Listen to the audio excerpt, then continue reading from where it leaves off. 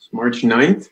We're back from closed session. I'd like to reconvene from open session. Sorry, reconvene to open session. Roll call, please. Councilmember Nierenheim. Here. Councilmember Lowenstein. Here. Councilmember Horvath. Here. Councilmember Gran. Here. Councilmember MD. Here. And Mayor Brand. Here. Thank you, Vicki. Are there any announcements for closed session actions? Joe? Yes, your Mayor.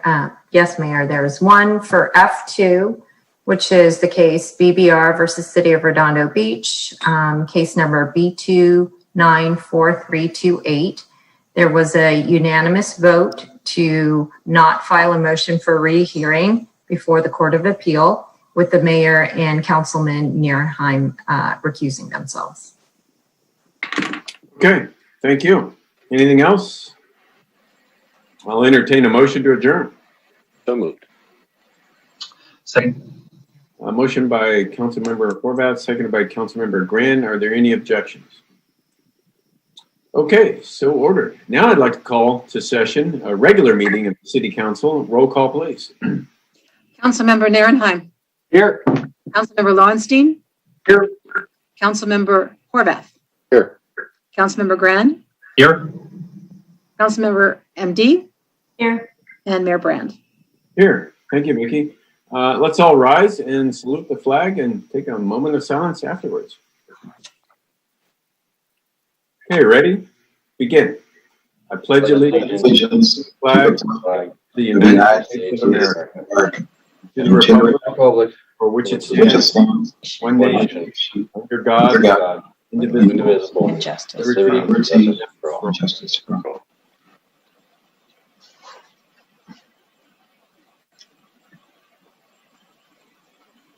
Okay, thank you, folks. I guess let's do announcements. I'll start with Councilmember Nierenheim. Do you have any announcements? I do. Next week, Monday, I have my community meeting at 6 o'clock.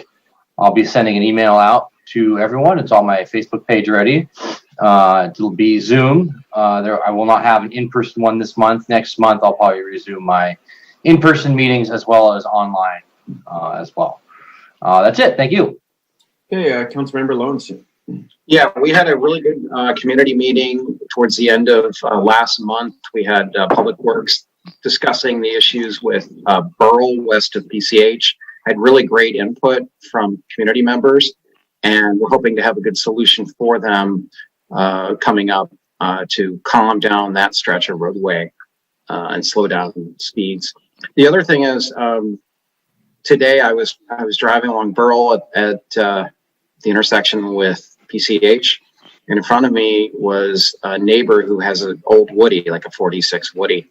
He was stuck, and he ran out of gas. And I want to thank Public Works. There, a couple of Public Works guys came up behind us and helped us push the car off to the other side of PCH. That was really nice of them to get out of their truck and help us do that. So I'm really grateful for them. I don't remember who the guys were. They left so quickly, but I really want to thank Public Works for being really helpful for our neighbors. So that's it. Thank you.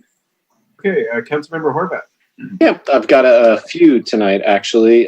First, my community meeting should be next Thursday, the 18th at 6 p.m. I don't have a topic as of yet, but hopefully we'll have more updates on that next Tuesday.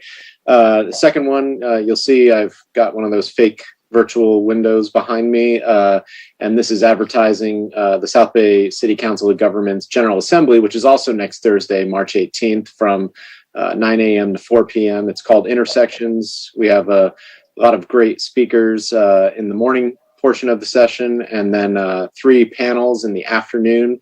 It's going to be interesting. We're already around 500 people have registered to participate, so it's virtual. It's free, and I highly recommend anybody who is interested in just really learning a little bit about a lot of things that we talk about here all the time, and the complications and intersections that it has with everything else we talk about next Thursday.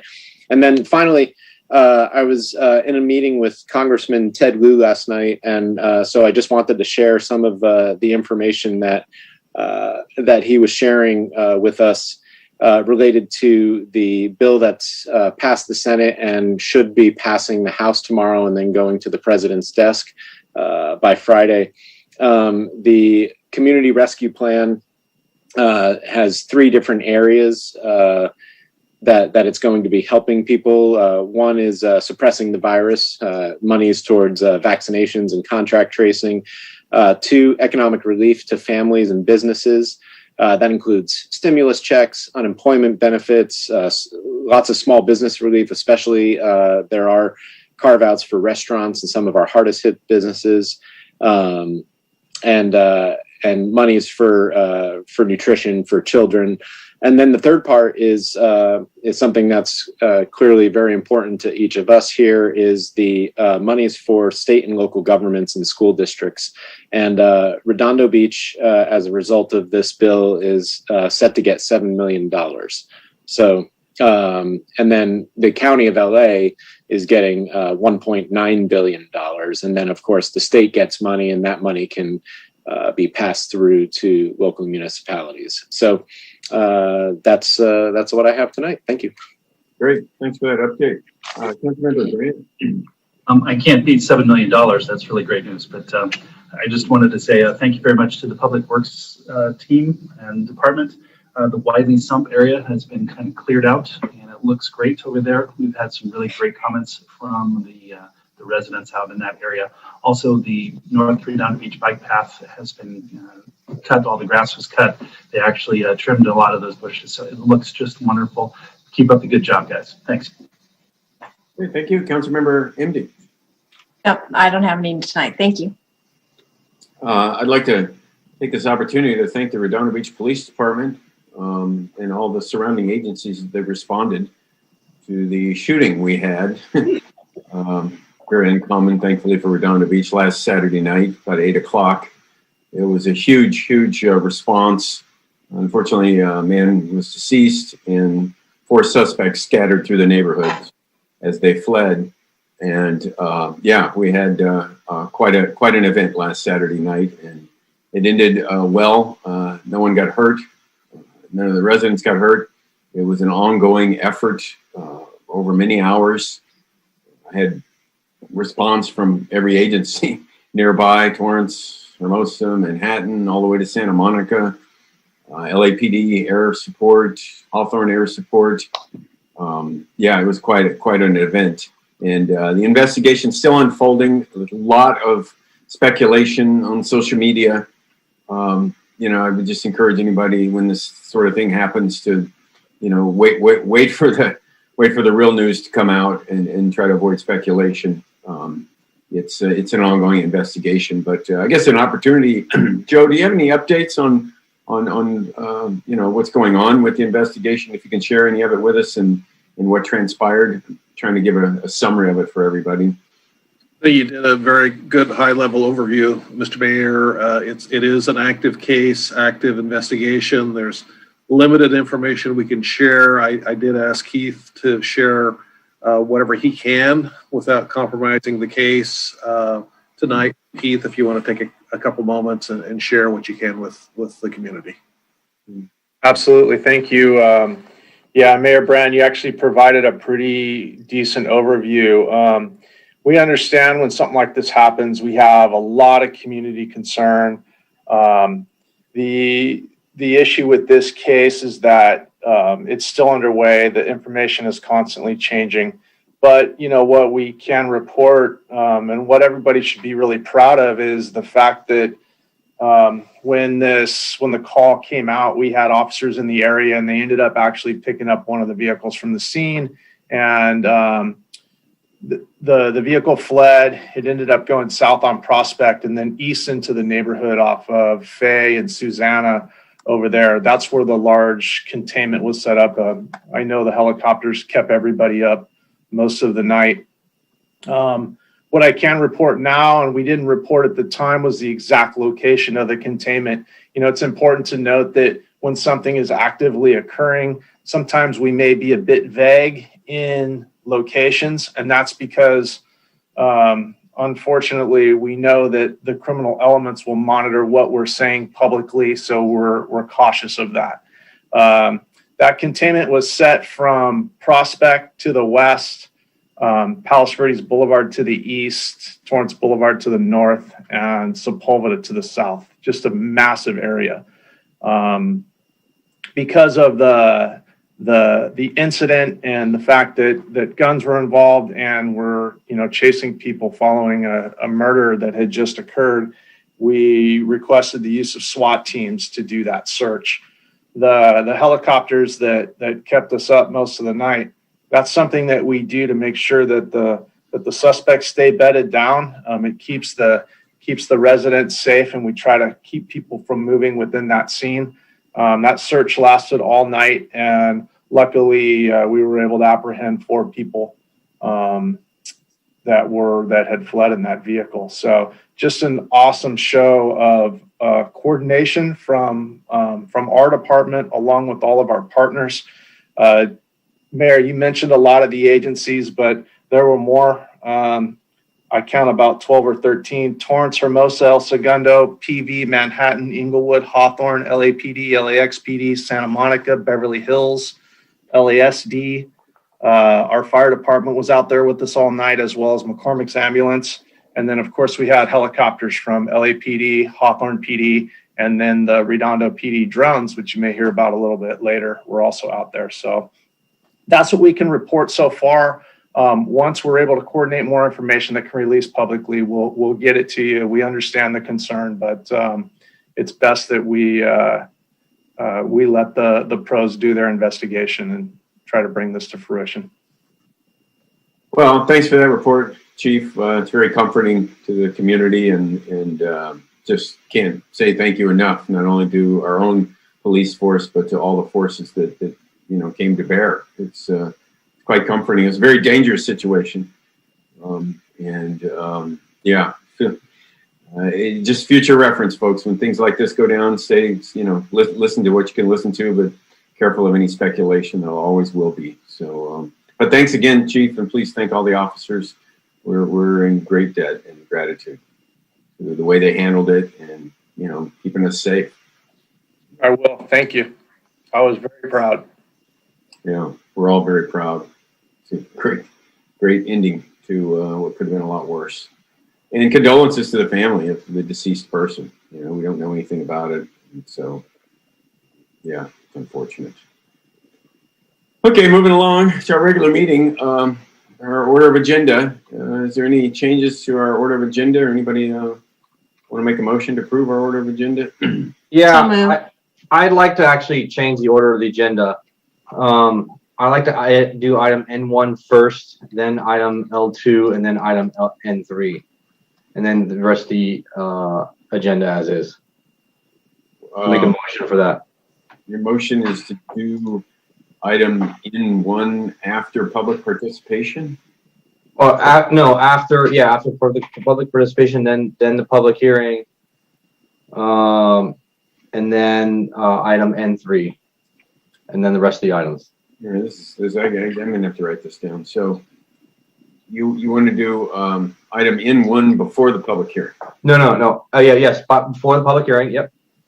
And then you want to do the public hearing? Yep.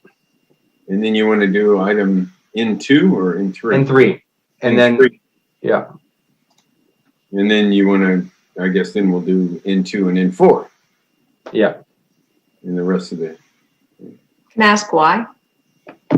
There's a lot of interest in item N1, it's the election item. And then item N3, there's a lot of interest in that as well. And this is a long agenda. And I want to get done with these, first. Okay, is there a second? Second. Okay, there's a motion and a second for those changes. I'll do a roll call vote. Councilmember Narenheim. Aye. Councilmember Lowenstein. Aye. Councilmember Horvath. Aye. Councilmember Gran. Councilmember Gran. I didn't hear. Aye. Okay, and Councilmember MD. No. No. Okay, so I guess we'll reorder the agenda. 4-1. Okay. Next up, just a second here, you guys. We have our agency recesses. So first item is our regular meeting of our Community Financing Authority. So with that, I'd like to call to order a regular meeting of the Community Finance Authority. Roll call, please. Member Nierenheim. Here. Member Lowenstein. Here. Member Horvath. Here. Member Gran. Here. Member MD. Here. And Chair Brand. Here. Thank you, Vicki.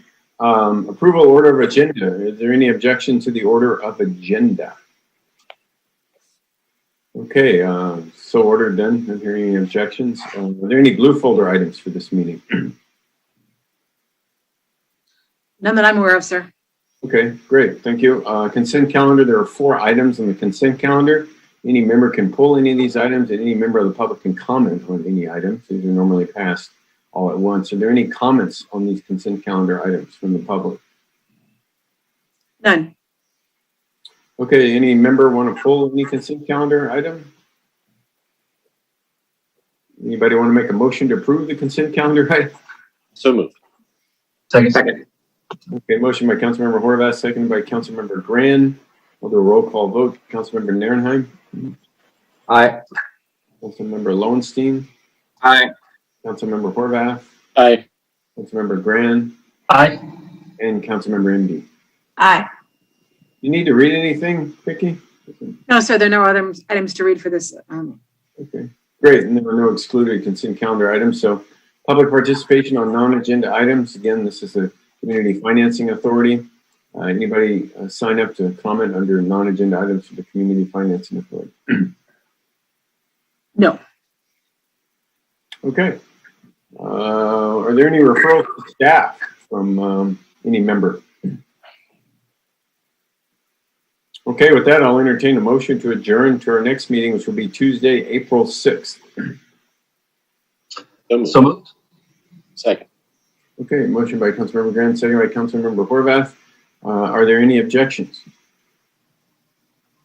Okay, so ordered. We are adjourned from that. Next up is our regular meeting of the Redondo Beach Housing Authority. I'd like to call to order. Roll call, please. Member Nierenheim. Here. Member Lowenstein. Here. Member Horvath. Here. Member Gran. Here. Member MD. Here. Commissioner Linez. Here. Commissioner Vogelsang. Here. And Chair Brand. Here. Thank you, Vicki. Order of agenda. Are there any changes to the order of agenda? Anybody like to make any changes to the agenda or make a motion to approve the order of agenda? So moved. Second. Okay, motion by Councilmember MD, seconded by, Member Lowenstein. I'll do a roll call vote. Councilmember Nierenheim. Aye. Member Lowenstein. Aye. Member Horvath. Aye. Member Gran. Aye. Member MD. Aye. Member Lioness. Aye. And Member Vogelsang. Aye. Okay, so that's our order of agendas all set. Blue folder items. Do we have any blue folder items for this? None reported, sir. Okay, we've got 3 items for the consent calendar. Anyone can pull any item, or the public can speak on any item. Are there any public comments on these items for the Housing Authority? For the consent calendar? No, sir. Okay, is there anybody like to pull any item from the consent calendar? Or anybody like to make a motion to approve the consent calendar? Motion to approve the consent calendar. Second. Okay, motion by Member Lioness. I think that was Member MD that seconded it, or was it? Yes. Yeah, great. Thank you. So I'll do a roll call vote. Member Nierenheim? Aye. Member Lowenstein? Aye. Member Horvath? Aye. Member Gran? Aye. Member MD? Aye. Member Lioness? Aye. And Member Vogelsang. Aye. You don't need to read anything, do you, Vicky? Actually, I do have a resolution to read. It was approved on consent. Oh, Oh, excuse me. Yes. Oh, I'm sorry. Public hearing, never mind. We haven't gotten there yet. I apologize. okay, good. Public participation on non-agenda items. Again, this is the Housing Authority. Are there any public comments on non-agenda items for the Housing Authority? None. Okay, next up is a public hearing. The Housing Authority in the City of Redondo Beach approving the streamlined annual agency plan for our fiscal year 2021 and 2022 for submission to the Department of Housing and Urban Development. So I'll entertain a motion to open the public hearing. Motion to open up public hearing. Second. Okay, motion by Councilmember Nierenheim, seconded by Member Horvath. Are any objections?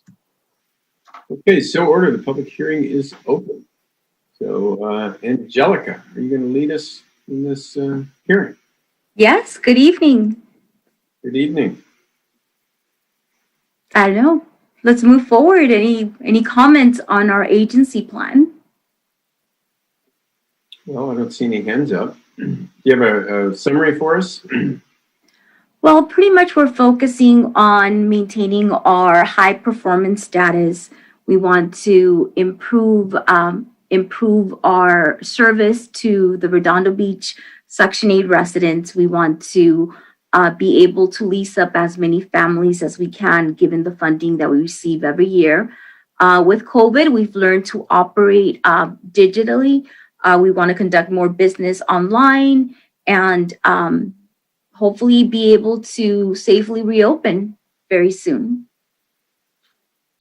How many houses, how many units are we subsidizing right now in Redondo Beach? Right now, we are subsidizing 437 families. Now we have enough funding for 633. And how long is the wait list? That's always... Well, our wait list is 4,500 people. We last opened our wait list in 2015. Last December, we were able to batch 200 families from that waiting list. And hopefully we'll be able to continue batching until we reach our occupancy goal of 633. Yeah. I don't see any hands up. Are there any questions from any of our members? I don't see any hands up. Is there any comment from the public on this item? I'm going to refresh my screen really quick just to double check. Give me just a sec. No, sir. No comments. Okay. I'll make a motion to close the public hearing. There's anybody? I said second. Oh, I'm sorry. Thank you. So motion by Member MD, seconded by Member Horvath to close the public hearing. Any objections? Okay, public hearing is closed. So ordered. I'll make a motion to adopt resolution number HA-2021-83 by title only and authorize the chairman to execute the required certificate forms for submission to the Department of Housing and Urban Development. Okay. Here's a second from another member. I second. Great. So motion by Member MD, seconded by Member Lioness. Adopt the resolution and authorize the chairman to execute the required forms. Okay, do a roll call vote. Member Nierenheim? Aye. Member Lowenstein? Aye. Lowenstein? Aye. Member Horvath? Aye. Member Grand? Aye. Member MD? Aye. Member Lioness? Aye. Member Vogelson? Aye. Okay, great. There you have it. Now I have an item to read. You need to read that, yeah. So, the authority adopted by resolution by title only, number HA-202183, a resolution of the Housing Authority of the City of Redondo Beach, California, approving the annual plan for fiscal year 2021 to 2022 for submission to the Department of Housing and Urban Development. Thank you. Okay, thank you, Vicki. Next on this agenda is new business, a status report. I answered some of the questions I already had, Angelica, but Go right ahead. Okay, so for this presentation, I will be sharing my screen.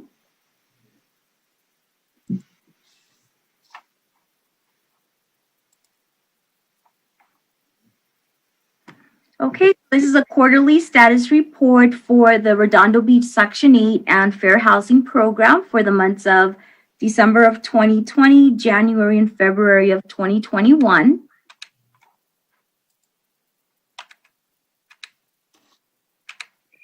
So we currently have 437 program participants, of which the majority, 3/4, are either seniors or disabled.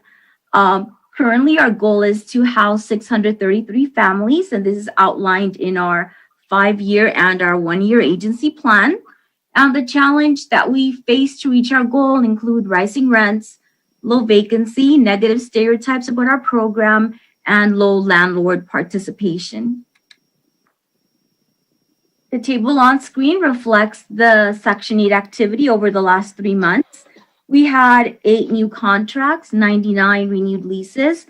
We only had 2 families move off the program. The average monthly housing payment per family is $1,182, and the total housing payments disbursed over the last 3 months were $1.512 million. The following are funding highlights with regards to the Section 8 program. In March of 2020, the Housing Authority received its calendar year 2020 funding award letter. Now, we are expecting to receive our calendar year 2021 funding award letter any day this month. For calendar year 2020, both our Housing Choice Voucher Program and our VASH program were fully funded. Our admin fee for 2020 increased. This enabled us to focus on staff retention as well as maintaining the daily operations required of the program. Redondo Beach Housing Authority received a little over $242,000 in supplemental administrative fees funding under the CARES Act. Redondo Beach Housing Authority is using this funding to create a safe, healthy, and sanitary environment for our staff and our program participants for when we do reopen. And HUD continues to recognize the Redondo Beach Housing Authority as a high-performing agency. Another highlight for us is the VASH program, which is Housing Assistance for Veteran Families. We received an allocation of 40 HUD VASH vouchers, and so far we've been able to house 25 veteran families, and we are working very hard to house the other 15. Now, the 140% increase in payment standard has allowed our veterans to secure housing and nicer housing here in Redondo Beach. Needless to say, we are very happy to be able to participate in this program. The Section 8 waiting list. So the last time that our Section 8 waiting list was open was in 2015. We have approximately 4,500 families on this waiting list, and as I said earlier, in December, we were able to pull 200 families from the waiting list. And our goal is to continue pulling families until we're able to reach our goal, which is, again, housing 633 families. And any applicant who wants to check their status on the waiting list can call the number on screen, 855-361-9512, or visit the website, www.waitlistcheck.com. Now, I know that 4,500 seems like a lot of people on the waiting list, but if we compare ourselves to other agencies where they have a waiting list of over 20,000 people waiting for 10 or more years to be called, our agency is doing relatively well. The Housing Authority continues to refer customers who need fair housing assistance to the Housing Rights Center. Persons needing assistance can call the Housing Rights Center at 213-387-8400. Their services include housing discrimination investigations, landlord-tenant mediation, and counseling services. And this concludes my report. I'm available for any questions that you may have, and I appreciate your time. Great. Thank you, Angelica. I don't see any questions from any members. Are there any comments from the public, Vicki? There are none, sir. Okay. Well, with that, I guess I'll entertain a motion to receive and file. Move to receive and file.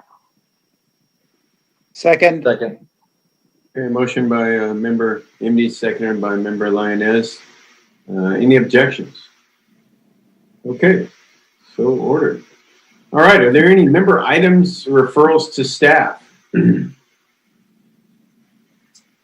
Not seeing any. With that, I guess I'll entertain a motion to adjourn.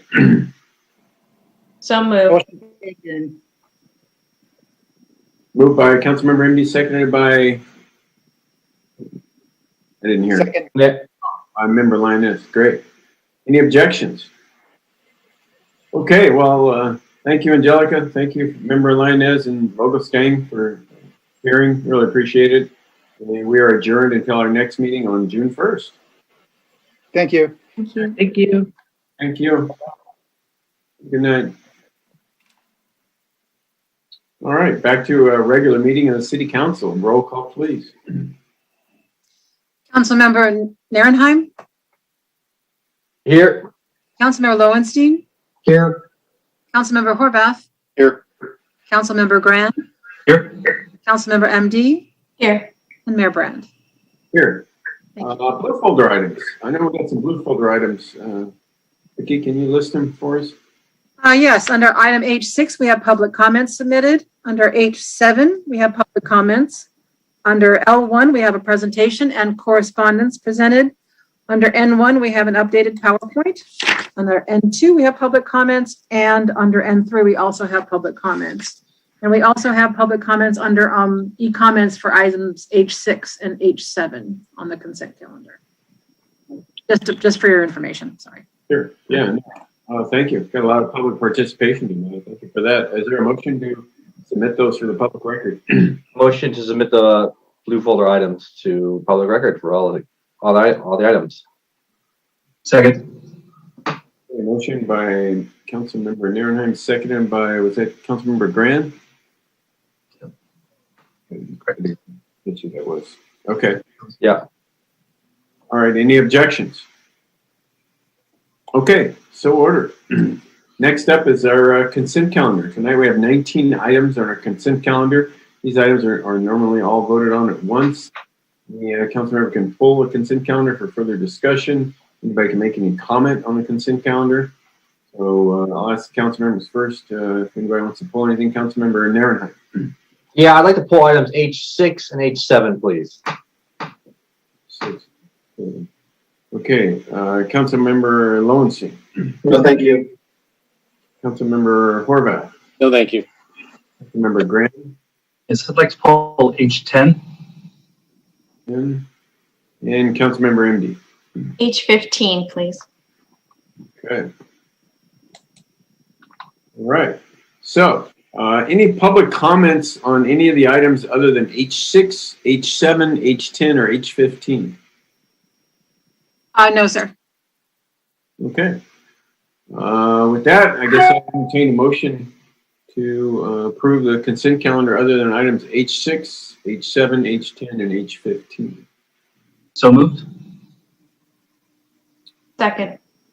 Okay, motion by Councilmember Grant, second by Councilmember MD. I'll do a roll call vote. Councilmember Narenheim. Aye. Councilmember Lowenstein. Councilmember Horvath. Aye. Councilmember Grant. Aye.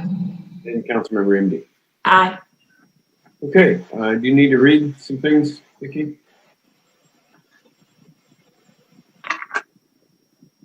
Just a moment. I think everything was pulled, but let me just double check.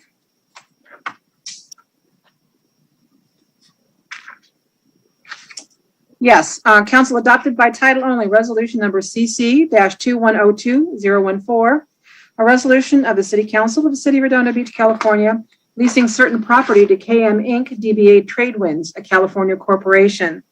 Also adopted by title only resolution number CC-2102-016, a resolution of the City Council of the City of Redondo Beach, California, leasing certain property to Holiday Carpet and Floor Covering Inc., a California corporation.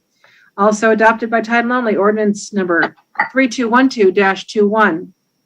An ordinance of the City Council of the City of Redondo Beach, California, amending flood damage prevention regulations in Title IX, Chapter 12, Sections 9-12.201, 9-12.501, and 9-12.507 for second reading and adoption. And also adopted by title only and by 4/5 vote. Resolution number CC-2103-023, a resolution of the City Council of the City of Redondo Beach, California, modifying the adopted budget for fiscal year 2020-21 to accept $38,399 in State Homeland Security Program SHSP grant funds. And that's all resolutions adopted under consent that were not pulled. Okay, great. Thank you, Vicky. So item H6, Councilmember Naranjo. Yeah, thank you, Mayor Brand. I got a lot of questions on this from the public, particularly that the public did not know about this project. A couple of questions. How long has this project been on the CIP list, and how did it get there?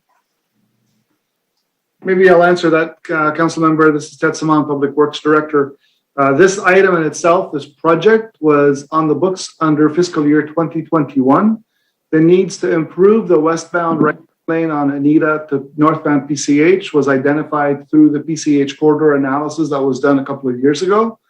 And we had received $300,000 from Metro for the initial PADD, basically project development and environmental document, to do that improvement. And what is before the City Council tonight is the additional from Metro for the eventual construction of the project if the council approves all the design parameters that we'll be going through. So during the PCH corridor study, we had identified a need, and as such, we had identified a couple of conceptual improvements that could address the needs identified in the analysis. Those will be vetted through the Public Works Commission and the City Council at a future date. All tonight's item is doing is securing the funding from Metro so that it's available when we're ready to get to that particular phase of the project. So this item came on to the CIP project list this last budget cycle. Correct, for the actual improvements. And all we are approving tonight is the grant application for the Measure M money? Not the application. We actually, Metro has taken that to their board. Their board has approved the $2.1 million of additional grant funds from Measure R. And tonight's action would be to approve that agreement with Metro and execute that funding agreement amendment with Metro. Okay.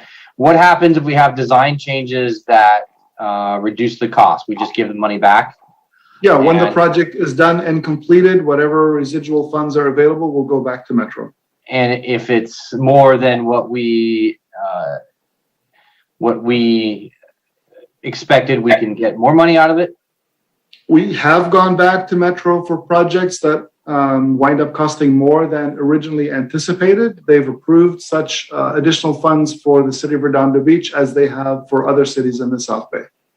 So I got a lot of comments that the residents weren't notified on this. What happens if suddenly we go to the commission now and the residents, there's just a huge outcry of the residents and they just don't want it. They don't want to loss of parking. They don't want the street widening. We just simply say, you know what, thank you very much for the grant. We appreciate it, but we are not going to move forward with this. Are there any penalties associated with that? Well, aside from that, I think there's a misconception because like you, I also received several of those emails that came from the residents concerned about parking elimination. Under the concepts that we have perceived, there is no reduction of any of the parking that's available in front of the residential properties along the north side of 190th or Anita. So that could be vetted and clarified with the residents. I think what we want to work through the commission and the city council and the residents essentially is, you know, these are the concepts we want to promote or identify. If there are changes, we're going to be addressing those changes as we did for the Burl project, as you recall, for the CIP, when we looked at the integration of bicycle lanes. We did the same thing for Manhattan Beach Boulevard prior to us going through a completion of design on that. Okay.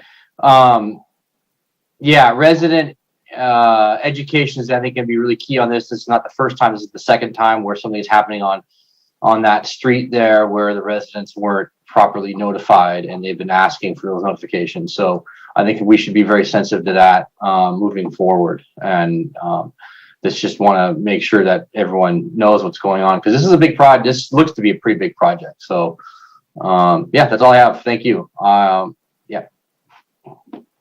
Councilmember Lones.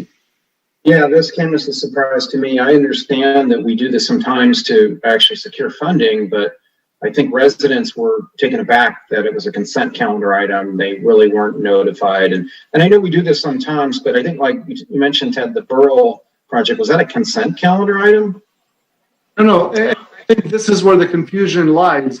What we're approving tonight, what we're asking the council to approve tonight, is just the funding agreement with Metro, who is the funding agency. These are regional funds that the Metro Board approved for the city of Redondo Beach for the construction phase of the project. We haven't even started the design yet. We've got a conceptual study. We don't have anything that we've gone to the community with. This is funding for the construction phase, but the residents are concerned and believe that this is the construction phase of the project. We're not there yet. We're going to go through that conceptual design through the commission, the residents, the city council, like we did for Borough, like we did for Manhattan Beach Boulevard, prior to us actually completing the design and moving forward into the construction phase. All this does is it secures the funding for that construction phase. Okay, because one of the things that was on there was the elimination of the median on Anita, right? And that is one of the items that will be considered. And that does impact a number of neighborhoods around here because there's no left turn onto, for example, on Lucia. And so when people see this on there, and I understand we're just trying to secure the funding, but people assume the worst, and especially when you put on a consent calendar item. So I was a little bit taken aback when I saw it that way. I appreciate you trying to clarify it. Go ahead. Absolutely. And I tried to reach back to the residents to clarify and offered for them to call me if they wanted further clarification. And the fact that we're not impacting parking by any of these considerations. I didn't receive any phone calls back. I did have one resident that exchanged with me a couple of emails. But again, all this is just the funding mechanism. We've got time to go through the vetting process with the residents, with the community, and the commission and the city council.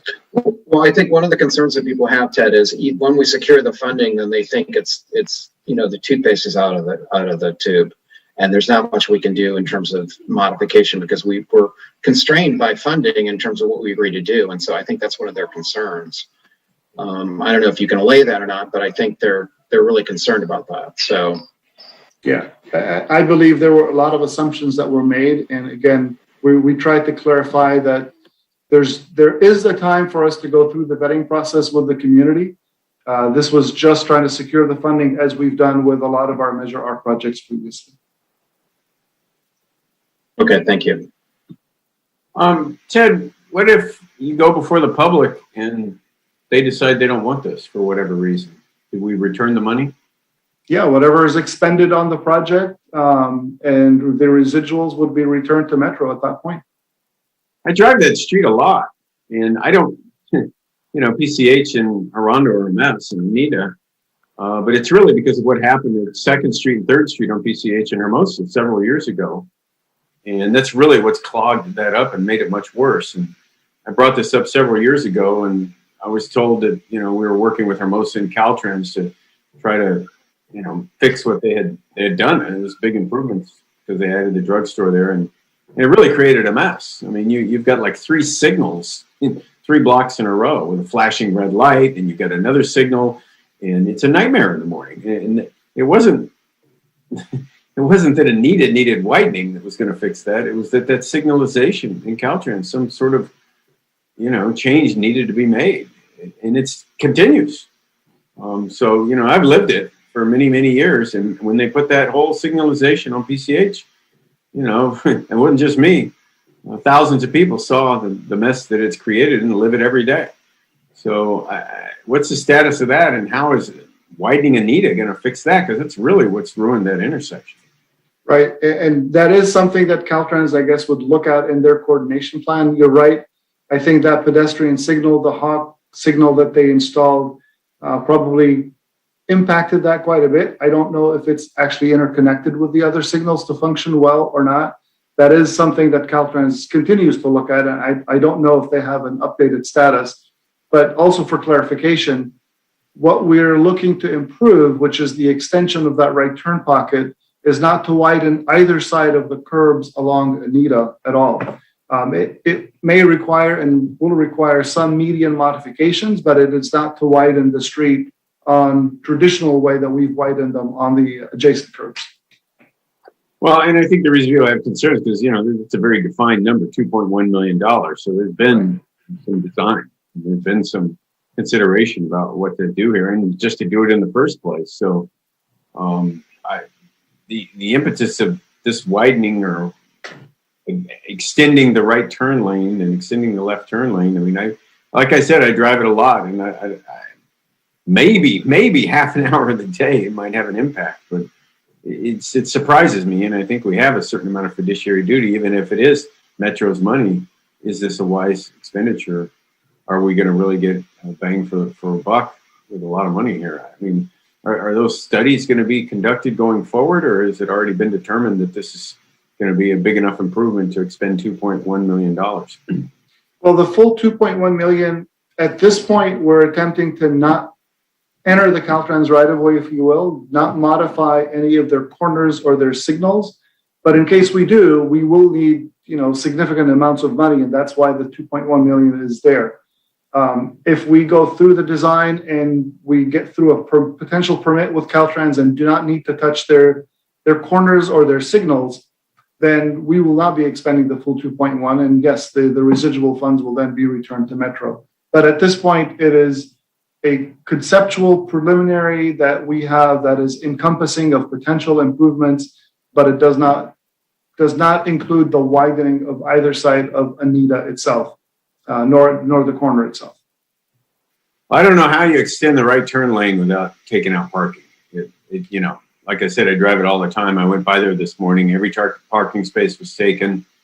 And I don't know how you're going to extend that right turn lane without eliminating the parking. I suppose there's a design to accomplish that. We'll be sharing that information with the commission and the council as the time comes along for the vetting process. Absolutely. And frankly, you know, I speak for thousands of drivers. Rather see that $2 million spent doing something about that signalization on PCH that, you know, could even alleviate the need to extend that right turn lane, because it really it doesn't just cause backup headed northbound and southbound, it causes backup of people making turning movements exactly there because it's all backed up. So I think the money would be much better spent on working with Caltrans in the city of Hermosa Beach to, you know, rethink that signalization. I think it would have a huge improvement. So I don't know, how do we get going on working with Caltrans to really strongly consider that? Because obviously it's not happening because we've been talking about this for years. Yeah, well, Caltrans still has their own set of projects that are moving forward. We've talked about the resurfacing project, the CAP-M project as they call it, that is scheduled to come in calendar year 2022. That includes interconnectivity, that includes signal upgrades and other improvements on their corridor. And I'm assuming their traffic engineers are also working on improvements to their coordination plan. I know they've talked about interconnections, and if they have gaps in between that interconnect, that's a component that they'll be looking at. It is purely up to Caltrans at that point because it is their highway. I know they're getting Measure R monies to do some significant improvements along the corridor, and they're using a lot of their own monies to do improvements, the balance of the improvements on the corridor itself. So they do have a project that's moving forward for physical construction improvements. Well, how would we comment to them that, you know, what I said, that this has become a big problem? I mean, we have relayed that to them in the past. We'll relay that information to their traffic engineering group and the project manager. That's something that we can do at the staff level and make you aware of that. Okay, well, I'm happy to author a letter to them and just sign it as the mayor that, you know, been driving that street for 50 years. And what they did is a disaster, frankly, for the the movement of traffic along there during rush hour. And so anyway, I guess we'll do that offline. Thanks for all that info, Ted. Yeah, if the parking's not going to be eliminated, I think you alleviate a lot of the concerns that I got in the letters that I got when people found out, because like I said, you just can't imagine how you're going to extend that right turn lane 512 feet without eliminating parking, but will remain to be seen. And if they decide they don't want it, then we'll go to plan B. Great. Okay, let's see. Councilmember Horvath. Yeah, just by way of perspective too. So we get a lot of complaints about this intersection in general, both for traffic moving westbound that needs to make a southbound movement and the queuing, and also traffic that is moving westbound that then needs to make a northerly movement into the right-hand turn lane. So, we are all focused on trying to improve traffic. We have an item coming up about that later. And this is just one of those many projects. As Ted mentioned, that CAP-M project that Caltrans is doing, that's going from Long Beach all the way up to El Segundo. They're working with each of our jurisdictions on projects that we may need to do in conjunction with the work that they're doing. So there is collaboration, and then we're also collaborating even at the COG level with them. And to your point about the north-south movements and the issues that Hermosa Beach has created with that signalization, we did even just at our transportation committee meeting this past week, try to talk about the need for signal synchronization along PCH and our other major arterials as a part of our South Bay Fiber Network program, because those are the types of things that are going to make those kind of movement changes that will have a dramatic effect on those commuting up and down the road. And to your point, could also have impacts on people trying to make that right-hand turn movement going northbound. So there's a lot of pieces that are moving around here, but we do get, or at least I get, a lot of complaints whenever we do traffic meetings in District 3 about that intersection and people trying to get through going south or north. Thank you. Yeah, there's something like 80,000 cars a day travel through that intersection. So it's probably our busiest intersection in town. One of them. Anyway, are there any public comments on this? Vicky. Yes, sir. We have two people that wish to speak, and we have a couple of e-comments as well. The first person that wanted to speak is Sandy Marchese, and let me unmute. Ms. Marchese, before you begin to speak, you also submitted an e-comment. I wanted to check with you. You can do one or the other, ma'am. I just wanted you to confirm which. Did you want to continue to speak? I'll continue to speak. Thank you. Good evening. Good evening, Mayor Brand, council members and staff. I'm Sandy Marchese. I live at 401 Anita Street. The residents on Anita Street were not advised of this item at all. They were caught totally unaware. This morning, I talked with several people and they were surprised that some kind of communication was not given to them. The biggest concern of the residents are the parking spaces in front of our homes. The parking spaces are utilized 24/7 except on sweeping days.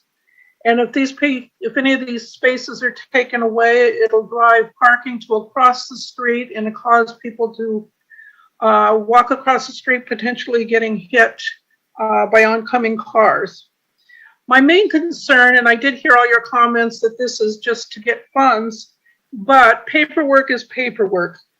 In attachment C1, page 2, about a quarter of the way down, it says, quote, extend the westbound dedicated right turn lane on Anita Street to approximately 510 feet, end of quote. This means, well, I submitted a Google map and I don't know if it got through to all of you, where it shows what 510 feet would be. It would actually go up to 403 Anita Street, which means that 5 houses of parking would be eliminated. I do have an email, and I thank Public Works Director Ted Simon, for communicating. But in his email, to quote him, it says, "The westbound right turn lane improvement does not remove existing parking in front of residential properties." So if that is true, then possibly there's a typo and that number of 510 should be 310 and not 510. So therefore, I request if you're going to approve this, that you at least make a correction on attachment C1, page 2, from 510 to probably 310. May well have been a typo. If you do not correct this and you sign off on it, then our Public Works Director is sending out incorrect information in his email. So, you know, you can discuss and figure out what you want to do, but I don't sign documentation with incorrect information. And I would hope the representatives of this city would not do that. So it's in your hands. Thank you for hearing me out. Thank you, Sandy. Are there other public comments? Are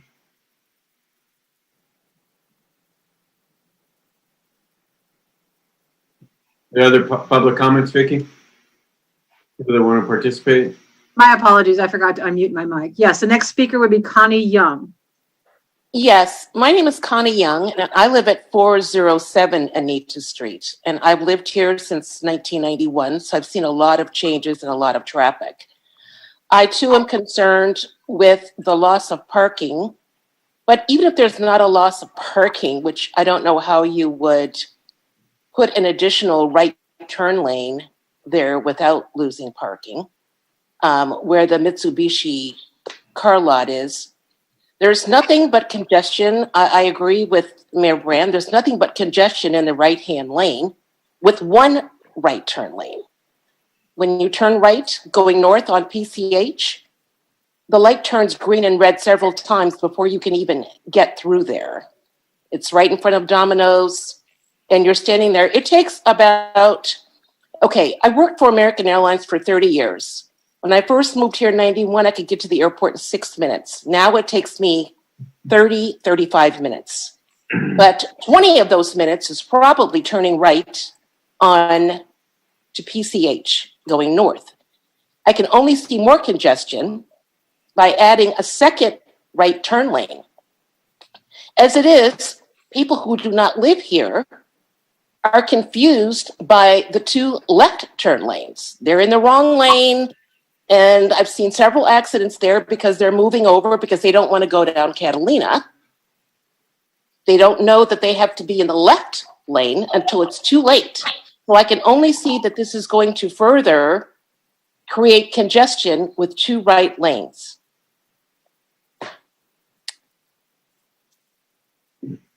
That's my thought. Okay. And as someone else mentioned, I think Todd Lowenstein mentioned, we didn't know anything about this until someone approached me today. I had no idea, and I keep up with it. I don't comment on the several meetings, but I see the continued congestion with things being approved and no one knows about it and there's no input. Thank you for letting me speak. Okay, well, thank you, Connie. I don't know if I know you or not, but I worked for American Airlines for 41 years at LAX. I know. I retired in 2006. That's all right. So, but I'm still here. And Ted, let me ask you about page 2 of this attachment C1 that Ms. Marchese brought up, because number 2 is worded differently than number 1. Number 1 says, extend the westbound dual left turn lane on Anita Street from the existing 175 feet to approximately 310 feet. And then number 2 says, extend the westbound dedicated right turn lane on Anita Street to approximately 510 feet. It doesn't have a from and a to. So it's not consistent with number 1 there. So I don't know if you know the answer, if that could be a typo, or you can clarify that, maybe. Yeah, it's not a typo, Your Honor. I think originally that's what was envisioned. I don't recall the existing right turn lane length right now. But yes, this project will improve the capacity for both the dual left turns to Catalina and southbound PCH, as well as the right turn lane to northbound PCH. And again, even with that distance, there is physical space between the curb alignment on Anita, and that's the information that when we bring forward to the commission and to the council and the community, we'll be showing what our proposed improvements are that don't impact the parking. So when will be the next opportunity for the public to hear about this project? At Public Works? It will be at the Public Works Commission, yes. Mm-hmm. And we will notify both districts 1 and 2 because it borders both districts 1 and 2, 2 and 3, as this borders both of those districts prior to going to the commission as well. How did this get on the original, I guess it was a congestion management plan for the area with Metro, this idea of extending right turns and left turn lanes on Anita? How did that even get on there originally? My recollection is we received complaints and concerns about the capacity. I mean, I've seen it as well, where both the right turn lane and the left turn lane extend into the through lanes. A lot of confusion in that movement. And this project would improve all of that. But again, even when we conducted the PCH corridor study, that further supported the improvements, which will improve the intersection operations altogether. Okay. Thank you for all that info. Good. Absolutely. Appreciate it. And thanks to Danny and Connie for showing up. Are there any more public comments? Yes, the next speaker is Zaino Baji. Go ahead, sir. Oh, sorry. All right. Howdy, city council members and Mr. Mayor. Just looking at the bicycle plan map, it seems like it's proposed that there will be a bicycle lane eventually on Anita there. And I just wonder how the right turn lane would coincide with the new bicycle lane. And I think now over 2 city council meetings, I think in the course of 2 months, I've heard about new right lanes being built because there's county money available for right lanes. But shouldn't we also be making our city more bicycle friendly? And can the county funds not be used for putting in a bike lane there? Because of course, as a North Redondo resident, as you may know, a priority of mine would be to hopefully one day get a safe bike route from North Redondo to the beach. And Anita seems like one safe way to get from you get Grant down on a residential street to Anita, take that down to the beach. So maybe we should prioritize that. So just to want to throw that out there, that we not think just about right turn lanes, but also bicycle lanes. Thanks. Yeah, thank you. That's a good point, Ted. Is a bike lane something that'll be considered as part of the design, or? It will be, and again, if any of our roadways are on the South Bay Bike Master Plan, it will be considered as part of any design analysis. Great. Okay. Any more public comments, Vicki? We don't have any more public comment, but we do have an e-comment submitted, and that is from Candace Nafisi. I request that this item be brought back to City Council once the city has attempted to contact each and every resident that will be impacted. It is not acceptable. Change the street and impact parking without informing residents in advance. There is limited parking in the where this will occur, and there is no shortage of accidents where the city is thinking of doing this work. Countless residents have expressed their concern to me about the impact of this change to the street. Please take the time to solicit public input to ensure that moving forward honors the concerns of the residents. That concludes public comments from e-comment. Okay, thank you. Councilmember Horvath. Yeah, I just wanted to note too, I think it's a good comment to make about bicycle traffic from North Redondo to South Redondo. Currently, Ringe is a bike route.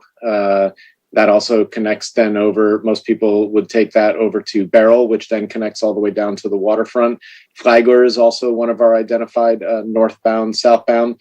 That connects across over Anita. And then I know the Beach City Health District has a Measure M project to have a bike lane connect behind their property, which would then connect to Diamond. So there are multiple north-south to the point made by the speaker. Just wanted to point that out. That are in the works. Okay. Thank you, Christian. So no more hands up and no more comment. I'd like to make a motion to approve item H6. Is there a second? I'd like to make a substitute motion actually to approve H6 with just a double check on the numbers that Ms. Marchese had mentioned related to the 310, 510. Okay, is there a second to the secondary motion? Second that. Okay, there's a second. All right, I'll do a roll call vote. Councilmember Nierenheim? Aye. Councilmember Lowenstein? No. Councilmember Horvath? Aye. Councilmember Grand? Aye. And Councilmember Emby? No. Okay, so passes 3-2, only because it's coming back through Public Works and that everything apparently is on the table. It's my understanding that if the public doesn't want it, that, it won't happen. So we'll leave it at that. It's to be determined. And parking will not be eliminated. Okay, so moving forward. Item, do you need to read anything, Vicki, related to that? Okay, item H7, Councilmember Nierenheim. Thank you, Mayor Brown. Yeah. So I was going over this. This is something I pulled this item a couple of years ago. I wanted to get some clarification on it. And as I've sat here through the years and looked at this item, I have a question for staff. Page, what was this? 16 of 263. Let's see here. Aquatic Center agreement goes into the grant award. There's a table on revenue and expenses, I believe. It's page 239, page 16 to 64. A couple of questions on the whole program as a whole. First, I'd like to get a full explanation. Who runs the program, when it's available, and kind of go from there. Good evening, Mayor and Council. Lori Koike.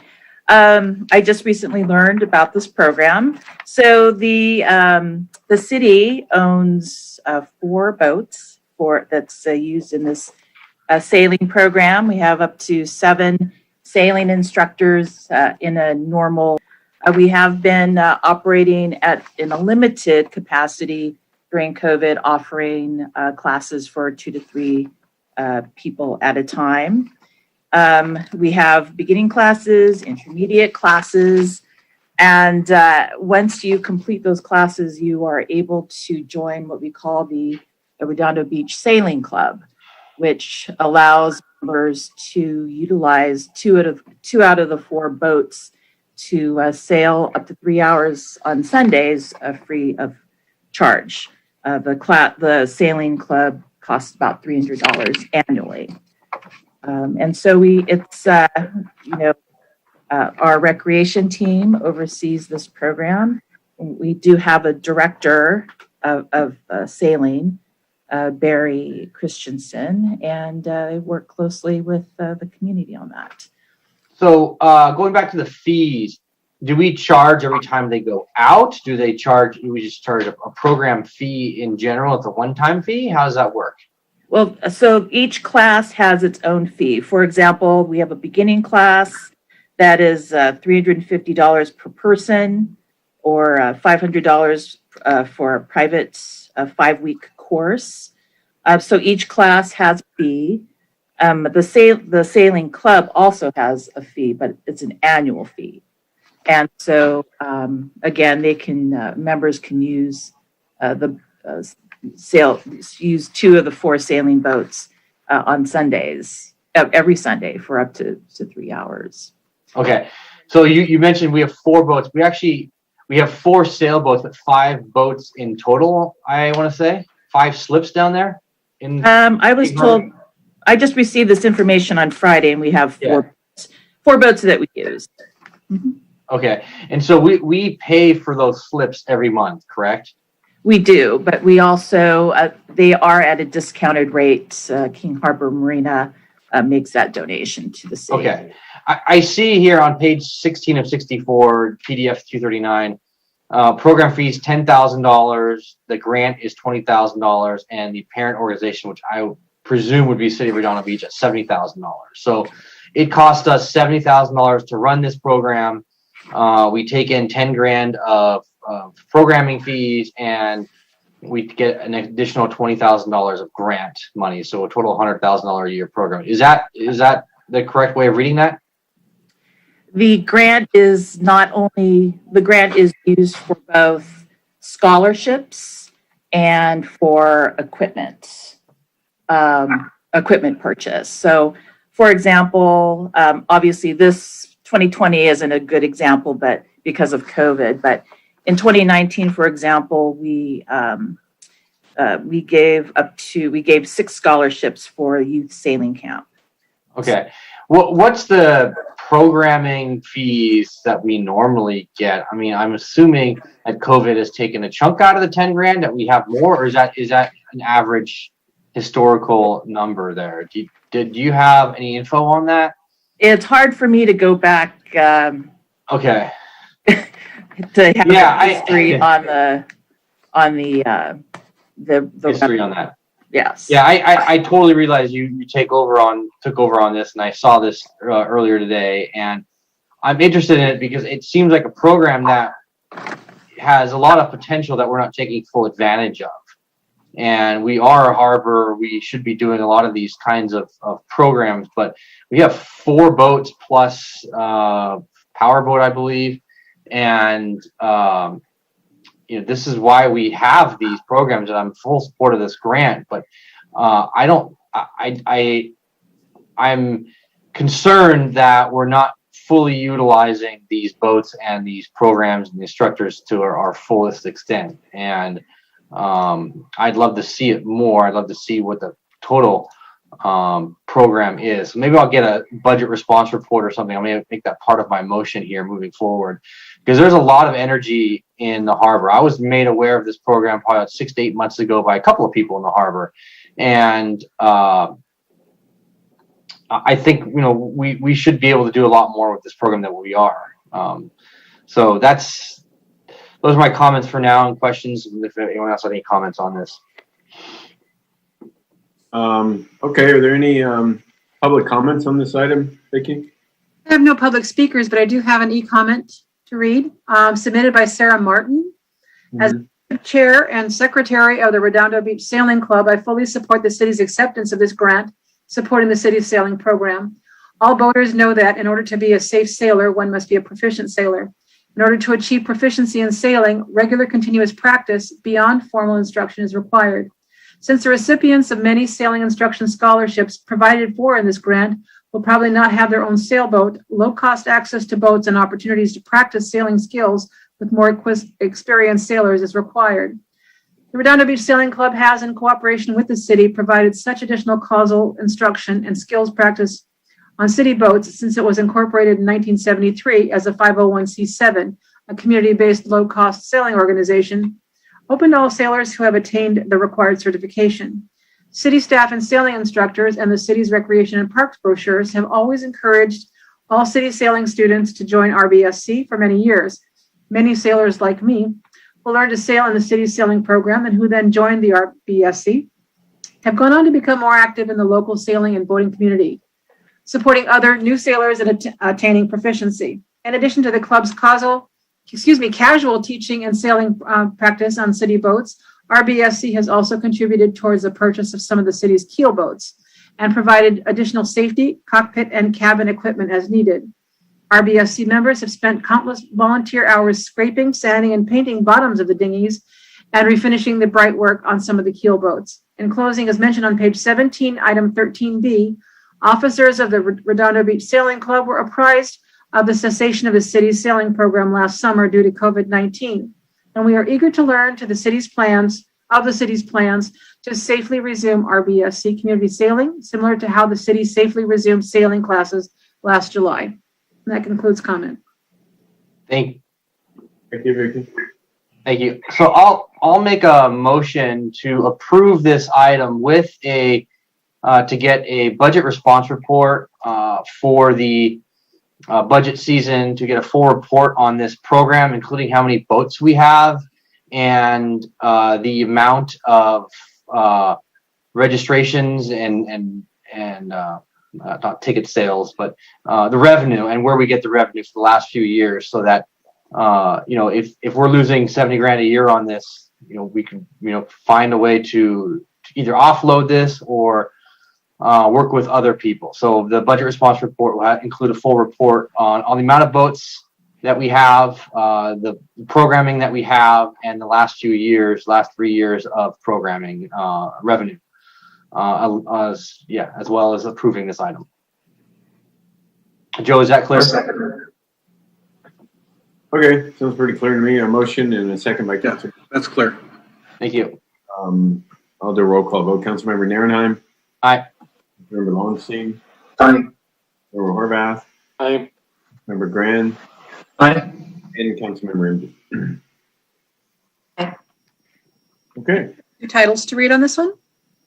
Adopt by title only resolution number CC-2103-018, a resolution of the City Council of the City of Redondo Beach, California, authorizing execution of a fiscal year 2020-21 aquatic center grant agreement with the California Department of Parks and Recreation, Division of Boating and Waterways, for the funding of sailing programs, student scholarships, and boating safety equipment in the amount of $19,993.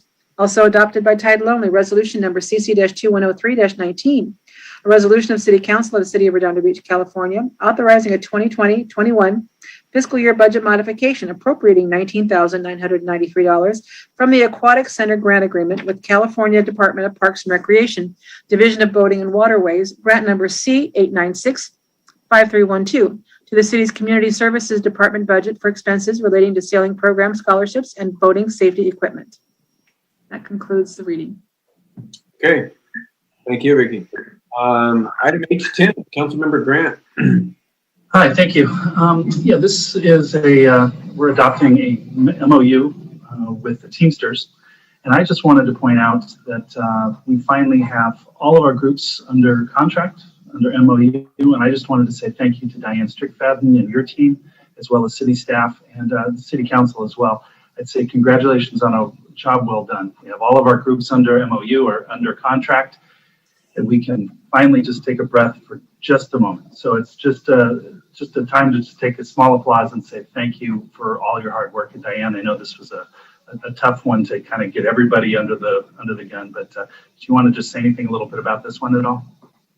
Just agreeing with you. It's a really good news item. Represents the outcome of our negotiations with the Teamsters. It's the final bargaining unit that we wrapped up a new MOU with. We've got 3-year agreements, or a 4 in one case, with all of our units. So we're not going to have to negotiate for a while. Everyone's happy, and it's just a really exciting time. So I appreciate it. So in the times of COVID and all of the things going on, we have all of our groups under contract so that we have a little bit of stability, at least from that standpoint. And I know that we've got some budget work to do and other things, but it's just really nice to be able to say that. So thank you, Diane, to you and your team, Joe, to your team as well. So thank you so much. If there's no questions, I'll just make a motion to adopt or to pass. Second. Motion in a second. And I'd just like to thank the Teamsters. They're the ones out there grinding the sidewalks and digging the ditches and, pushing cars across the street that have run out of gas and, really the nuts and bolts and the salt of the earth out there, making sure Redondo Beach runs on a day-to-day basis, rain or shine. So, and a lot of people don't realize we have six bargaining groups in the city of Redondo Beach, and we're now under contract with all 6. So, it's a great thing. So, great. Thanks everybody. No public comment, Vicki? No, sir. Okay, there's a motion and a second. I'll do a roll call vote. Councilmember Nierenheim. Aye. Member Lowenstein. Aye. Member Horvath. Aye. Member Grand. Aye. And Councilmember Imby. Aye. Great. You gonna read that, Vicki? Yes, sir. Adopted by title only, resolution number CC-2103-020, a resolution of the City Council of the City of Redondo Beach, California, adopting a memorandum of understanding between the City of Redondo Beach and the Redondo Beach Teamsters Local 911 from January 1, 2021 through December 31, 2023. Also adopted by 4/5 vote and by title only, resolution number CC-2103-021. A resolution of the City Council of the City of Redondo Beach, California, appropriating $103,300 from the PERS reserve balance for the memorandum of understanding between the City of Redondo Beach and the Redondo Beach Teamsters Local 911. Thank you. Okay, thank you. Item H10, H15, sorry, Councilmember Andy. I just wanted to point out, 15, right? Yes, 15. Yeah. I just wanted to point out that this is a good feel-good item as well. This is adventure cycling. And for those of you that don't know, they started in 1976 with a bicentennial ride from the West Coast to the East Coast. They actually researched what roads would be safe for bicyclists to be able to do long-range rides. And this route is going to take one of their rides through Redondo Beach. So I just, if you've ever had the opportunity to go on one of these extensive rides, there's opportunities for bike angels. These are people that are riding their bikes quite a long ways, could use water. Sometimes they just need places to stay. And it's, so if you go across the country, sometimes people put on there that they offer their barn or something if you need a place to stay. So it's a really great organization. You have an opportunity to be a trail angel. You also have an opportunity for economic development because these are tourists coming into the town. And it's truly a remarkable organization that has several maps now. And it started off with just one route that went from the west to the east coast, or I guess vice versa. But most people go west to east. And they've got several maps now, and it's all nonprofit, or I don't know if it's nonprofit, but it's a volunteer, semi-volunteer organization. It's really a great cause, and I think we should be very proud that Redondo Beach is on one of their routes. And with that, I make a motion that we approve the designation Redondo Beach's section of the coastal bike path as part of the U.S. Bike Route 95 and authorize the mayor to send a letter of support. Second. Okay, motion by Councilmember MD, seconded by Councilmember Horvath. And yeah, I was excited about this too. I'm a big bike enthusiast, so I didn't really even know this existed. So it's great to be part of it. So anyway, with that, I'll just do a roll call vote. Councilmember Nierenheim. Aye. Councilmember Lowenstein. Aye. Member Horvath. Aye. Member Grand. Aye. And Councilmember MD. Aye. Okay. To move on, I just want to confirm there was no public comment submitted. Oh yeah, thank you, Vicky. Forgot to ask. Okay, that completes our consent calendar. So moving right along, public participation on non-agenda items. This is the time to speak about anything that is not on our agenda. Everybody has 3 minutes, normally limited to 30 minutes. So yeah, anything that is not on the agenda, feel free to comment about. Vicky, do we have any? Yes, sir, we do. The first speaker would be Wayne Craig. Okay. Please. Good evening, Mayor, Council. My name is Wayne Craig. I'm a resident of District 1. On November 20th of 2018, I stated here that other city council members knew about the frivolous lawsuit filed by court-confirmed shills Arnett Travis and Chris Voicy. While I was speaking, or trying to speak, you can hear from the video, Councilmember MB loudly state, "That's a lie." Well, I have bad news for Councilmember MD, as what I said was true then, just as it is now. Councilmember John Gran admitted he knew about the CenterCal Redondo Beach Waterfront LLC's sham lawsuit before Mayor Brand, Councilmember Nierenheim, and I were even served subpoenas. Think about that for a minute. Who told Councilmember Gran, and why was he in the loop on this fraudulent lawsuit in the first place? Here's a quote of what John Gran said to Councilmember Nils Nierenheim back in 2017 before we were given subpoenas. On June 23rd at 3 p.m. at the Great Room, John said to me, "Well, I heard that this was coming down the pipe," and then followed it up with, "There are certain ways to get things done, like legal ways. This is one of them." Perhaps some enterprising reporter at one of our fine local papers could do some investigative reporting and find out who it was in the pipe that was really planning this malicious and frivolous lawsuit. It would also be interesting to find out how many others were involved. Since the people who knew about this lawsuit apparently are all in the Redondo Beach Chamber of Commerce and its Leadership Redondo spin-off group, how about starting there? Here's another hot tip for a reporter. The same law firm hired by the court-confirmed shills and now a failed mayoral candidate has filed similar lawsuits up and down the California coast, inflicting personal and financial damage to numerous private citizens. Well, with that, I bid you adieu, a tip of the hat, and I hope you have a great evening. Thank you. Okay. Any more comments under non-agenda items? Next speaker would be Eugene Solomon. Thank you, Vicki. Thank you, Mr. Mayor, members of the council and staff. Eugene Solomon, Redondo Beach. On January 27th, approximately 6 weeks ago, an allegation of campaign finance violations under our local ordinance against John Graham was submitted by a resident, acknowledged by the city clerk and city attorney, and apparently no action of any kind has been taken. What happens to citizen complaints of wrongdoing against city officials? If the city attorney is meant to investigate, right? What are the rules? Was the complaint done incorrectly? If so, wasn't the resident notified? Did the complaint go into a pile and get lost? What happened over the last 6 weeks? When something like this happens, a 6-week-long wait and still no informational response of any kind, it looks especially bad that the person who would investigate and respond is endorsing the subject of the investigation or potential investigation. There is no information as to how to process this on the city clerk's page. There is no information on the city attorney's page. So I ask kindly if one or both the city clerk and city attorney can describe the exact methodology for residents to submit reports of potential violations. It would be nice if the resident who submitted the complaint know it's being investigated or not.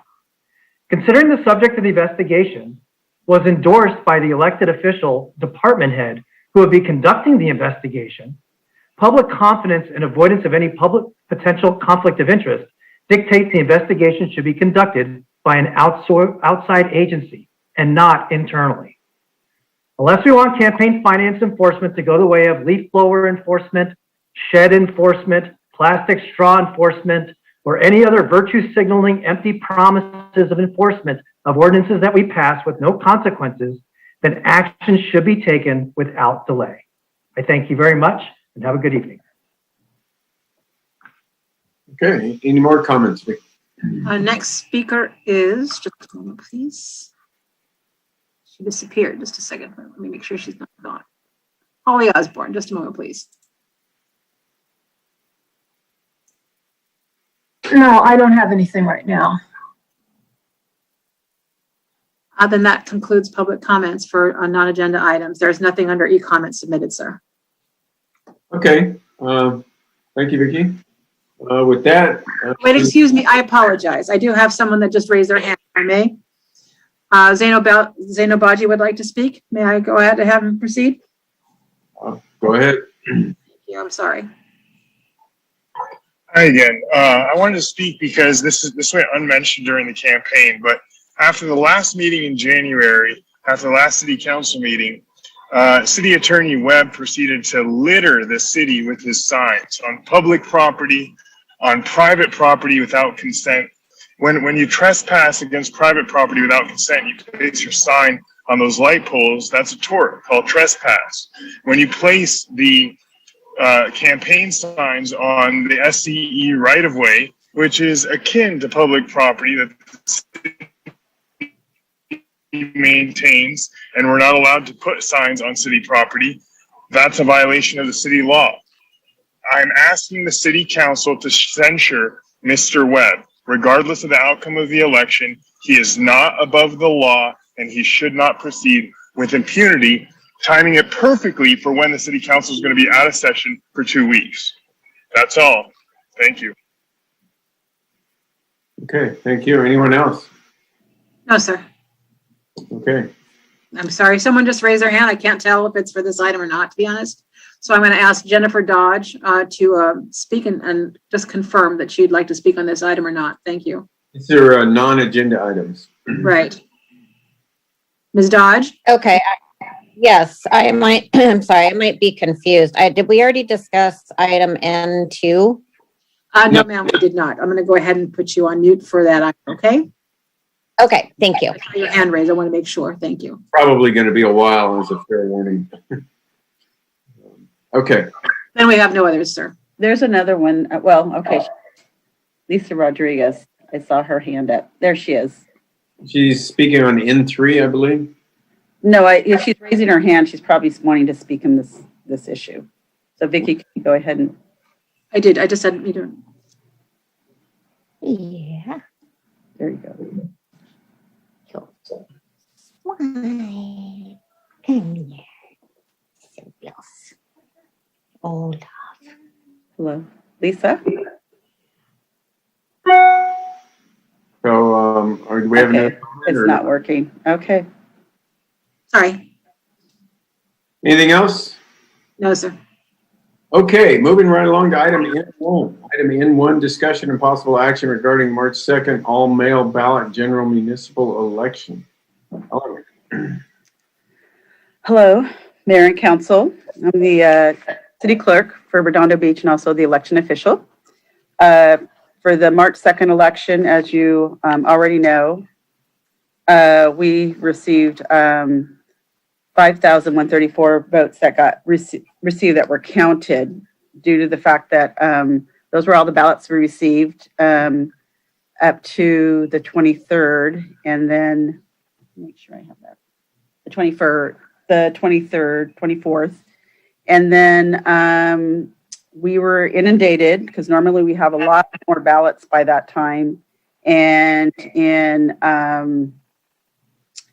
by the time election comes around, we normally, especially for an all-mail ballot, we normally have about, on that day, probably about 600 ballots because we've already received the majority of them, except for this election. A lot of people decided to vote the last couple of days. So on Saturday, we were closed on Friday, and then Monday, and then on election day, we've received over 3,900 ballots. So as you can see, we received, this was updated today, 9,036 ballots that still are in the process of being looked at, signature verification. And so I had city staff and everyone pulled together. I want to thank the staff here at the city to help. We've been nonstop, and we will be able to do the final this Friday. The one thing that's been different compared to the prior standalone elections is that we do not have, there is no full service company out there to be able to help us through the whole process. So we had to put it together. We had a consultant who helped to make sure that some of those other items that we're not sure of were taken care of. So, so the one thing, going forward is we're going to have to, if people are going to vote at the end, we're going to have to set up probably 2 ballot processes so that we have a update and then a final. So per the election code for the county or for any election, it could take up to 28 days to give the results. And because we are doing our own election, then it would take a lot. I mean, our results can be done a lot sooner. So the thing we're doing, just so you understand, is that when we receive those ballots, right after that, we have to verify every ballot, every signature. So then we also put that ballot envelope information into our database. And so it's a very tedious process. The other things that we come up while we're going through this process is signatures are missing. So we send an envelope, we send a letter to them to provide us a signature so that we can verify it with the county, and then they're able to be counted. We have, it's the same household. Sometimes they accidentally sign somebody else's ballot. And so then we have to go through the process of trying to find those 2 or 3 ballots in that same household to make sure that, everyone signs and that they're correct and that even though they signed on someone else's ballot. So it's very tedious what we have to do. We also look at people voting twice. We've found a couple of those things. And then we're subject to the county's files. So sometimes people do receive double ballots. We got to check on that to make sure people didn't vote twice. And a lot of that is mostly because the county, if someone gets married, for some reason they don't connect it, and we end up with a person getting 2 ballots. So it is a very tedious process. We've had probably pretty much about 10 people a day since election day working in my office, working late. And then because of COVID, that's made it, a little bit harder because we are transparent as we can be. It's in our office right in front where my desk is or where my office is. We have the windows open so that if anybody wants to drop by and see what we're doing, we've been, when we're here, it's available. Same thing with when we open the ballots. We're at door A, and then at the council chambers, we're when we're counting and then tabulating, we are right there in the lobby so that people can come and view. So those are the kind of things just for understand the process. We have other cities that are also looking at. They were here looking at Hart, or they were viewing from streaming. Some of the charter cities are really interested in going back to doing their own elections instead of going with the county. Let's see. So then, just so based on the information of the PowerPoint, so we received 5,134. As you see below, these were the ballots we received from each of the locations.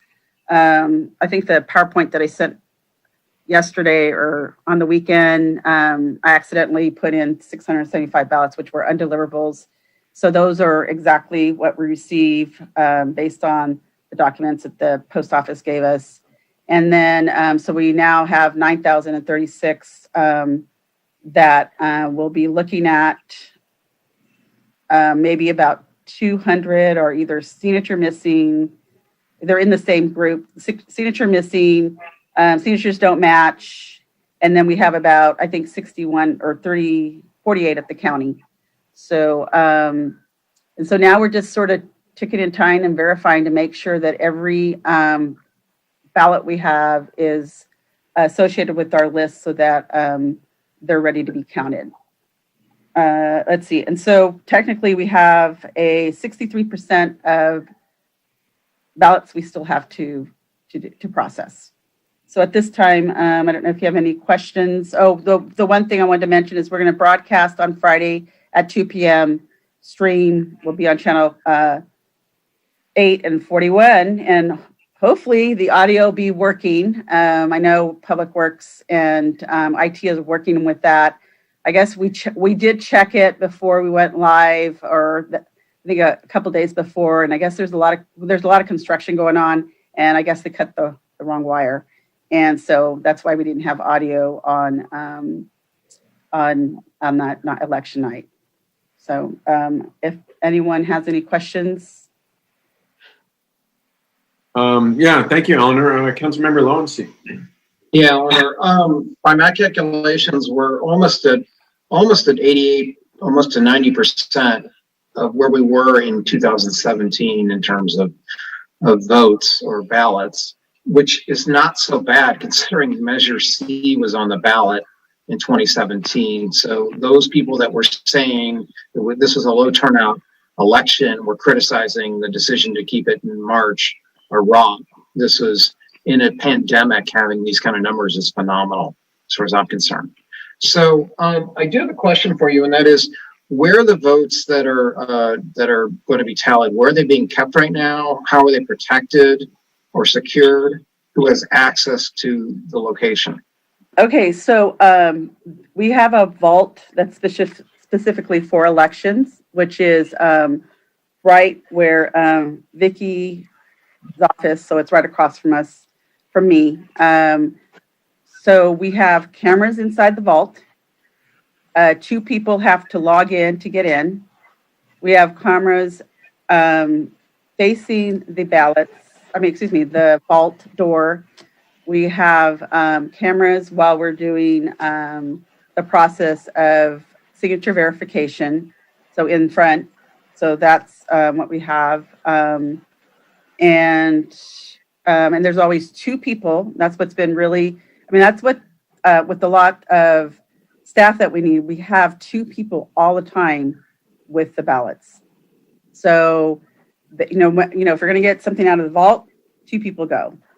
Even if it's for 1 ballot to look at, or if, if it has to come out, so we're looking at it. And 2 people, we stagger lunches so that there's 2 people at all times viewing those ballots. Okay. But people can go in and out even though there's 2 people of that vault. Are there other things that are kept in that vault? No. So we have. So that's specifically for the vote. Yeah. So what happened was, I don't know which year, but we have a big vault. It's like a room, and we split it in about a third of it was dedicated just for elections. And so you have to get there, you have to go through Vicky's office, and Vicky's there all the time. So, yep. And so there's okay, because there's been things online said about the insecurity of the ballots. I want to make sure that people understand that there's always somebody watching it. There's a camera watching it. It's segregated from everything else, and it's very protected. I want people to understand that based on what you're telling me, Eleanor. Yep. So we should have a final result then, are you saying, on or close to a final result on Friday evening? Yes, we will have a final. So right now I have people in my right in front of my office. That's why I have Vicky doing the meeting, because we're still working and we're just confirming, just ticketing time, so to speak. And then tomorrow will be the stragglers that we just need to do a little bit of research. And then we're waiting for the county. I think we have 48 waiting. And like I mentioned, we got to do some cross-referencing in a sense of if you're in the same household and you accidentally sign your husband's or your son's ballot, we want to make sure each ballot counts. So the other person signed for the other one. We want to make sure that those get rectified, because sometimes we'll send it to the county and they'll say, no, this signature doesn't match. But then we realize that there could be another household that actually signed the other person's, and the other person signed theirs. So okay, so the 10,000 to 30,000, what budget will that be coming out of? So right now, regarding the 10,030, I probably won't need anything, because the thing is that if we had to do a second or a final, and this was only going to be an update on Friday, then I would have to have an agreement with Hart to have them come out one more day and process more ballots. And then I would have more people to spread out the time to process the ballot. And so at this point, it doesn't look like we're going to end up having to worry about that, since we're going to do the final on Friday. Okay. Those are my questions. Thank you. Okay, Councilmember Narenhan. Thank you, Mayor Brand. Yeah, thank you, Mayor Council Lowenstein. You just actually answered one of my questions regarding the cost, what the breakdown of cost was. So it's good to hear. We probably won't have to utilize that extra count and therefore increase in cost. Is there any YouTube streaming going on for these cameras? You're mentioning a lot of cameras. How can the public get a hold of the video to watch what's going on? And these security cameras that are, I guess, they're being recorded. How would anyone even know if that say, let's just say 200 ballots have gone missing? So we don't, it's not on YouTube or anything like that. We have it just recording in the vault, and that's it. So I guess if it's available, it'd be public records request. And how do we know if we received, 10,000 ballots, and all of a sudden we're only counting 9,500. So, I have a tally sheet of what comes in. And then we have the Excel database or a database that we have. So, that's what we have. There's an immediate check that comes in from the mail house and the clerk's office and the 3 drop-off locations, and that gets tallied, and then the final tally with signature verifications and non-verified and spoiled ballots should equal to that as a check. So like for instance, the information you got from the PowerPoint is what, we either have a sheet from the post office that says this is the ballot you received. We go through them because they're business replies, and we break it down of what kind of business replies we get toward the end, because sometimes we get the signature missing. We also, every day, 2 people go out when they were picking up from the box. They signed a form, they put the amount, and then they would double check it. The other thing is when we're at the post office, we will not leave the post office until we confirm that we both agree with the post office of what the mail that we received from them. Perfect. So do that due diligence on that part. Yeah, I know the county, when they were doing the count this last November, you could go onto their website and see a live stream. And I know we have a harbor camera live stream too in the harbor, actually. And you had that the night of, the live stream video on the YouTube showing the ballot counting / security footage, I'll tell you, is so reassuring to the general public. They can just point them to that and they can see what's going on. I myself watched the county workers and their live stream many times to see what's going on. It just gives a big faith to the general public, because a lot of people ask questions. A lot of people are, who counts the numbers, who checks the counters, so on and so forth. My last question regarding the numbers is breakdown of district votes. Do you have that? Okay, so I have a preliminary. Again, we're going through, the county looking at. So it's right now I have for District 1, 1,961. District 2, 1,910. District 4, 1,746. District 3, 1,644. And District 5, 1,559. Which comes out to about 8,820. So those, they don't include, again, the signature missing, which is about less than 200. And just remember that, they might not, when it gets total, these are estimates, because there are times where we get ballots that nobody put a ballot in it. There's times, I believe me, there is. We feel it and we're going, it looks like nobody put a ballot in it. So right. Always get that. And I have also somebody puts 2 ballots in a envelope, we can't count them unless there's 2 signatures on the ballot. So those are kind of things that we go through when we're opening up the envelope. That gets complicated real quick. Yep. I know someone who had their ballot returned to them in the U.S. mail. They got it on Saturday. So obviously they can't bring it down to you, correct? Right. Okay. I don't know why or how that happened, but they got it put back to them. So anyways, okay, that's all the questions I have. Thank you very much for the vote totals. Those vote totals per district are going to be very helpful. People are very, very stoked to hear that. Thank you. You're welcome. Councilmember Grant. Hi, thanks. Eleanor or Vicky, do you happen to know what percentage of our registered voters voted in the November election? Just a rough number. 88% is what I heard.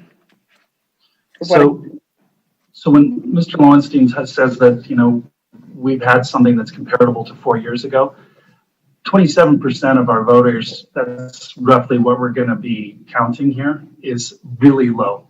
That's what we're talking about, not comparing from municipal election to municipal election, but it's getting an election that's on a November or a June ballot where we actually have more people voting. That's the underrepresentation that we're talking about, and that's the low voter turnout that we're talking about. Being able to save a couple of $100,000, but we actually get 50 plus more percentage to actually vote in our city. That's the difference, and that's the part that's very sad for our city. So that's what we're talking about. Not comparing municipal to municipal. If we had municipal elections at 85 or even 60% of our people voting, then we're doing something right, and that's what we should be striving for as a city, and that's what we should be striving for as a voting public. Because I don't believe that 27% is good for us. I digress. So glad to count all the votes. Thank you. Okay, Councilmember Nierenheim, do you mean to have your hand up again? Yeah, I did. I wanted to respond to that.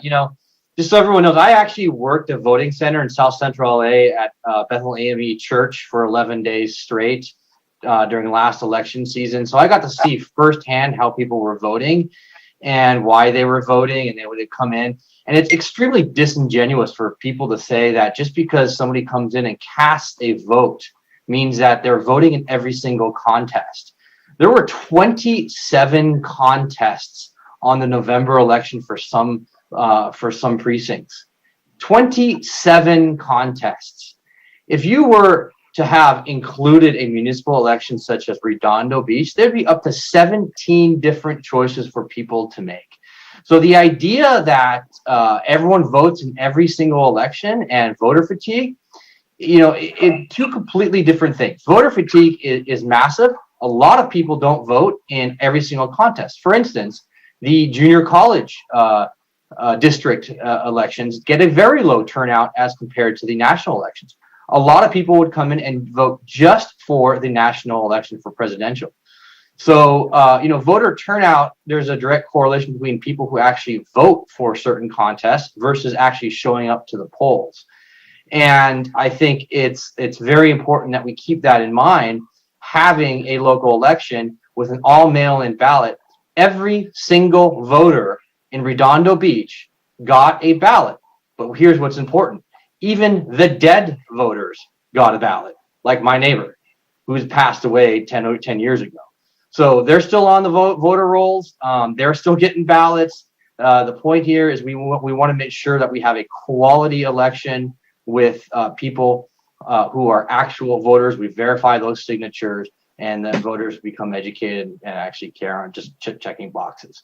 So as someone who's worked the polls, I understand very deeply, and I take it in high regard what goes on, and the election workers such as Eleanor and Vicky and all the people they have an extremely complicated task in front of them. I was in charge of a voting center, like I said, and it's not easy. You got to keep track of a lot of numbers. So Vicky and Eleanor and your whole team, thank you very much. I know it's complicated. I've done it before myself, and I've seen it come through. There's a lot of permutations to what could happen out there. And thank you again. Okay, Councilmember Lowenstein. Yeah, I'd like to address what Mr. Grant had said. In 2018, LA County voted at 28% in their primary in June. We're a little bit higher than that. At the same point, or a little bit higher. And in 2014, it was 14%. So I don't know where we're getting that this is a low turnout for a municipal election. 2018, you had a senator, I believe, on, if I'm not mistaken, or governor race in a primary, and yet we're comparing ourselves to a local election where people just normally don't vote anyway. Show me a municipality that votes like that consistently, that equals our primary results. I'd be very impressed to see that. So, I'm looking at the stats of major elections like governor and Senate and things like that. And so for primaries, which are very highly contested races.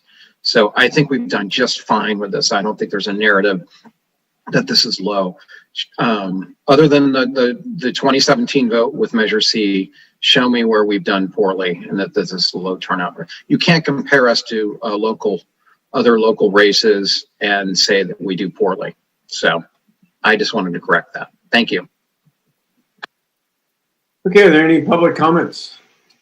Thank you. Yes, we do have a public comment from Zaino Baji. Oh, God. All right. Howdy. I have a compliment, a comment, and a question. First, compliments to the clerk's office, because I know that you all worked late that night on election night, and then the following days, and I sent you an email with a bunch of questions, and you wrote a lengthy response with a bunch of answers. So thank you for that, and thank you for your diligent carrying out of your democratic duties. Comment. While the count was occurring, or after the count was occurring, while the ballot count was being transferred, I guess, on a flash drive from one computer to another, somebody walked in front of the camera, a male figure, not one of you. But in any event, I would just recommend that you admonish the people in the clerk's office and who are working the ballot count, that they not get in front of the camera, just to continue to improve the access to the democratic process and the transparency, which you've done a great job on. Third, my question is, you've discussed verifying the signatures. And I've also read the emails where eventually the ballots are taken out so they can be counted, separated from the envelopes, so that it's a secret ballot and the vote is not connected to the signed envelope. My question is, when does that process occur? And is it immediately after you verify the signature that it's taken out of the envelope, or are the verified envelopes put in a certain place and then all taken out at once? If you could just explain that a little better, I think it would help increase transparency and continue trust. Thank you. Sure. So what happens is, and that's sort of what I explained on the on election night, but I guess there was no audio. So what happens is we go through all the signature verification, we put it in our database, and then there's a certain time that we start opening the ballots all at once. We don't by precinct. We don't do it, once a signature is verified. So what we'll do is, starting tomorrow, again, we'll be at, it used to be door A, but it's right where the entrance sort of towards the city manager's office. We'll have tables up there, and we'll have people there, and we'll have the envelopes in front, and we will open them up individually. And what we'll do is we will open them up, but we don't take the ballot out. And so we slice them open, and then we set them there. And then what we do is we make sure that the name is shown, is on the table, so we don't see the name of who we're pulling the ballot. And then we pull the ballot and we just separate it. And then we do all of them. And then for that precinct, and then we fold them so they're 8.5 by 11. We take the little stub off, because majority of the people don't realize that they have to take the stub off, so we have to take that off so there's no issues. And then we look at if there's any rips, or mostly rips, because the scanner will not take that. So then we will duplicate, and the duplicate is done where we have a duplicate ballot, and we have 2 people there, 3 people actually there, and they will duplicate the ballot, and the other persons will look at it to make sure that it is identical to what the ballot is. And we have identifiers that identify the ballot attached. So if there's a recount, you can actually connect those 2 ballots, the one that's actually going to go into the scanner versus the damaged ballot. So we do that process, and then we put it in a box, we seal it. If we're able, that day, we would, if we're scanning, like we're going to start probably opening up tomorrow, not sure what time yet, but we can, we'll let the candidates know and put it on our website.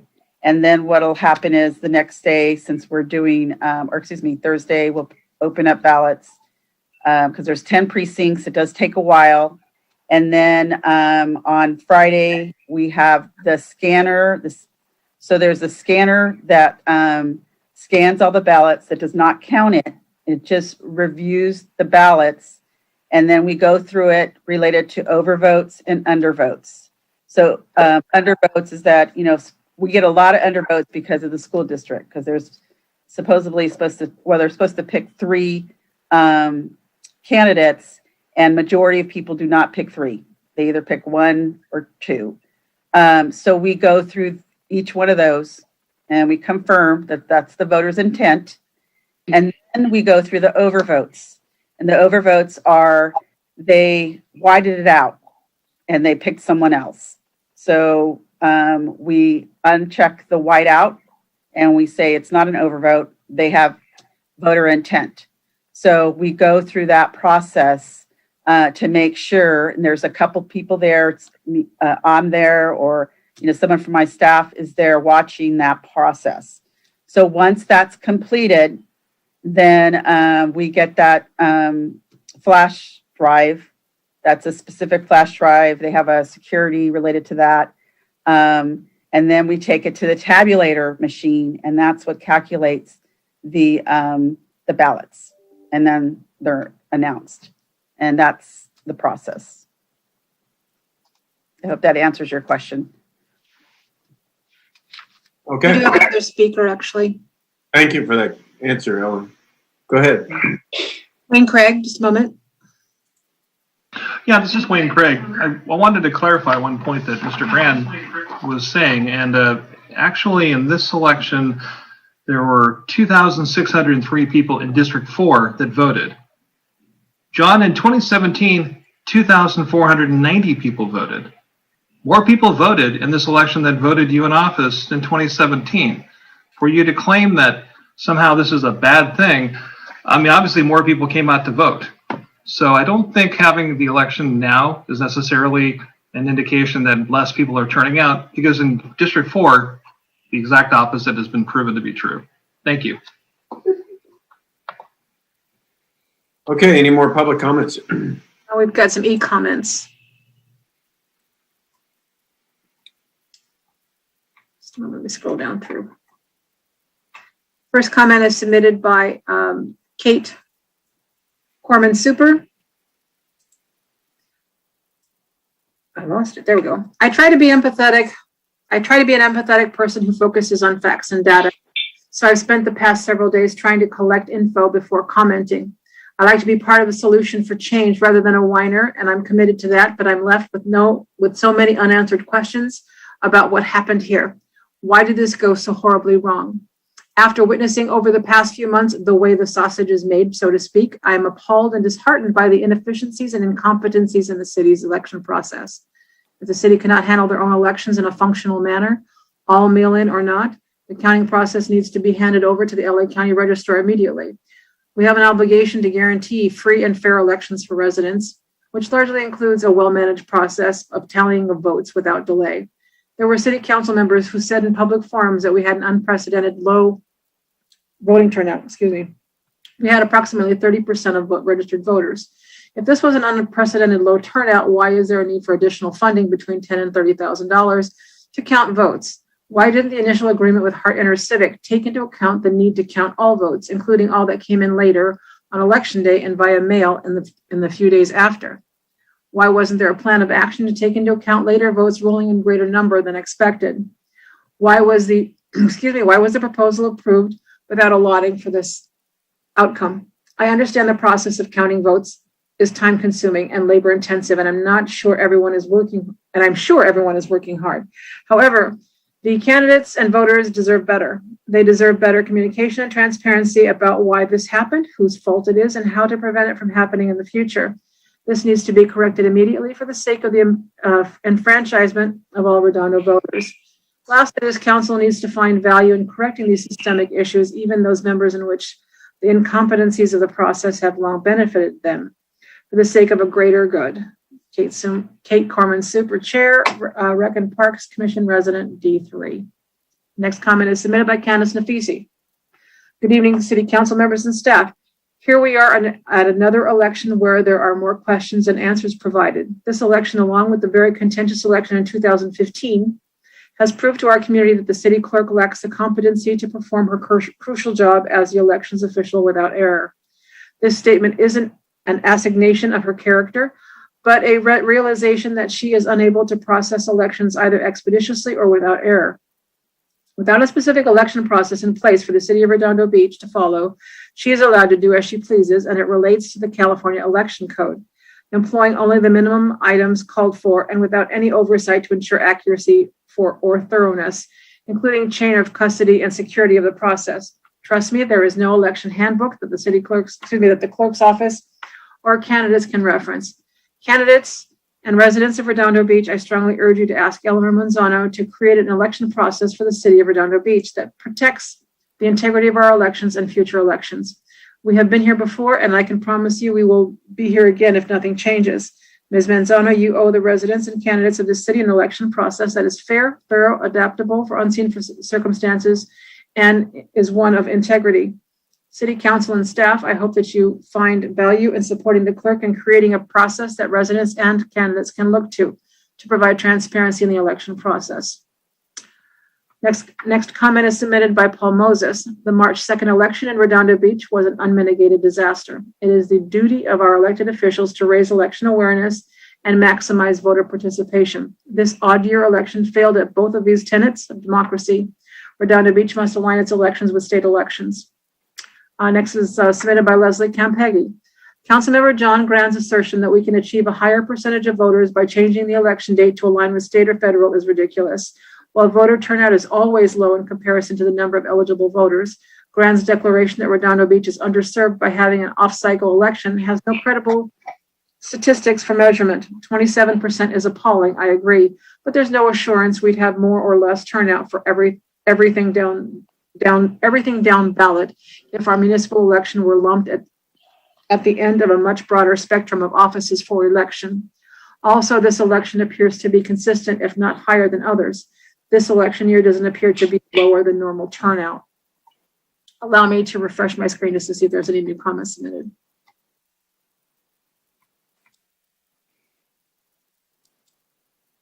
That concludes the comments on your comment. Okay, thank you, Vicki. Councilmember Kurian. I'd like to just kind of clarify a couple of things that my colleagues said and one of the callers or some of the callers. You know, our expectation should be that we get as many votes as possible. And in fact, in an election, a voter can actually make their decision on any way, even if it's the shirt color that someone likes. It doesn't really matter. It's their right to vote. And the more votes we can get into our elections, the better. 27% is not a good number for us. And that's why I believe that it's one of those things that we should really take a look at. If we can get more people to vote for whatever reason, we win as a city and as residents. And again, just electing somebody at 27% and feeling that 27% is good because it's a little better than we've done before is ludicrous. And we should actually just be doing everything we can to get more people to vote, including changing and getting into a down ballot. We have examples. We have Hermosa Beach. We have Manhattan Beach. Did they actually experience more people voting? Yes, they did. We should ask them since we didn't move when they did. So these are things that we can verify. We can actually look at results, and actually we should do something. And this was 27%. We should not be proud of this at all. So thank you. Okay, thank you. Eleanor, a couple comments. It seemed like one of the things that was very concerning to people is that it took so long. You know, usually you get the results pretty quickly, and you know, in this case, it looks like we got about a third of the results that night. What would it take to speed this up? It seems to me the bottleneck is verifying signatures. Correct. So if you wanted to have, you know, the results that night, it seems like you'd have to have an army of people verifying signatures. Yeah, and then if they don't match, we got to go to the county and ask for them to verify them, because sometimes, you know, we'll go into verify signatures and they won't have a signature there, or it's the wrong signature. It's not even their signature because it says somebody else's name. So I guess to get a higher percentage on the first night, sure. People aren't expecting 100% the first night, but better than a third the first night. What would it take? Well, I mean, we can only do so many signature verification. We'd have to get a whole, you know, area to do that and to have it that same night. Or you're talking about 2 days later, I'd have to look at, expenses on that, because if you go with the county, I mean, they update every Friday, but there are Friday or I don't know, 2 times a week starting, Friday or the week after. So, I don't know if you can get it any faster. I mean, we can put in, we can get Hart to come out, more days, and then we'd have to check the cost on that. We'd have to have Hart, we'd have to have the equipment ready. We can do, I guess we can do it every day, depending on how much signature verifications we verify every day. But that's putting the staff doing just elections. Well, I was down there on the night and they were counting, and I have to give kudos and thanks to the staff that was there, because most of them by far do not work in the city clerk's office. Correct. Quite clear that there were other staff from Redondo Beach, verifying the signatures, opening the envelopes, feeding them into the scanner. So I want to thank them for the work that they did. And they were down there for a long night, and I guess they continue to do that. But I guess the biggest problem was that you got so many ballots on the last couple of days. Correct. That caused a lot of. We'll, going forward, we'll adjust to that. I mean, we'll look with Hart to do some agreements on, doing updates.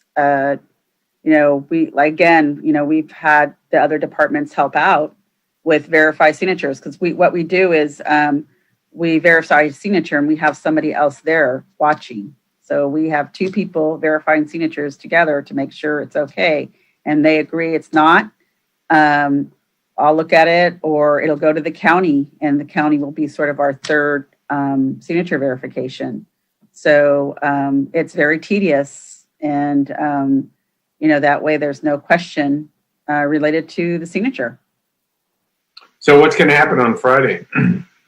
So Friday, we will we'll have Hart here, and we'll put it into the system, and it'll scan it. We'll look at the ballots that are overvotes and undervotes, and then we'll tabulate. So we'll start at 2:00. So they will all have been verified, those that can be verified. Correct.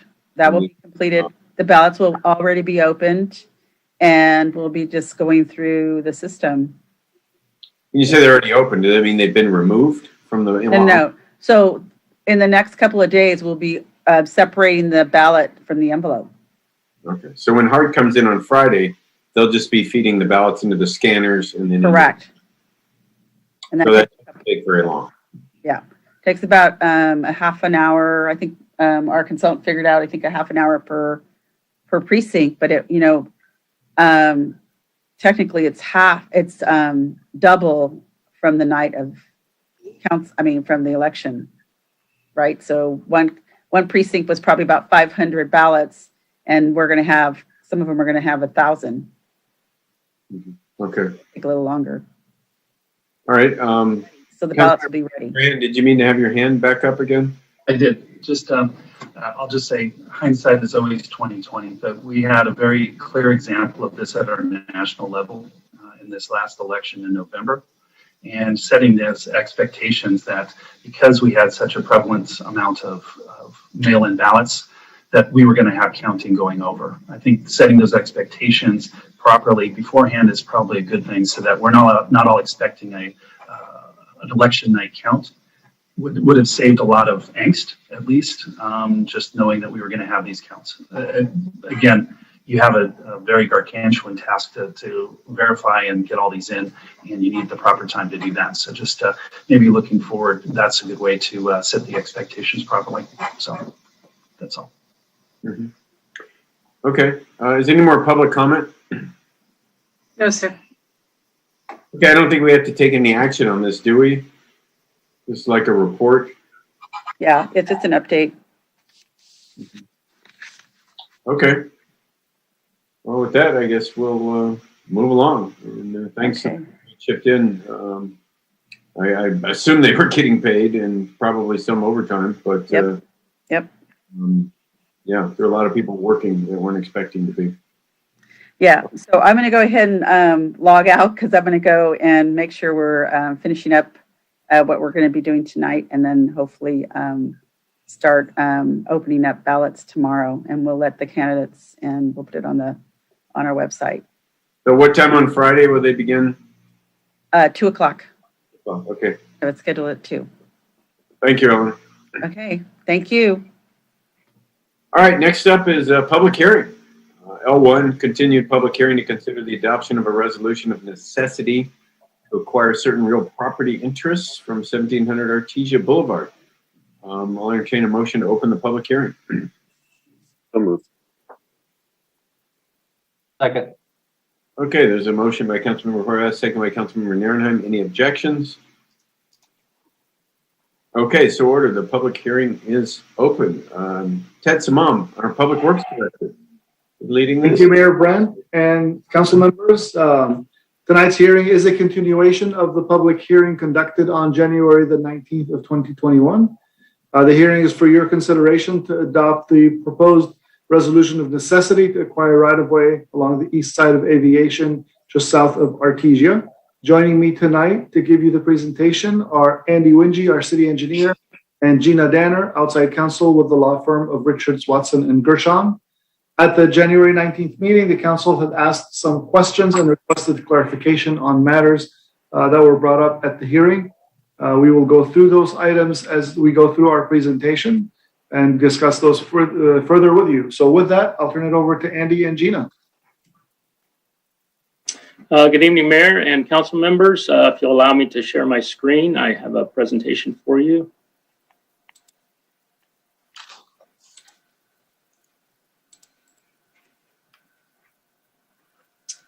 Hopefully you can all see that. As Ted, this is a continuation from the January 19th meeting earlier this year. And we're bringing back some additional information that the council had requested. The information from both this meeting and the last meeting should be considered as evidence for the decision we're seeking tonight. This project, I'll go through a little background just to refresh you. This project has been in development for several decades, actually. Andy, let me interrupt you. Sure. I apologize. We were just supposed to go through ex parte communications before we started this hearing. So let me... I yield back. Yeah, I apologize. And thank you for alerting me, Councilmember Indy. Let me ask the city attorney, Mike Webb, can we go ahead, or Cheryl Park, or who's ever here, go ahead and go through ex parte communications while the public hearing is open, or do we have to close it and then reopen it after we do that? No, I think you can, it's to let people know of any ex partes you had, so I don't think it makes a difference. Okay, well, let me start with Councilmember Nierenheim. Do you have any ex parte communications related to this? I do. I have spoken with the landowner and members of the public, city staff, and the mayor. That's it. Councilmember Lowenstein. I've spoken with the landowner, his daughter, and the mayor. Councilmember Hort. Staff. Sorry. Since our last meeting, I have only spoken additionally with the property owner and his daughter. Okay. Councilmember Grant. I've spoken with staff, property owner, and his daughter, and some of the public. Okay. And Councilmember Imdy. I spoke with staff, property owner, and his daughter, Nicole. Okay. And I, at some point or another, since the last year or so, or two even, or longer, I've spoken with staff, and recently Councilmember Lowenstein spoke with our city attorney, and yeah, many members of the public who are interested in this. So I will point out this requires a 4/5 vote. So the mayor really doesn't have a role in approving or denying this. There you have it. Okay, that's our ex parte communications. I apologize to Andy. Thanks again, Laura, for alerting me. And so let's continue on. Sure.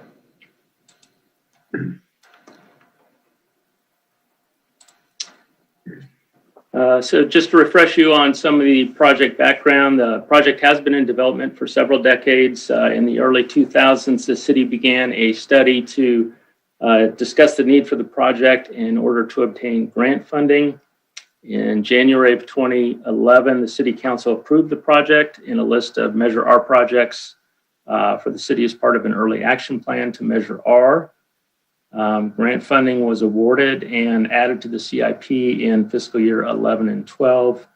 Design work continued from that point, and in about 2017, that design work was advanced enough to be able to determine the exact amount of land that would be needed from the adjacent property, 1,813 square feet of private property, and then a temporary use area for a temporary construction easement to buffer the project from the public, keep the public safe and the construction site secure. The project, as you are aware, is a dedicated right turn lane in northbound Aviation. In this photo, Aviation runs kind of across the screen and Artesia is up and down over here on the side. I've added in some animation here just to show you that would be the right turn lane paved area, and then that would be the sidewalk that we would add as part of the project. This aerial view shows the property.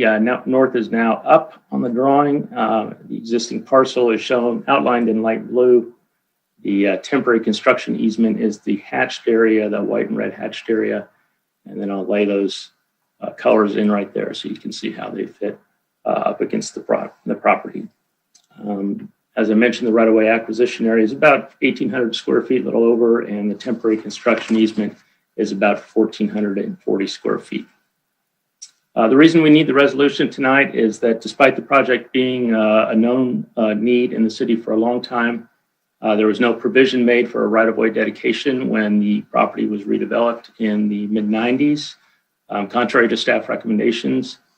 Since then, the city has made two good faith efforts to purchase the property from the owner using a fair market price appraisal for the fee take area and the temporary construction easement and impacted site improvements. And to date, the property owner hasn't really responded to those offers except to register his objection to the project. The project itself is justified by a number of things. It's listed in South Bay City's COG Goods Movement Study as a Priority 1 project. There were 3 intersections identified on Aviation Boulevard from El Segundo to in the north to this intersection in the south. And so this was our portion of that project. We have studied delays at the intersection and done some modeling and identified that the addition of this project will reduce delays by 26.6 seconds in the morning peak hour and 17.7 seconds in the afternoon peak hour, 24% and 13.5% improvements for each of those respectively. And that's 26.5 seconds per vehicle or 17.7 seconds per vehicle. So multiplied by the number of vehicles that go through the intersection in that hour, and that's actually quite a bit of time that motorists would see in reduced delays. There is some reduction in the volume capacity ratio, and then there is elements of the circulation element of the general plan also looks at improvements for traffic circulation, safety, and reduction of greenhouse gas emissions, all of which are consistent with this project by reducing idling time and pollutants there. It also addresses cut-through traffic, which was something that came up in the conversation last time. Staff went out and did some aerial traffic counts using a drone on 2 weekdays during February, a Thursday and a Friday. We looked at 4-hour blocks in the morning and the afternoon on each of those days. The highest 4-hour period saw 59 cars in that 4-hour period cut through the station to avoid the light at the intersection. And then the highest peak hour was 24 cars in that single peak. So that's a car every 2.5 minutes going through the station. So we do think cut through traffic is an issue there, that the improvements here and the reduction in delays at the intersection will alleviate some of that cut through traffic. The last time at our conversation in January, some concerns were raised by the property owner about driveway access. This aerial view shows that there are 7 access points into this property, which is considerably good for a property in Redondo Beach.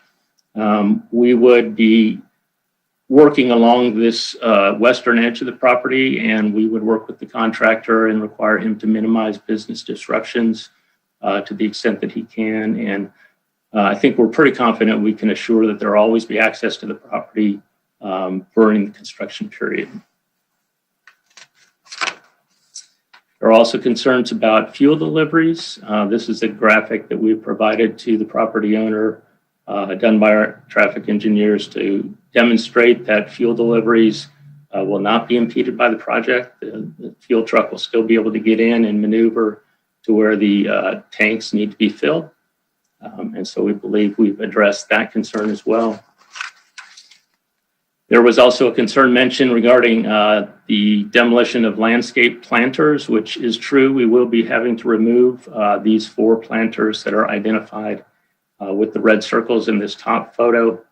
But we have made provision for new planters in roughly the same locations, perhaps a bit smaller, but replacement of landscaping is being considered in the design as we've advanced it so far. Finally, there was a concern about the widths of the bays and the usability of this westernmost bay as we get into the construction period and whether or not that pump island would be able to be used. This view just shows the general layout of this western canopy on the property. And then this second photo shows that currently they've got about 20 feet of width in this last bay, and we would be reducing it in the final project to about 13 feet, which is still sufficient to get a vehicle through, walk around, and access those pumps for service. 13 feet, as you are aware, is larger than our typical traffic lane on the street. So that's a good amount of space to be able to work at those pumps. Finally, we were asked to consider an alternate project that was proposed by the property owner. This photo here is directly from the material that was provided by the property owner's traffic engineer at the last meeting. The project that was proposed is the addition of a second westbound left turn lane onto southbound Aviation. As you can see, they're also calling for some elimination of parking by a red stripe here in this location. And just to orient, the gas station is down in this corner here. I've overlaid on top of this photo the city boundary between Manhattan Beach and Redondo Beach. And as you can see, their proposed project is all within the city of Manhattan Beach. So that is one reason why this is not a good project for us. This lower photo is from our GIS aerial imagery. It's a little bit clearer, but what it demonstrates is that there are, in this photo, 11 vehicles parked along this portion of the street right here. Potentially room for a 12th in front of this car here right at the corner. And then there's more parking on this side of Aviation where if we were to transition the road back into the traffic lanes, we may have to take out parking. We'd have to see in the future. So there's a number of issues about this project that caused us to not pursue it much further. It was in the city of Manhattan Beach. I talked to the Manhattan Beach city engineer, and he advised me that they do not have this project on their radar. He said they would not be willing to put it on their 5-year CIP, given their other priorities, and that if the city of Redondo Beach was interested in pursuing the project, we would have to demonstrate how this loss of parking would not impact their residents and businesses along the corridor. So he didn't paint a very bright picture that they would be cooperative. So for the reasons, no funding in another jurisdiction and not a lot of support at this point from that jurisdiction, we don't really consider this an alternate project to our northbound project that we're proposing. It could at best be a supplemental type project, a complementary project to pursue in the future. It does provide some benefit, but we certainly have a need to move forward with our right turn lane project. There is public necessity based on the delay reductions that we've already talked about. So those are the items that we talked about last time that I wanted to update you on. This next slide, we'll get into some of the required findings for the resolution, and I'm going to hand it off to Gina to be more, to talk about that more. Yes, good evening. As we advised you at the last public meeting, in order to adopt a resolution of necessity, the City Council has to be able to have facts to support 4 findings. The 4 findings are before you right now: that the public interest and necessity require the project's planned and located in a manner consistent with the greatest public good and least private injury, that the property interests described in the resolution are necessary for the project, and that the city's made the offer required by Government Code Section 7267.2 to the record owners. The agenda report before the City Council has facts sufficient to support each of those findings. After the objections that were raised at the last public hearing, staff went through and carefully looked at all of the objections. I know the main issue is they don't believe that that this project is necessary. We believe that there are sufficient facts set forth in the record to support a finding of necessity. We understand that individuals may disagree with what the legislative body of the city may decide, but the City Council is making the best decision based on all of the facts before it, and we believe that there are sufficient facts to support the findings required to adopt a resolution of necessity. Once moving forward from here, once this staff report is concluded, we would recommend that the City Council open the public hearing, take any public comments and any documentation or evidence that's been provided by the property owner, incorporate all of that into the record of the proceedings. Once their public comments have been made, we'd ask that you close the public comment period. If you have any questions that you'd like to address to staff, we'd be happy to answer. We don't believe that, going back and forth, having a debate or with the public at this point is really useful. So, we want them to be able to appear and be heard. We've taken their concerns very seriously.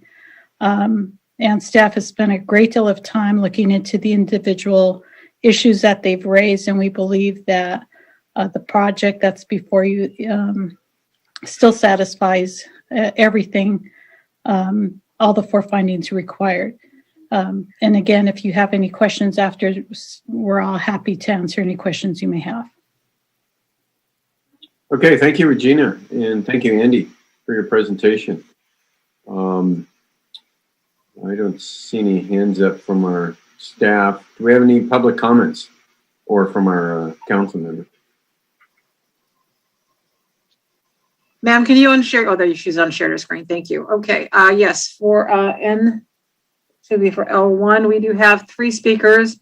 First one is Mike Madani. Mr. Madani, please proceed. Yes, I'm here.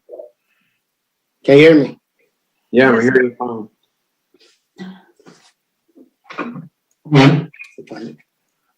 Is it my turn to talk? Yes, go ahead. Okay. Thank you very much for the opportunity. I just want to apologize first if I speak loud because I have a hearing problem, and if I talk fast because my mind moves 100 miles per hour and my mouth is trying to catch up with it. So I apologize for that, and I'm very, very nervous. Take your time, Mr. Madani. You're talking to a bunch of politicians. We know that problem well. Thank you very much. I just wanted to let you know that I have stayed in that corner so many times last few years and watched the traffic at every cycle, and only 1 out of 10 or 11 cars make a right turn. So, and I have taken my councilman, John Grant, with me at one time, and he observed it with me. So that is the fact. Only 1 out of 10 cars are making a right turn. So this project is not necessary. And when it comes to the fuel delivery, what you're suggesting for the truck to come towards the middle bay, as you say, and all the trucks, 95% of them drop their gasoline from the right side. This requires them to drop it from the left side. That means they have to get a special truck to deliver the gas so it can drop from the left side. And I get almost a tank of gas every day. And that's going to create a problem for the delivery, and I may be running out of gas because they cannot get the right truck to deliver the gas for me. Another issue that you brought up is this project originally, 25 years ago, I wanted to improve my property and build a car wash and a food mart and a quick lube. And they wanted to take the property away. And in the commission, one of the commissioners asked the reason for it. And the city manager said, because there were accidents in the corner. And this wise man says, do you have any evidence? And the city manager, sorry, we don't have any evidence of any accident. So that was a lie. And now, after 4 years, for the first time, you come up with this idea of people going through the property. First of all, every driver tries to find a shortcut. How do you know, and did you follow those 24 cars or 45 cars? What was their destination? Did they go to the back of the property to go to the car wash? Do they go to the base of the quick lube? Did they go through the shared driveway to Pep Boys? Or did they go park to get a free vacuum and clean their car or use the bathroom? How do you know that where they went? And you guys, if you think this is a problem, why didn't you address this for the last 30 years? Why didn't you be the cop, a police officer? By the way, they come there to get their car washes, so they can give these people the ticket. So stop them from this dangerous maneuver and also put money in the city's pockets by giving them a ticket. Why didn't you do that before? So that excuse, it is ridiculous. I do not buy it. Okay? Also, by putting a right turn lane, are you going to guarantee that nobody's ever going to cut through the property? Are you going to give that to me in writing? And if that doesn't happen, do I have any actions against the city? You need to answer all of those questions, because cutting through the property happens at every corner. People trying to find a shortcut, and that right turn lane is not going to stop that for 1 second. I guarantee you that. This money that you're spending for this project is not your money, so you really don't care. This property that you're taking, it is not your property, so you don't care. You're just here for a short time, and you're going to move in to better and bigger jobs in your life. But your decision tonight is going to damage me and my property for life. I have spent 30 years and spent millions of dollars to improve this property, and I want to pass it on to my grandkids. But you're taking that away from me. That's not fair. And I was told that financial concerns are not a big deal for the city. You guys don't care. So I just want to let you know that maybe you don't care, but I do care. Because every time I lose sale, you're going to lose sales tax. The city is going to lose sales tax. Also, please do not rubber stamp what the city management and the staff want. You have to have your own mind and do what is right. I've worked 30 years for this property, and you're taking that away from me. Just because the land, just because the losses, you can take this away from me, you should not do it, because it is not helping the project. Your own report showed that traffic is going to go from an F to an F. I don't know what that means, but that's what you guys say. So it's not going to improve anything. And I guarantee you, people who voted for you to get to the office, if they know the facts of this case, they all would be against it. I guarantee you that. Time. This got, There a motion to extend? Is there a motion to extend Mr. Madani's time? Motion to I'll make a extend. motion I'll second that. Okay, any objections? Okay, go ahead, Mr. Madani, take another. thank you. Thank you. Gas station is a place for convenience. If people are not comfortable with coming and going, they're not going to come back. By doing this project, people are not going to be able to get out of the driveway because not if they want to go north on Aviation Boulevard, they have to go through a right turn lane to get to the center lane to go north. And if they can't get out, the next time they're not going to come back. And they're going to go to Manhattan Beach. This is across the street. And Manhattan Beach is going to benefit from their sales tax. And City of Redondo Beach is going to lose it. And it is not maybe to you guys a lot of money, but it's costing me a lot of money by doing this construction, which is not necessary. I know I am just babbling and talking out of turn, but there's a lot of things that are happening that is not right. So I just want you to please think twice before you vote tonight, because this is going to affect me for life. You guys are not going to be around, but I'm going to be here. My grandkids going to be here, and this is affecting me quite a bit. Thank you very much for listening. Okay. Thank you, Mr. Madani. Any more public comments, Vicki? Yes, the next speaker is Glenn Block. Okay. Good evening, Mayor and Honorable Council. My name is Glenn Block, Counsel to Mr. and Mrs. Madani with regard to the proposed resolution of necessity. First of all, I want to thank the council and the staff for their careful consideration of this resolution of necessity. It is clear that each of you take the city's awesome power of eminent domain seriously, and by continuing this hearing, further examining it and listening further to the evidence and facts we're presenting tonight, you recognize that awesome power and that it should only be utilized where absolutely necessary.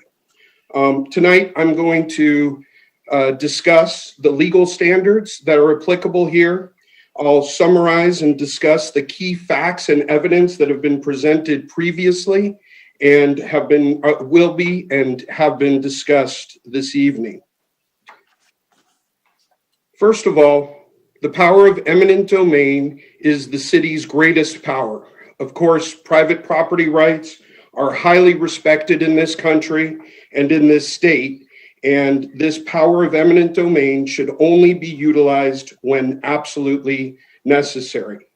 The power of eminent domain is the power of the government to decide that the public's use of property is more important and greater than the rights of private citizens and their property that they own. California law states the power of eminent domain shall only be utilized if three standards are met. First of all, if all of these standards are established by substantial evidence. First of all, that the public interest and necessity require the project, that the project is planned or located in the manner that will be most compatible with the greatest public good and the least private injury, and that the property sought to be acquired is necessary for the project. The evidence before this council previously and that will be presented tonight clearly establish that those standards cannot be met.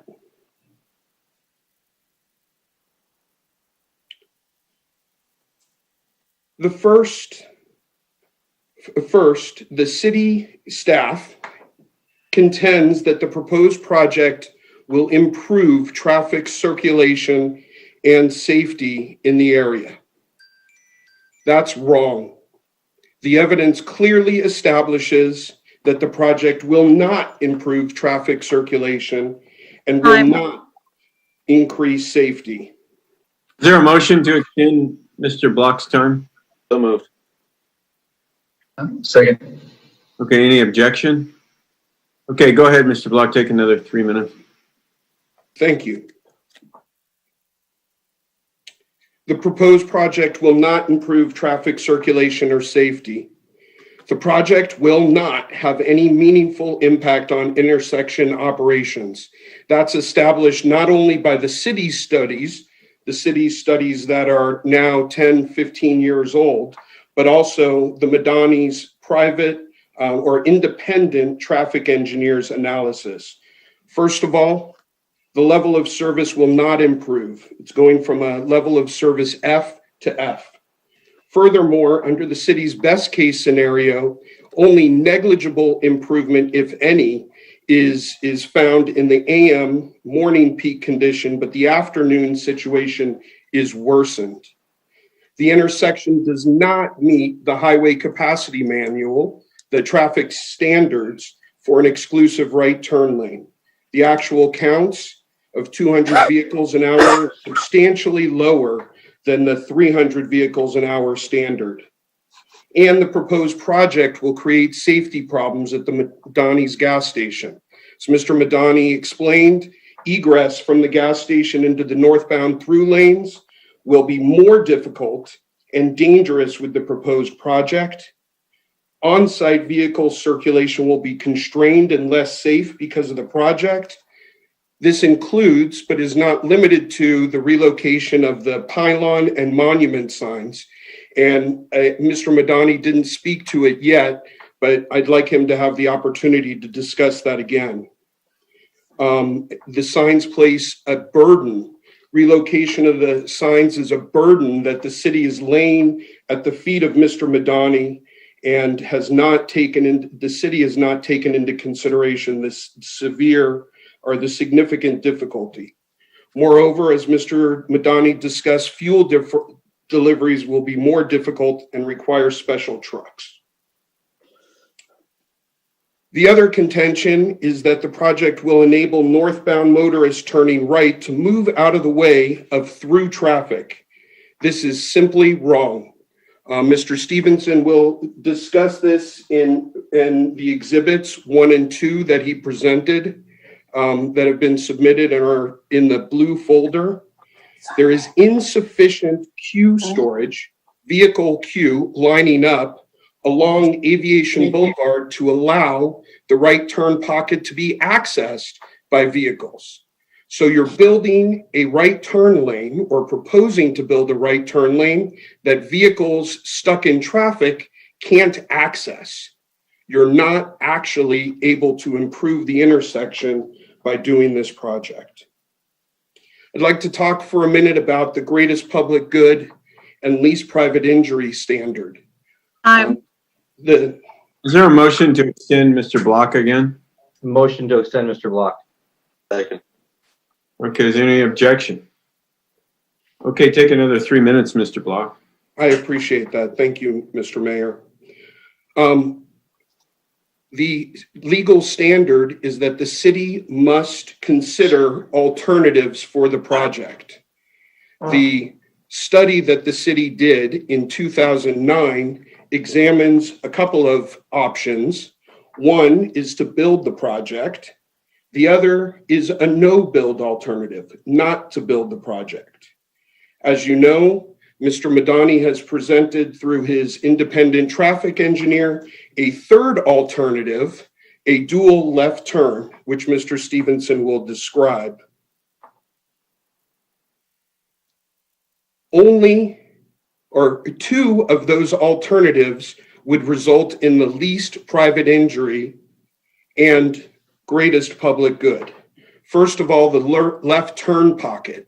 This is not a question, this alternative is not a question of whether the city's able to undertake that. This is a question of the legal standard is whether there is an alternative project that is available that would create greater public good, equal or greater public good with less private injury. As Mr. Stevenson has presented and we'll discuss again tonight, that project can be constructed within the existing right-of-way, not result in any private injury, and will actually provide a substantial improvement into the intersection flow. The no-build alternative would provide an equal public benefit. Remember, Mr. Stevenson's study, Rick Engineering's study, shows that while the morning condition is negligibly better, the after condition is worsened. The no-build alternative would leave the status quo the same, again, with no private injury.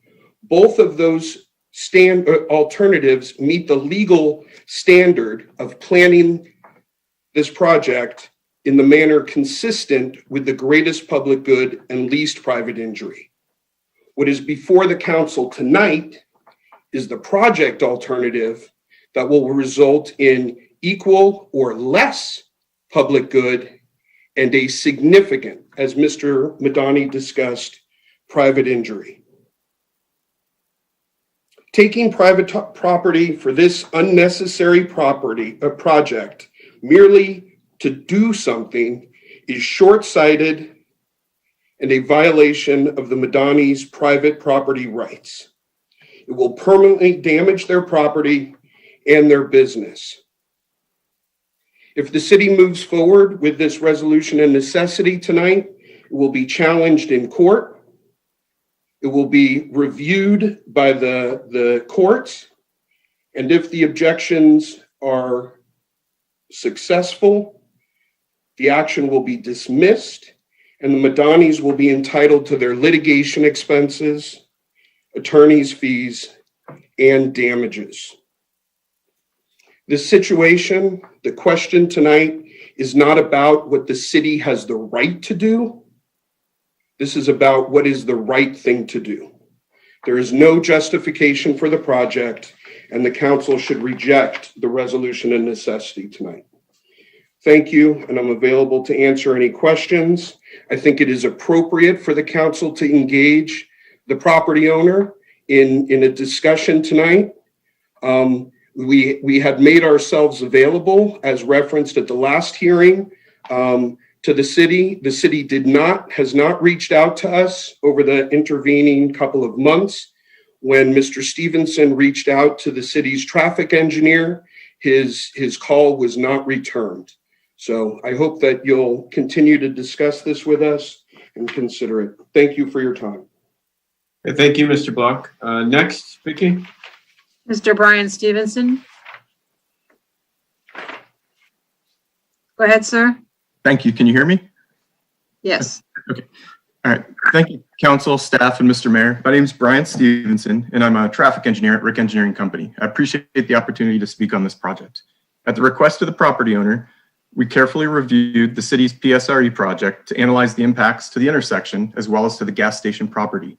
The project, which calls out for the installation of the northbound right turn lane, does not achieve the city's general plan policy for level of service D. It's currently a level of service F, and for the future conditions, it'll still be an F. Based on the anticipated queuing for northbound through vehicles, right turning vehicles won't be able to enter the lane when the light is red. They'll extend past that right turn lane. In terms of the on-site circulation, the project also creates issues with the maneuvering of the fueling trucks. Currently, there's a smooth flow for a fueling truck when it enters from the southernmost driveway on Aviation Boulevard. The truck can maneuver between the landscape island and the pumps to get to the fuel tanks. In the after condition, as identified in the city's initial study, the fueling trucks will need to maneuver through the middle of the pumps, creating a more constrained operation and blocking twice as many pumps when they're unloading the fuel. 4 pumps as opposed to two when they were between the landscape planner and the pumps. The alternative that we're proposing, the westbound dual lefts, fits within the existing curb to curb width of Artesia and doesn't require any taking of property. This alternative will also accommodate the high volume of left turning traffic that the city anticipates for their 2030 forecast year traffic volumes, which is shown as 530 vehicles in the PM peak hour. Dual lefts are typically considered after that volume exceeds 300 vehicles, and that's almost twice that. Also, we understand that there's the concern for the loss of parking along Artesia if the alternative option is constructed. The parking along this segment will likely someday need to be restricted unless there's additional widening, as the City of Manhattan Beach's mobility plan shows a future Class 2 striped bike lane there. Also, the draft of the Artesia and Aviation corridors plan, as well as the South Bay Bicycle Master Plan, show a Class 2 bike lane along this segment where the parking currently exists. So the alternative option that we're proposing with dual left turn lanes, which is anticipated to improve to level of service E during the AM peak hour and at F during the PM peak hour, does show the greatest reduction in delay when compared to the city's right turn lane project. Thank you for allowing me the time to speak on this. Okay. Any more public comment, Vicki? No, sir, there are no e-comments submitted, and no one else is signed up to speak. That's it. Okay. Any hands up? Councilmember there. Yeah, the email that was turned in by, I believe, Madani's earlier today, is that a part of the public record now? It is. Okay. I saw a picture in there regarding the sign, and there's much to do with the sign. Are we relocating the sign? The proposed offer included funding for the property owner to relocate the sign using those funds. Okay, funding, but we're not. We included the money for them to relocate it. Right. Okay. And it's a regional project. This is coming from regional sources, Measure M. Measure R, yes, Measure R. still, it's a regional project. Measure R. Okay. Okay. Yeah, that's all I have. Okay. Councilmember Horvath. Yeah, Andy or Ted, can you talk about, even though we're not discussing that aspect of it tonight completely, but can you talk about, in fairness and equity to a property owner in this type of situation, how just compensation for any piece of a property is determined, you know, in the evaluation of that? I'll defer to you, Gina. Yeah. To answer your question, although just compensation is not an issue to be considered in deciding whether or not to adopt a resolution of necessity, when an offer is made to a private property owner, the city obtained an appraisal, and the appraisal valued the property at fair market value using the definition of fair market value set forth in the Code of Civil Procedure as required in the eminent domain law. So in this case, the land was valued and the site improvements were valued, and that was the basis. Excuse me, I don't know why my voice is going, but that was the basis for the offer to the property owner. If a resolution of necessity is adopted, you know, we would continue to be willing to discuss, you know, the issue of the amount of compensation with the property owner. We've never received a counteroffer from them as to the price, but we would still continue to work with them and be willing to negotiate, even if a RON is adopted. Thank you. There is one additional person that would like to speak on this item, sir. Okay, go ahead. Zaino Baji. Mr. Baji? All right. Howdy. Yes, thank you, Madam Cronenberg. As you look at the golden triangle there the golden triangle from Ford between Aviation and Artesia, you speak to anybody who's traveled north in the South Bay and tried to get from Aviation to Artesia. They might confess that they occasionally turn on the Ford to get up to Artesia Boulevard because it's the fastest way to get there. So it occurred to me when hearing about the left turn lane alternative, that we might look at whether cut-through traffic would be reduced by giving a double left turn lane at Aviation Artesia. It seems that it would, but I'm not a traffic engineer. And so the second question then that begs that is, would the regional funds that are available for the right turn lane be available for the left turn, the double left turn lane? And if so, then I wonder whether there is an alternative that could be taken for the city without seizing private property. Okay, is that That's it? it. Yeah, that's my question. Sorry. Or two. Okay. Yeah, this is a complicated question. But, it's not really under consideration right now. Are there any other comments from the council or? I have one more from a member of the public. Okay, go ahead. Holly Osborne would like to speak.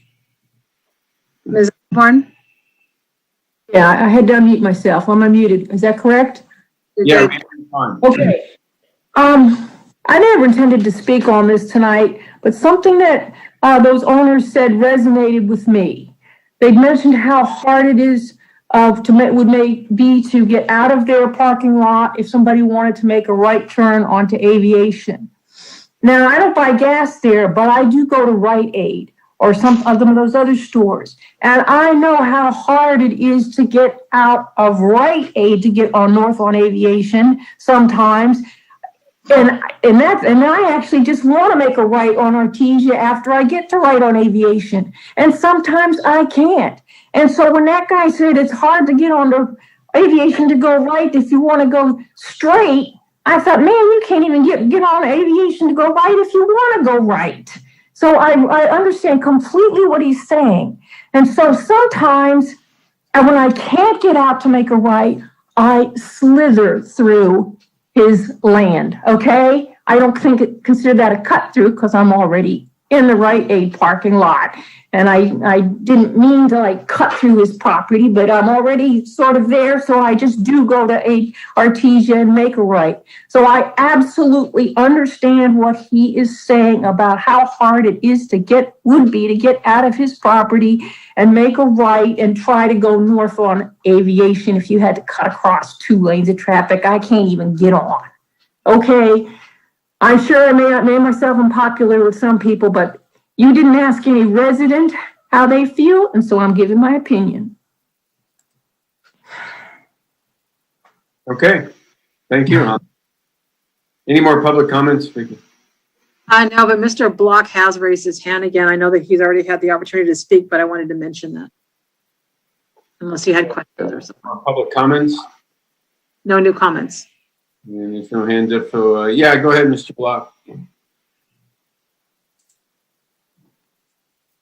Thank you. I don't want to speak further, but there were exhibits that were presented, and so I thought Mr. Stevenson would speak to exhibits 1 and 2 that show the queuing, and Mr. Madani would show the photographs that were presented, and he would be able to discuss the fuel delivery through those photographs as well as the sign relocation.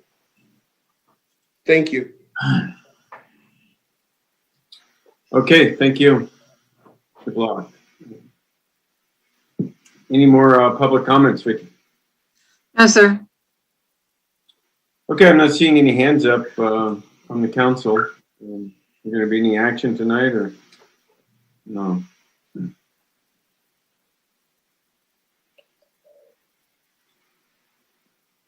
Okay, so I move to close the public hearing. Okay. Second. There's a motion to close the public hearing, second by Councilmember Lowenstein. Is there any objection to closing the public hearing? Okay, the public hearing is closed. So, yeah, I guess the only thing left to do is, if somebody's going to do anything, is find evidence that warrants necessary findings and adopt a resolution of necessity. if that's gonna happen.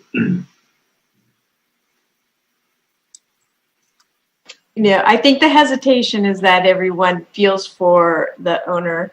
But at the end of the day, it is a public necessity. It is it's definitely a problem for residents, and many people on this dais has made promises to fix traffic, to make sure that traffic does happen, that we find ways to improve on traffic.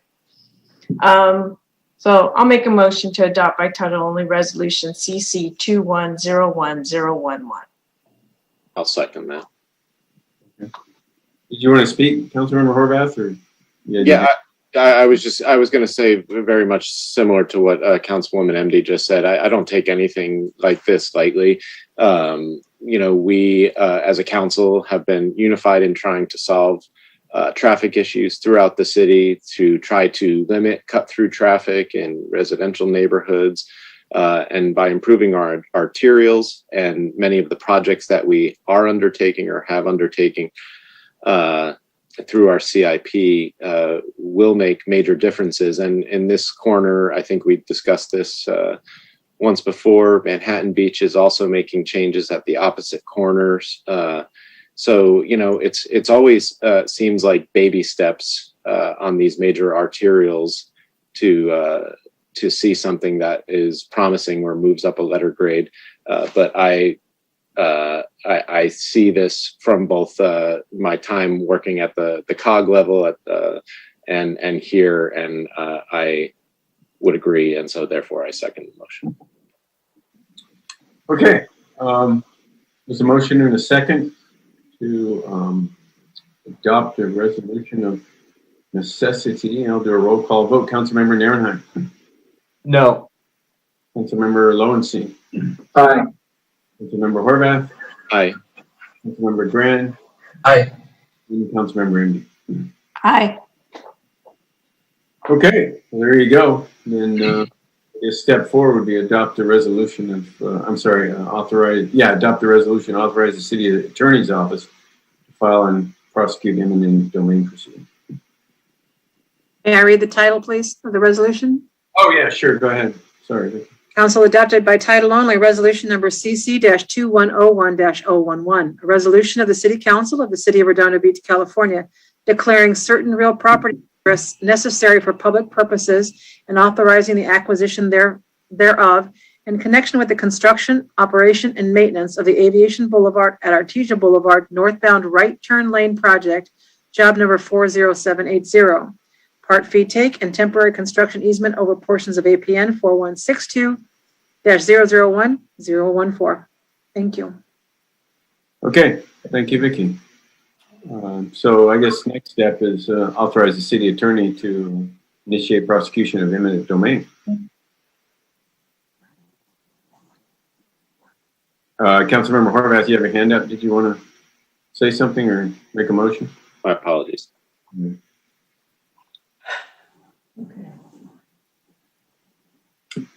So somebody gonna make a motion here? Step one, step two time. For what? The motion was made to adopt the resolution. I think that's all we have to do. Yeah. Well, according to, I thought what was presented by. Beg your pardon, we are asking for the city, authorization for the city attorney's office to file and prosecute. That was number 4. If the city council adopts the proposed resolution of necessity, authorize the city attorney's office to file and prosecute eminent domain proceedings. So that would require a motion. Sorry, I was looking at the main agenda sheet. I will make that motion then. Okay. Is there a second?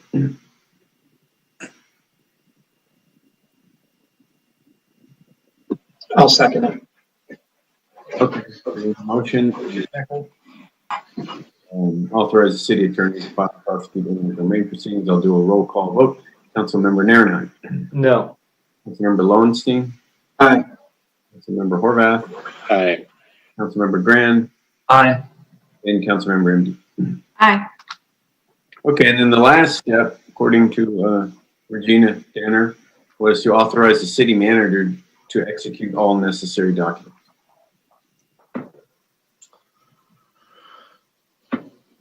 I'll make the motion to do as directed to the city manager. Yeah, authorize the city manager to execute all necessary documents. Is there a second? I'll second.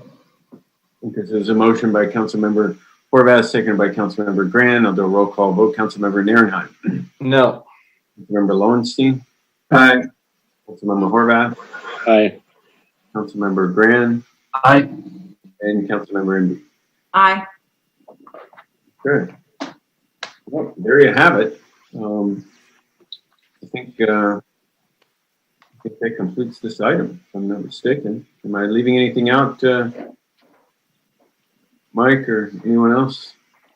That's it. Thank you, Your Honor. Thank you, Ted. Thank you, Andy and Regina and everybody who testified. Mr. Madani and the block and yeah, everybody. Thank you. Okay. Moving right along. Next item is N3. And N3 tonight is discussion and possible action related to possible siting and operation of a community garden in Redondo Beach. So, Lori Corky, she is our interim community service director. Go ahead, Lori. Good evening, Mayor and Council.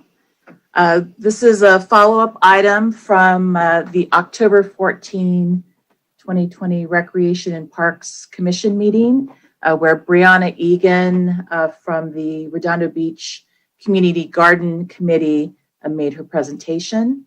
At the meeting, the commission was generally supportive of the idea of a community garden and unanimously voted to receive and file the report and to forward the idea of a community garden to City Council.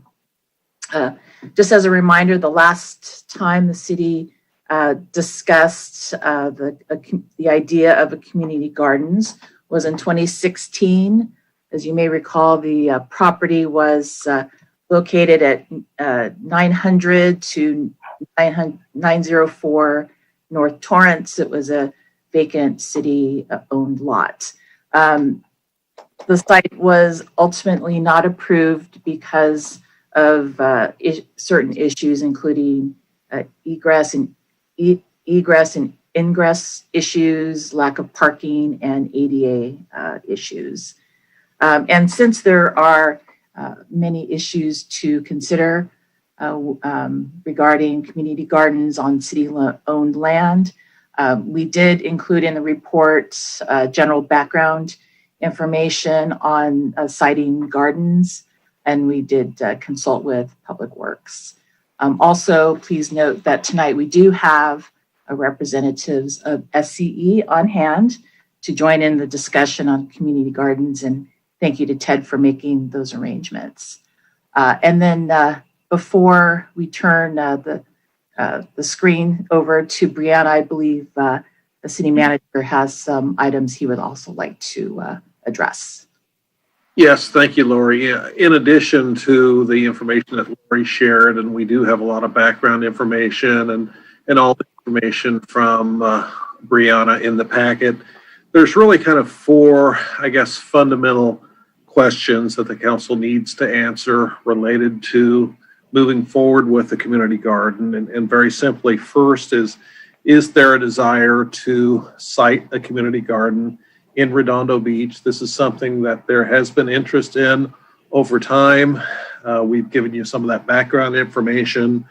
It's certainly sort of easier said than done, not to say that it's impossible, but once you make the decision, yes, this is something we would like to do.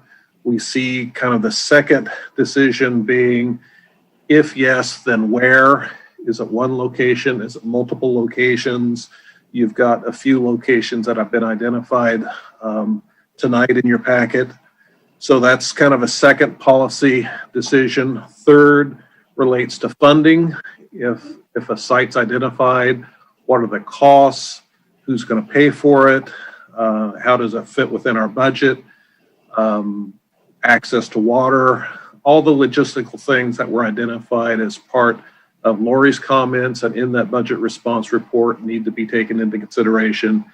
And then fourthly is once a site's determined, once funding is in place, how is it going to be operated? Is this going to be a city operation? Is this going to be a separate organization operating it as has been proposed? If it is going to be an outside organization, is it as a result of an RFP process? Do we bypass the RFP process and go directly with the South Bay Parklands Conservancy? So I just want to make those general comments before you get into the detail of this presentation. So thank you for giving me the opportunity to do that. Right. Good evening, Brianna. Are you ready for the presentation? Sure, I will go ahead and share my screen. Welcome, Brianna. Thank you.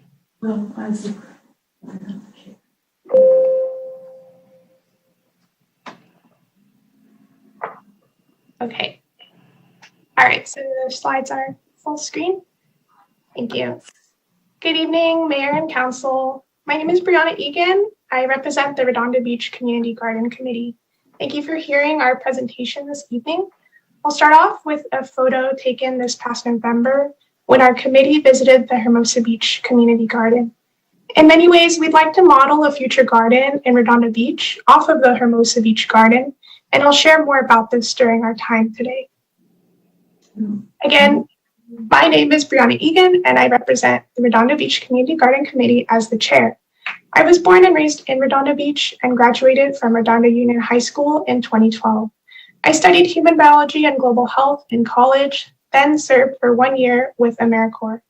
I'm currently a graduate student in public health nutrition at Loma Linda University, which is home of one of the original 5 Blue Zones. As an avid gardener and UC Master Gardener, I'm a strong advocate for better access to healthy food and integrating the connections between learning to grow food and caring for the environment. With the COVID-19 pandemic exposing challenges to food security, making clear the importance of community connectedness and the healing power of green spaces, the movement to build a community garden in our city was born. I lead the committee as chair and am joined in this work by a team of committee members with varied backgrounds in education, urban farming, nonprofits, social work, and civil engineering. We're also advised by a team of garden advisors with expertise in permaculture design, native plants, and landscape architecture. For the full biographies of our committee members and advisors, please see the packet attached to this agenda item. Our committee operates under the local nonprofit South Bay Parkland Conservancy, which is engaged in projects related to open space and habitat restoration in Redondo's Wilderness Park in the Greater South Bay. Additional partners include the Beach Cities Health District, which has awarded us a micro grant of $5,000, and the Hermosa Beach Community Garden and Belmonte Farm and Garden in Palos Verdes. Several South Bay cities have community gardens, and I'm going to highlight the gardens in Hermosa Beach and Torrance in particular. The Hermosa Beach Community Garden was established in 2016 and is located in South Park off of Valley Drive. In a small section of a small park, they have 55 garden plots, raised beds open to Hermosa Beach residents for annual rental. 20% of the garden beds are set aside to grow food to donate to those in need, which is managed by volunteers from St. Cross Episcopal Church. Torrance has 2 community gardens with locations at Lago Seco Park and Columbia Park. Both gardens have over 100 plots. The plots are 20 feet by 20 feet, giving gardeners a wide degree of freedom to design the layout and planting of their plots. Demand at both of these gardens far outstrips their capacities. The waiting list at the Torrance Garden stretched for 2 to 3 years. Hermosa's model is visually appealing with a wooden fence and border plantings that attract monarch butterflies, as well as the use of raised beds, which maximizes a small area. Hermosa Beach Community Garden frequently receives requests from residents of Redondo Beach asking if they can rent a plot, but the Hermosa Garden is restricted to serving only Hermosa Beach residents. As of now, there is no community garden that serves the residents of Redondo Beach. We invite you all to visit the locations of nearby community gardens, to walk through the gardens and see the vegetables being grown, and the sense of community and magic that is fostered. We prepared a list of nearby community gardens that's included in your agenda packet. We encourage you to visit these gardens and to imagine what is possible for Redondo Beach. Members of our committee are happy to walk with you through these gardens. Feel free to reach out. Here's a brief overview of what we've been able to accomplish so far in realizing the vision for a community garden. Our committee and initiative was established in July 2020. We created an online survey shared to Nextdoor and Facebook for residents to voice their ideas and support. In August and September, we reached out to all the city council members about our project and were invited by council members Nierenheim and Lowenstein to present at community meetings for districts 1 and 2. On October 14th, 2020, we presented our vision to the Recreation and Parks Commission and received unanimous approval to bring our project to City Council. Around this time, we met with garden coordinators from Hermosa Beach Community Garden and South Pasadena Community Garden to learn best practices. A community garden item was also included in the city's strategic planning session. In December, we were awarded the micro grant from BCHD, and in January, our story was featured in an Easy Reader article. This past February, we created a petition to indicate a show of support for the community garden and received over 1,000 signatures in just 1 week. A community garden carries strong support in Redondo Beach. Our online petition now has over 1,400 signatures on change.org. Through the survey and the petition, we have collected over 40 written statements of support from Redondo Beach residents and dozens more e-comments on this agenda item. We also have over 200 individuals subscribed to our email newsletter. I'd like to take this time to also point out that we have included the written statements of support in our agenda packet for you to read. Included is also a letter of support from the BCHD CEO, Mr. Tom Bockley, who was also the Hermosa Beach City Manager at the time that the Hermosa Beach Community Garden was approved. Please note that in our packet, we've also included the garden rules and the lease agreement for the Hermosa Beach Community Garden for you to reference as examples. There's no need to reinvent the wheel, and we feel a model similar to Hermosa Beach would work well for Redondo Beach. Overall, a community garden will provide countless benefits, and this is backed both by lived experience and research findings. To highlight a few, community gardens boost public health, mental health, and access to healthy nutrition. As our community works to address challenges from the ongoing pandemic, a community garden can be at the center of healing and restoration. Gardens improve green space and beautify neighborhoods. They take eyesores and swaths of grass and replace it with productive spaces. There's no more powerful way to learn to grow food than to see food growing in your own neighborhood. Community gardens bring the community together and strengthen connections and resilience. Neighbors can connect on shared interests, and children and youth can learn from their elders and vice versa. To touch on the environmental benefits, growing your own food reduces the carbon footprint of your diet. Soil management, composting, and cultivating fruit trees all help to draw down carbon from the atmosphere to combat the growing issue of climate change and urban heat islands. Here's what we're proposing for a future Redondo Beach community garden. First, the garden itself will be fenced with individual plots available for annual rental. The garden will be managed by RBCG and located on city land. In addition to plots, the garden will feature a shaded sitting area with a sink and prep space that can be used to host outdoor workshops on garden-related topics.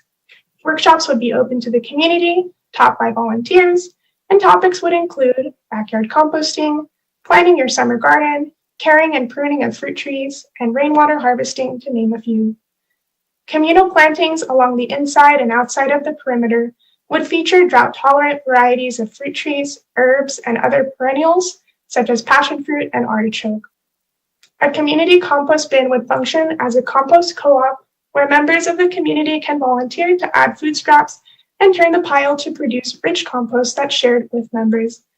We would follow a model similar to LA Compost, which has community compost co-ops throughout the LA region. A mulch bay would allow tree companies to offload wood chips and residents to take home pails of wood mulch. Finally, an initial community garden site would function first as a pilot, and then the model could be adopted to locations throughout North and South Redondo, uniting our community around shared garden spaces. Imagine a community garden in every district of Redondo Beach.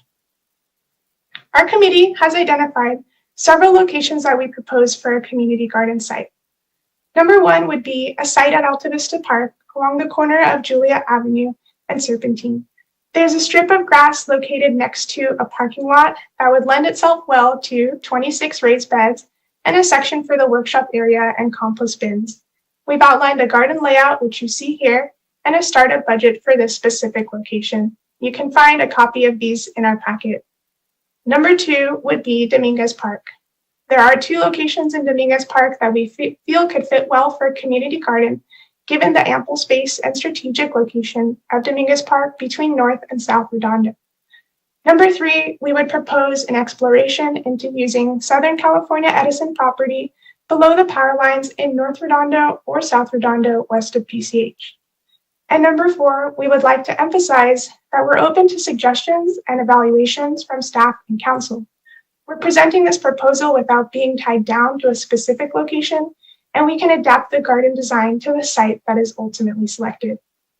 Lastly, I'll share that the startup budget we prepared is specific to the Alta Vista site, and that in addition to the $5,000 BCHD grant, we plan to apply for additional grants and seek donations from the public to fund as much of the costs as possible. For additional background, the Hermosa Beach Community Garden was partially funded by the City of Hermosa Beach, which covered the costs for fencing, irrigation, and decomposed granite at the site to a total of around $40,000. Our garden in Redondo Beach will be a partnership with the City of Redondo Beach and will be an amenity provided by the city to residents. And for this reason, we ask that the city also consider contributing personnel and resources towards the construction of fencing and irrigation for the garden. As for ongoing annual costs for the garden, we expect the garden to be self-sustaining. Expenses for repairs and tools will be fully covered by the funds generated from annual member fees and donations. Community garden models exist throughout Los Angeles and throughout the world and are proven to be fiscally and civically viable. Here are the requests we have for City Council to consider. Firstly, we request that the Council tonight votes on formal approval to move forward with the planning and development of a community garden in the city, working with the RBCG committee. Secondly, we ask that City Council authorize staff members to work with our committee on several steps. 1, to identify a location for the garden site. 2, to coordinate construction of fencing and irrigation and be on hand for community work days that RBCG coordinates. And 3, to draw up lease and license agreements for land use and water fees, if any.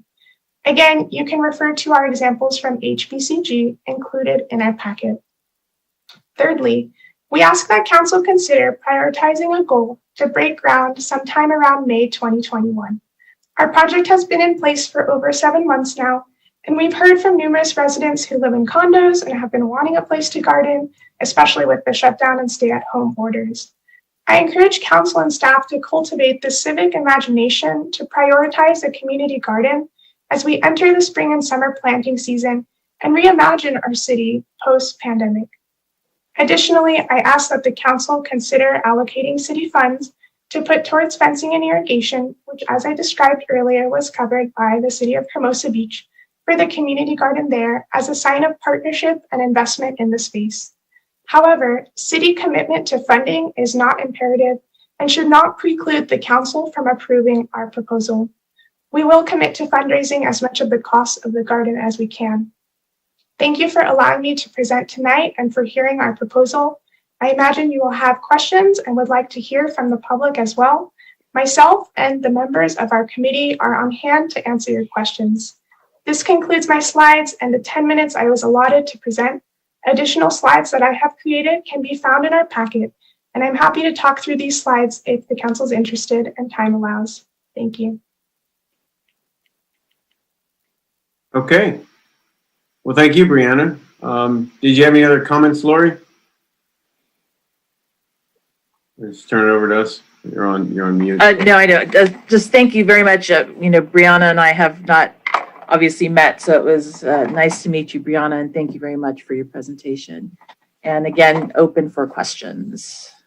Yeah, thank you, Brianna. It was a fantastic presentation. The amount of work you guys have done, front work on this is very, very impressive. And you can put down support from the mayor of Redondo Beach, your list of people who support this. I think it's fantastic idea. I think it's long overdue. You know, we're surrounded by them. Torrance, Hermosa, I think Manhattan has one. I mean, they're just, I've seen them all over the world. And I don't think there's any question and answer to our city manager's first question, does the community want a garden? I don't think there's any question about that. And then it becomes a question of location and then funding and then operation. So, you know, I don't think you need to answer all the questions at once. I think probably the next question that needs to get answered is a location and get, you know, work closely with Recreation and Parks and us, of course, on what would be a good location. You already have some ideas. Yeah, my favorite one is probably west of PCH underneath the Edison Power Line corridor, because that would be very high profile and it would get a lot of attention and. And I also think once you start down this road, you'll see a lot of funding come forward.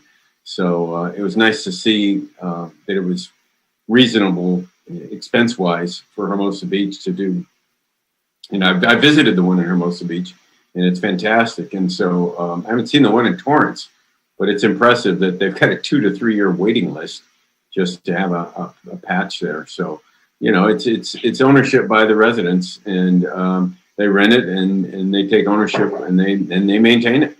So we just need to find a place for now, I think, one step at a time that would work, and then start moving down the road of what exactly would get built and how much it would cost and how it would get funded, along with the operation. Those two kind of go hand in hand. You don't want to build anything that you don't trust can be maintained. But I just think there's so much momentum behind this, and it just grows.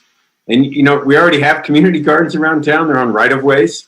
All you got to do is drive around and look around, and you'll see people using our right-of-ways for their own little private community gardens. So, yeah, I don't doubt for a second that you would have support. So it could certainly be done. I feel like it should have been done already. We've talked about this for a long time. And to see the work that you guys have done in your community garden committee and the work the South Bay Parkland Conservancy is doing, planting, you know, trees. They just planted 20 large trees in Wilderness Park, and, you know, all their enthusiasm is growing and participation is growing. It just looks like a great opportunity. You don't want to miss it. So anyway, with that, I'll move on to Councilmember Nairnot. Thank you, Mayor Brand. Yeah, you know, Brianna, I am so utterly, totally, and completely impressed and blown away by your presentation. This is one of the most professional. I've been here for 4 years. This is definitely one of the most professional presentations that I have seen on the council. And that says a lot, because, you know, we've gone from Coastal Commission to everyday presentations, and things have taken, you know, very, very simple to very intricate. And the amount of support that you have is amazing. I did not realize you had all the levels of support in here in your presentation that you showed. It really showed that you guys have done your due diligence here. I know when I had you guys and we started talking about this initially, I said these are the kind of things that headwinds that you would get at my community meeting when you showed up and talked about it.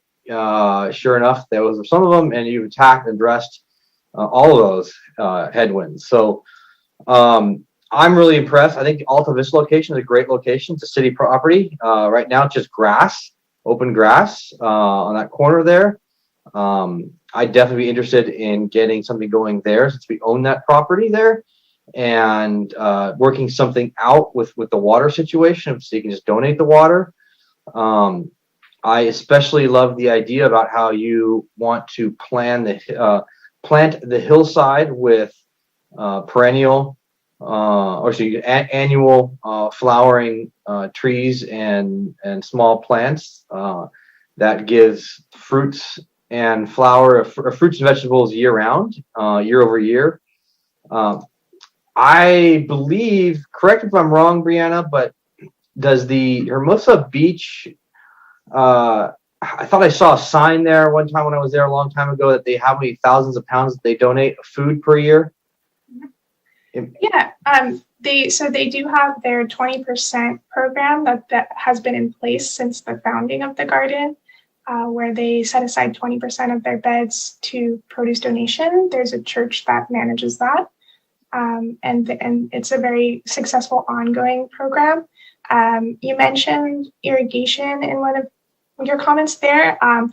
To kind of shed some light, Hermosa Beach, actually, their garden, they don't pay for water. So that means the city provides the water at no cost. And I guess that was an arrangement that they had made from the start as well. Yeah, I mean, that makes a lot of sense. You know, we're watering grass right now a couple times a week. So we actually, even if we were to donate that water, we might very well end up saving water as a whole. So that's a great point to have there. I have a question for you regarding, let's see, is someone from Southern California Edison available? I believe they were going to have someone. Yeah, we do, Councilman Nierenheim. We have 3 representatives from Southern California Edison. We have Francisco Martinez, our local public affairs person that's actually going out from the city, and Diane Forte, who's the incoming local affairs manager. And if Aaron Reynolds is online, he is with their real estate and facilities, vegetation management, land management as well for Edison. Perfect. So I got some questions for you. So the city of Torrance, they do it under the easement there. I see some other cities that are SCE.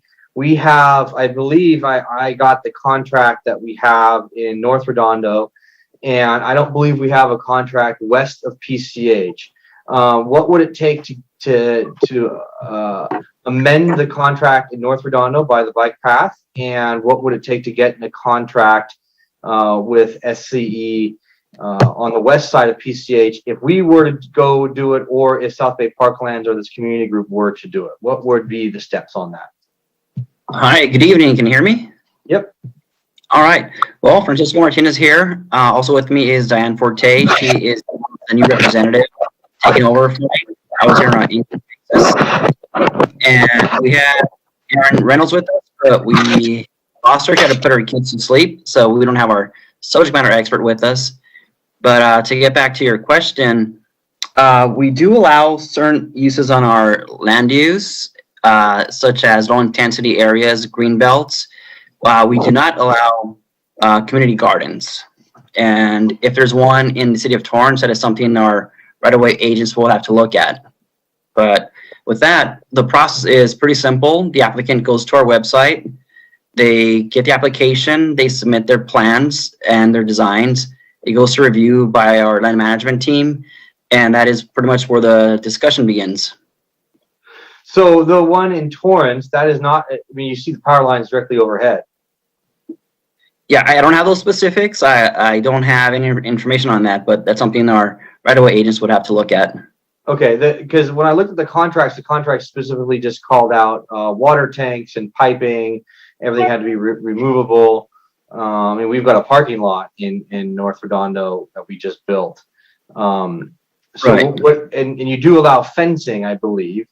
So what is it specifically on the community gardens aspect that you do not allow?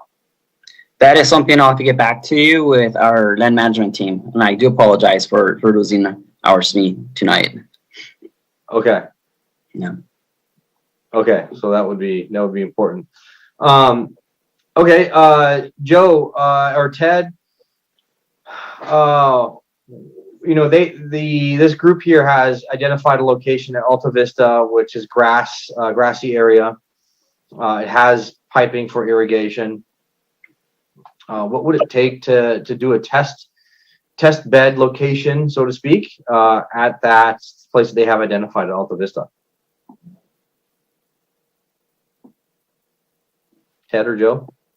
Ted, you've been out to the site and looked at it. You want to share your kind of observations on that particular site? You're muted. Ted, you're muted. Sorry. Yes, thank you, Joe.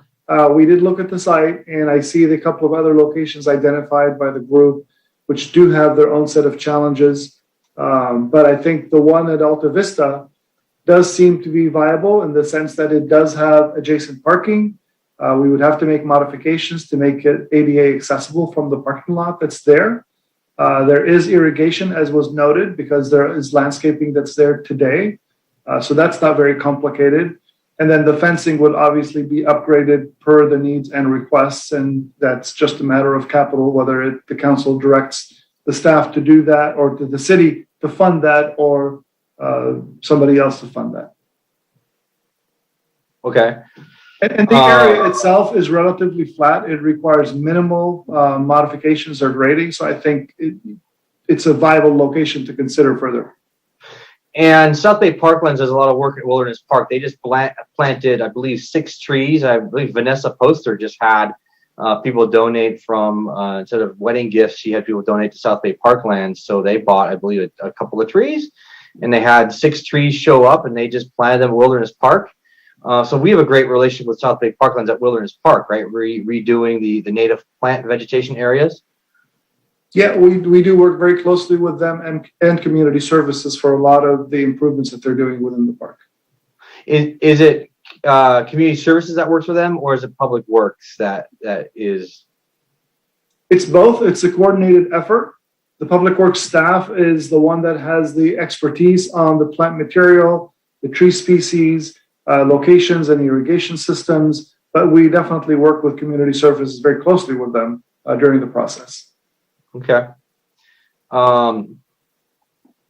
So let's see here. Going back to your presentation, I think that was summary proposal. I think that's it. All I have for now. Okay. Councilmember Lowenstein. Yeah, terrific presentation, Brianna. By the way, I think SBPC just planted 20 trees down at Wilderness Park, if I'm not mistaken. It's pretty impressive what they brought in. Getting back to this, Brianna, I think I read in there, would there be a commitment to people avoid using pesticides? This would be organic farming? That's right. So the garden rules, we've looked at a number of templates that are out there. The Los Angeles Community Garden Council has a good template to work off of. And yeah, the intention is that it would be organic gardens, pesticide free. And so with that, there would be education on integrated pest management, using compost and that type of thing so that there's no pesticides used. Okay.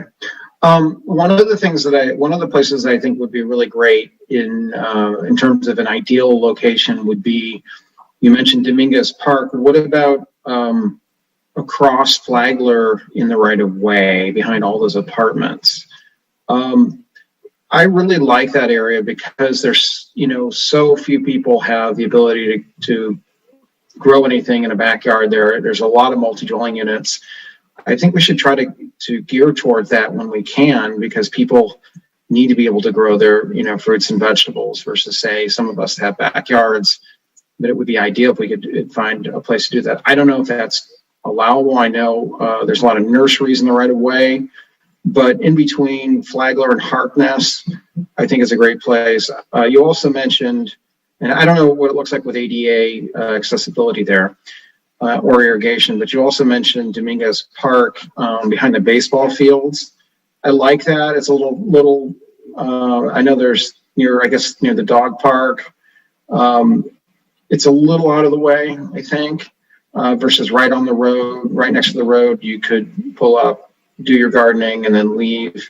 Or if for the people that are in the apartments, they could just walk over and do their gardening for the day. I don't know if that's available or not, Francisco, in the right of way, but I guess that might be something that we could look at. I don't know if you know the area I'm talking about, do you? You're familiar with it? A little bit, yes. Okay, so it's across from Dominguez Park in between Harkness and Flagler. So I don't know, Brianna, had you looked at that area as well too? No, but I'm trying to pull that up on Google Maps and see. Okay. Yeah, the Dominguez Park behind the baseball fields, just to kind of add on to what you're saying, there would be less access by vehicle. And sometimes for a community garden, you'd like a vehicle to come if they're dropping off like loads of soil, mulch, that type of thing. So that would be a little harder, a little out of the way, but still. Yeah. Yeah, and I really like that area. I mean, if we need to do Alta Vista, that'd be fine as well. But it would be great because if you have to have one to start with in the community, why not put it in a central location? And Dominguez Park area is a pretty central location for both North and South Redondo. So, but I guess it really depends on what is allowed either in the park or with Edison. So that would be my preference. I'm fully supportive of this. I think it's a great initiative. Even places like Detroit have community gardens. You know, a place that's cold, heavily urbanized has community gardens. We've got, 10 months of the year, it's pretty darn nice here, maybe even 9 months of the year, but still a place that has, 4 good months of the year has community gardens. We should consider doing that in our city. So I'm supportive of it. I think it's great. It's also great to teach kids. I mean, there's a lot of families that live in those apartment complexes across some bonds, and it would be great for kids to learn about gardening and have that experience where they wouldn't living in an apartment a lot of times. So I'm all in favor of it. So, and you're right near Beach City's health district. So I know they're a supporter of yours. So, okay, that's it for me. Thank you. Okay, thank you. Councilmember Grant. Sure. Thank you, Brianna. Very nice presentation, and I appreciate the thoughtful look into things. Why has Wilderness Park not been on your slides there as well? I'm sure there's places in there. Folks are engaged over there. Has anyone brought that up? Sure. Yeah, it was a location that we considered, I would say, at the beginning stages. Basically, for a vegetable garden, you'd like to have at least 6 hours of sunlight to grow vegetables. And so it turns out that Wilderness Park is mostly shaded. There's a lot of tree canopy there, and of course plans to put in more trees. So Wilderness Park being more of a native habitat, and that's the idea, rather than a place for a community garden. And also any site at Wilderness Park that might have more sunlight is just quite small. So we would like to have a community garden out in the open, in a place where people can actually see vegetables growing, and with housing nearby and parking as well. So yeah, I would say we considered it, but ultimately it probably would not make that high up on our list. Thanks. I also, to reiterate, so just to follow up on Mr. Nierenheim's questions, so under the SCE right-of-way up in the North Redondo Beach right-of-way, where the bike path is, Francisco or Mr. Martinez, you mentioned that these are not allowed under the power lines. Is that correct? Correct. Our policy indicates that nurseries are not allowed within our right-of-way. I thought that's what the policy was when we had investigated this before, and thanks for being here to confirm that. Thank you. Absolutely. Thank you, Councilmember Grant. Francisco, did you just say nurseries weren't allowed under the power? I'm sorry. Community gardens. Nurseries are allowed. I'm sorry. I was going to say, you can't nurseries in Redondo Beach underneath your power lines. Yeah, they're there. Brianna, let me ask you a question. Have you approached the school district at all? This seems like such a great way to teach kids about gardening and where their food comes from. Have you identified any land on school property potentially that could be used? The work that we've done so far engaging with schools has mainly been reaching out to Alta Vista Elementary. We have a member on our committee who's working on community partnerships. She's been trying to get in contact with the principal there to get their support for a community garden in Alta Vista Park. We haven't really considered land on schools. I guess one point of consideration for that, and what I've seen in other cities, would be the access. So oftentimes schools would close their gates on weekends, and it's not so reliable to come in and access a community garden. So that would be a consideration. Well, you really covered a lot of bases, Brianna. This is just fantastic. I mean, I don't know that we could have bought this kind of service and upfront work that you've done. Let me ask our city manager, Joe. Seems like the next step is to identify a location, and given all the variables, I'm sure there's other places around town that we're really not in consideration yet. For instance, there's a plot of land the city owns at the corner of Grant and Inglewood Avenue, just north of the cemetery. Pretty sure the city owns that. I don't know if that's possible.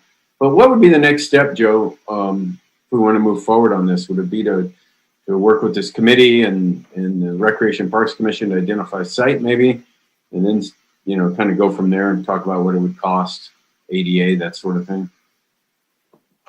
Well, part of what we've been waiting for, quite honestly, was you'll recall that as part of the strategic planning process, there had been a number of objectives that had been identified, and putting some staff time and effort towards a community garden was one of those objectives.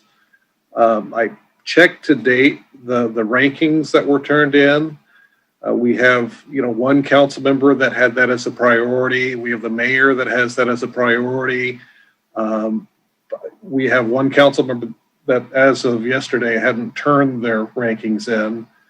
So I think the first thing we would want to get is some direction from the council in light of everything else we're doing. Where does this fit in terms of a priority? If this were the only thing we were doing, we could make it happen, but it goes along with everything else that we're tasked with. And now, you know, we're coming out of COVID and going to be kind of gearing back up. So, you know, I would say probably the next step would be to bring back the ranking sheets related to strategic planning, see where it fits in there. Certainly you could provide some direction tonight in terms of if you needed more information. We have not studied these sites in a lot of detail. I mean, I agree it's an impressive presentation by Brianna, but, you know, we would need to spend a lot more staff time looking at the irrigation, looking at the access, looking at the soils. I mean, there's a variety of steps as identified in that budget response report of things to kind of go down the checklist on each of the sites. So kind of a general response, but, you know, it really is going to become a question of kind of where this fits in terms of the other priorities of our work. Well, we have so much momentum now. I'd hate to lose it by evolving into let's go do strategic planning again. I mean, it's just, you know, I since the community wants it and every other community seems to have done it, but it does have to fit into what we're doing at the same time. But that's kind of why I was thinking, you know, just identifying a site would be a good next step without spending too much resources, without strong, you know, just having the council flat out vote, go identify a site, work with, this organization and try to find a site and go from there. I mean, there's a lot of dominoes have to fall, but we don't have to have every question answered before we get started either. So, Councilmember MD. First of all, the schools all have gardens. They're all coordinated with the Beach Cities Health District, and there's volunteers that do them all. Last when I was there, that every school had a garden, every elementary school, I should say. So that's already being done, and it's already being sponsored a lot by the Beach Cities Health District. Second, I agree with Mr. Lowenstein that if you were going to have it, it would definitely be much more desirable to be at Dominguez Park. I understand the concerns about the area to that, but again, if it's truly a Redondo Beach community garden, it should be centralized and on where it goes. Third, I also have questions with, and so if the next step is just identifying a site, by all means, we can do that. But as far as process of where this is going to go, I definitely have some concerns, and we have a whole list of people that want to speak. I would like them to have an opportunity, but there's many of them that are concerned about who is going to be participating in this as an organization and how this is going to commingle. And there are some major roadblocks in that. And Third, I understood, I see that what their estimates of how much the costs are going to be, but I'd like to hear from staff. I heard numbers that were much higher than that, than what they're saying as well, how much it would be to establish a community garden. Does anyone on staff have an idea of how much community gardens are to set up? No? I thought there were some people on staff that had done it in other cities, but I guess I'm mistaken. Well, Brianna, you had a figure of what Hermosa Beach spent on their community. She said $40,000. She did. And so but I'd heard a different number, so I just wanted confirmation on that. So anyway, I'd like to hear from the public because we've got quite a few things going and we have a 11 o'clock deadline. So that'd be my recommendation. Yeah, hear from Councilmember Horvath and then we'll go to the public. Yeah, so, I think clearly the council has expressed interest in this in the past. And I think I recall us even expressing interest in, eventually being able to have something that would function in every district. To Joe's points, I am definitely concerned about, what are we focusing on in terms of our strategic plan? I'm also, as I said, I think a couple meetings back, concerned that we're 4 months out from having needed to hand in, a simple checklist of priorities. And I would love to be able to know what is it that we, as a unit, agree on as being what we're moving forward with in each of our goals and objectives.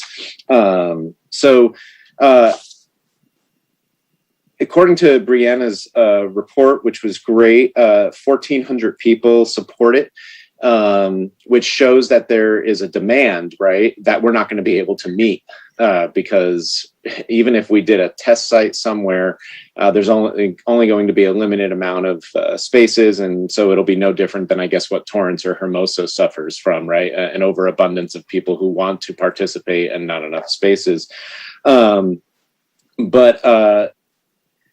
My only concerns are, one, I want to make sure that it is part of our group goals here from a strategic plan perspective and or not. And I would like to see an updated budget response report to Councilwoman MD's comments. We don't know what our budget is looking like this next year. We have a lot of CIP priorities. So I do want to see this move forward, or at least to the mayor's point, not lose momentum. But I also want to respect the other things that we have in queue. And I want to respect the fact that we don't know what our budget is looking like. I mean, I know I announced that the government is, hopefully awarding us $7 million, and that'll definitely be helpful considering the monies we lost last year. But I just want to be cognizant of that. I agree with Councilwoman MD and Councilmember Lowenstein. I don't really have a bone in where a potential site would be, but I would want to hear from staff related to all the different sites. When I do like the idea of Dominguez Park because it's central. And one thing I think we should point out is when Hermosa Beach redid South Park, that was also at the same time that they redid the community garden. It was part of a much larger project. And I would point out that we are in the process. We do have a CIP project specifically related to the Dominguez Park playground upgrades. And it's not just, replacing equipment. It is really a much more expansive project on that southwest corner of the park. But let me also point out that adjacent to that section of the park that we are redoing in this coming fiscal year, we have already, I think, in theory, approved the canine area that is directly to the east of that, and that there is also space right there next to that canine area. So I know it is not an area that I think was identified in Brianna's report, but just keeping things in mind, big picture, budget-wise, there may be some abilities to consolidate costs if things are all done in conjunction with each other. If we're redoing a section of the park, if we're building a canine facility, and you were to put a community garden, you may be able to realize some cost savings because the canine area requires fencing. just throwing that out there. And then I will just say, I've been reading through all the comments.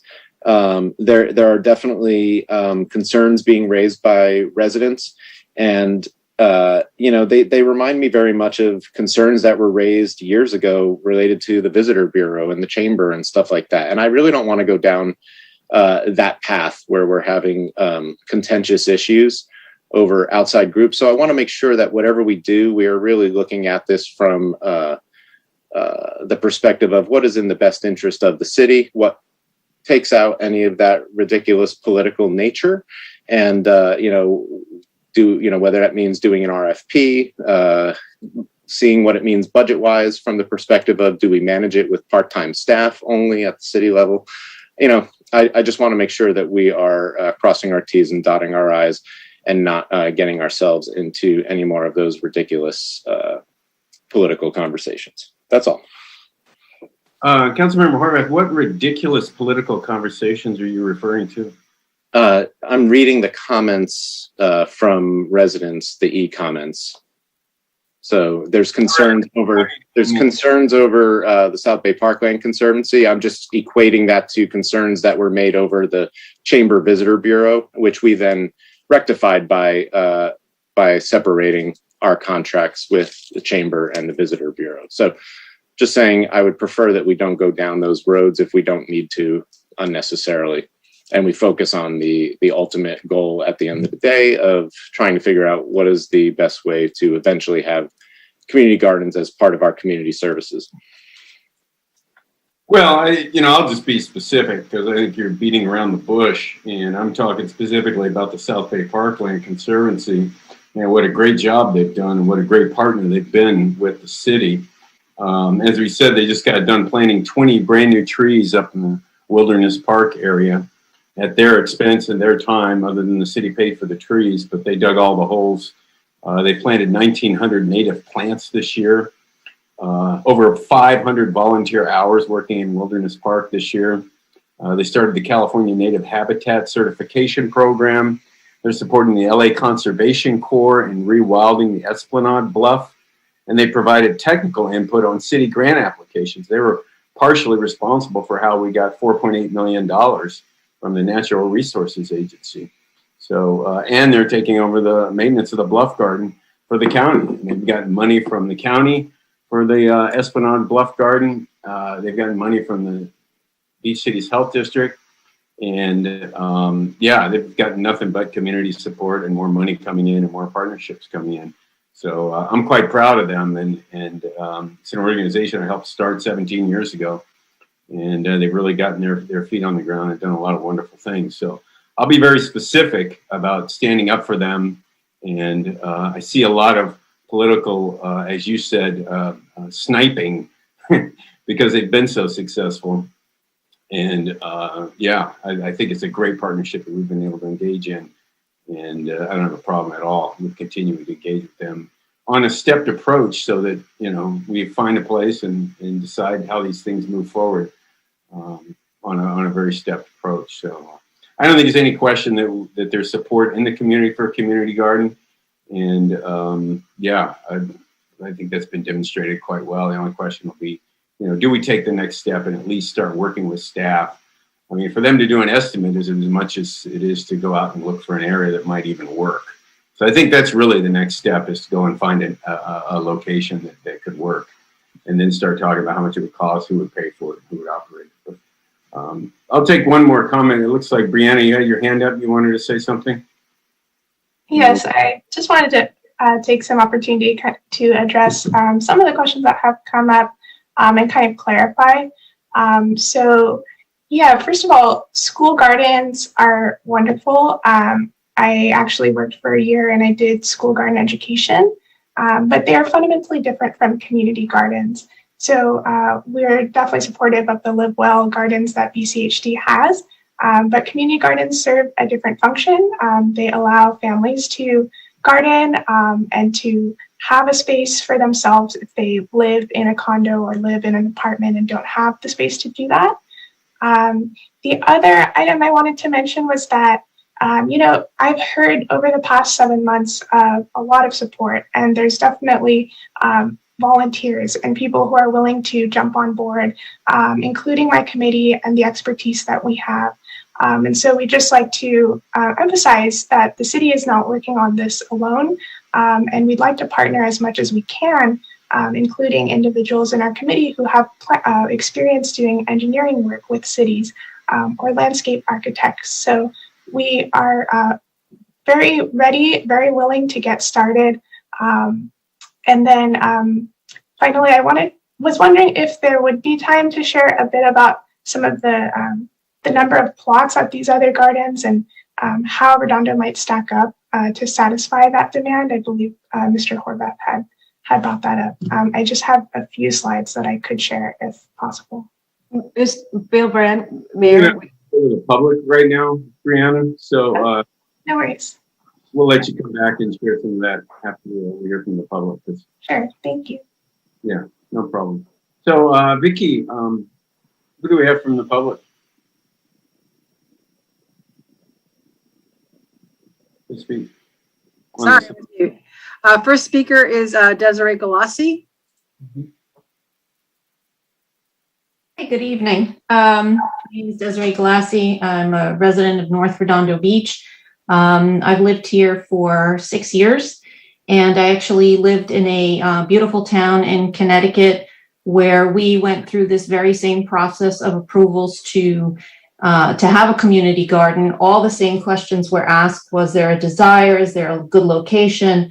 What's the funding? What are the operations going to be? Happily, we got through all of that, answering the very first question, whether or not there was a desire. If there is a desire, then all the other questions can be resolved.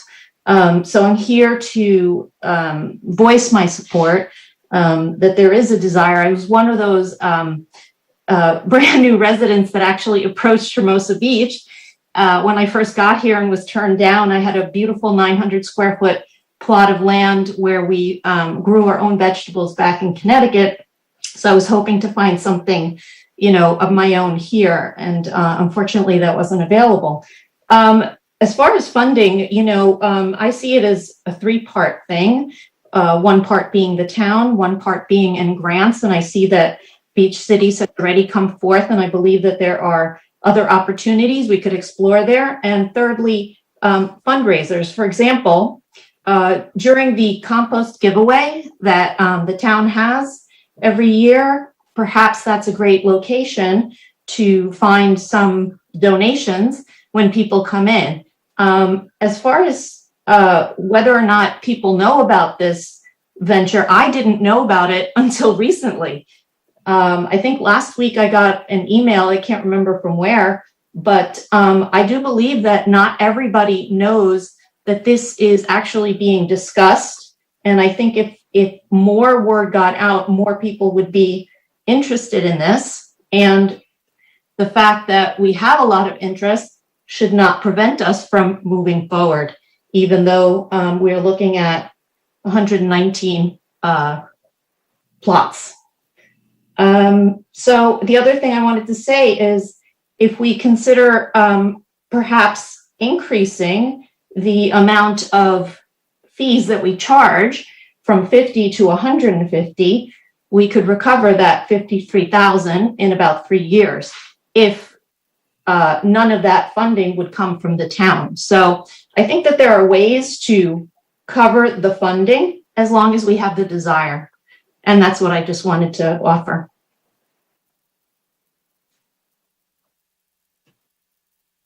Okay, thank you, Desiree. Next. Okay, next speaker is Jacob Bavarigos. Go ahead, sir.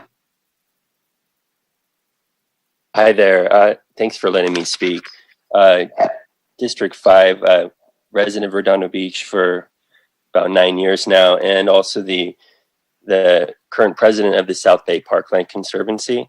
I was voted in 2017, and in that time have been working with the community, have been working with the city very closely throughout that process. And as we've heard in Wilderness Park and what that work is, and the value of the South Bay Parkland Conservancy coming and partnering in with community, with residents, is that we do give that support and organizational support, fundraising, but it's providing these outdoor learning opportunities for our community, for our residents to gather in places. And so South Bay Parkland Conservancy is focused not only in Redondo Beach, but all throughout the South Bay. And so I'd like to, it's the presentation, it was a fantastic presentation, but the questions on whether or not to involve the South Bay Parkland Conservancy that are against that, I feel are unfounded. The South Bay Parkland Conservancy it's not a political organization. We don't support political candidates. And we have received two requests from community members to provide financial information, and we've been putting that together. And through the last year, we've had to file retroactively on a couple things. And I'm speaking openly and honestly because we have not withheld information, but are actually just following due process and have sent over the information that we have, and are continuing to provide the information live on our website as well. Over the years, we've restructured our organization so that our board is representative of community members from all throughout the South Bay. And so I would ask the city council to lay aside their differences and see this as an opportunity to collaborate, to move forward, to actually involve a nonprofit that's there for the long term. Whether or not residents move in and out of a community garden committee, that won't matter as much if we have an organization that's there at the base to make sure it continues in longevity. And so I would ask the city, the council to support the garden, to see the benefits of moving forward with the South Bay Parkland Conservancy. We already have this working agreement with the city, and to wrap it up, Jacob. Okay. Well, I think that's the heart of it. But I'll offer anybody to reach out to me and ask questions as the president of South Bay Parkland. Thank you. Thank you. Next speaker is Mike Garcia. Hi, everybody. I'll just make this really short. So a little interesting fact, none of you probably know, maybe one or two of you do. My grandparents immigrated from Mexico to Redondo Beach in 1912. And the reason they chose Redondo Beach is because Redondo Beach was known as having good farmland, and they were farmers. And so we actually have a document from the early 1900s where they actually paid the Redondo Beach city tax because they had leased 27 acres for $270 a year, $10 an acre back then. Anyway, so it's my mom was born here in 1920. I was born here in 1960, some third generation Redondo Beach. And I've been doing landscaping for over 40 years. I'm on the board of directors of the Manhattan Beach Botanical Garden, helped them get started. In fact, Jeff Duclos, city council member, former Hermosa Beach, I was helping him to figure out a site where we agreed on South Park. So there is a lot of interest in the South Bay in gardening. Manhattan Beach Botanical Garden is an all native garden. So a lot of what we're doing at Wilderness Park is what was done over 25 years ago. In fact, I remember about 26 years ago being with approaching city council back then. And we were like, well, we want to do this native garden. The city council back then was like, why? Well, native plants, you're going to save water. Well, yeah, but water's cheap. Well, $20 for all you can use. And that's how we've evolved as a society.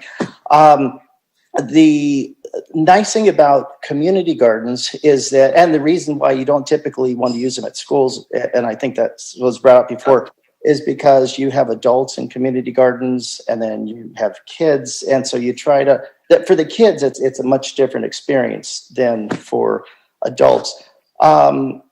COVID vaccines exist, or they're given to people right now so that your body can strengthen itself. So if the virus does hit you, you're going to be able to fight it off.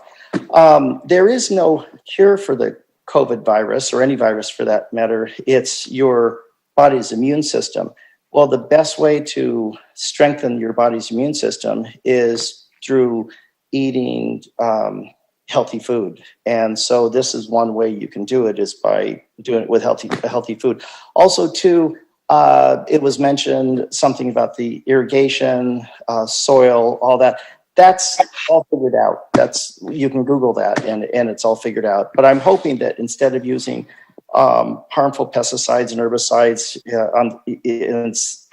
within the city, out of these community gardens, I don't know if you know this, but if you use the right kind of soil, it's called the soil food web, you won't need to spray insecticides or pesticides or harmful chemicals. So we're hoping a lot of education is going to come out of this. And the reason why native plants are so important is because they feed the pollinators, and mankind's on top of the food chain. A chain is only as strong as its weakest link. And so if you don't, the problem is we have too many weak links in the food chain right now. So we need to strengthen those. And the best way you can do that is by planting native plants. And pollinator gardens, food gardens, community gardens, those are all a part of the legacy for our planet. So this goes much farther than, gee, I'm going to grow some tomatoes or some carrots. We're talking about sequestering carbon, helping to save the planet so we become more a part of the solution instead of the problem. So that's what I want to have to say. And there's a lot of big corporations out there who'd like to contribute to this, so it's not just going to be thrown on the city, and we've got the expertise. So yeah, hopefully city staff will make a motion to go forward with this and try to get something positive going, so there'll be next steps. Okay, that's it. Thank you, Mike. Next speaker is Eileen Kalish.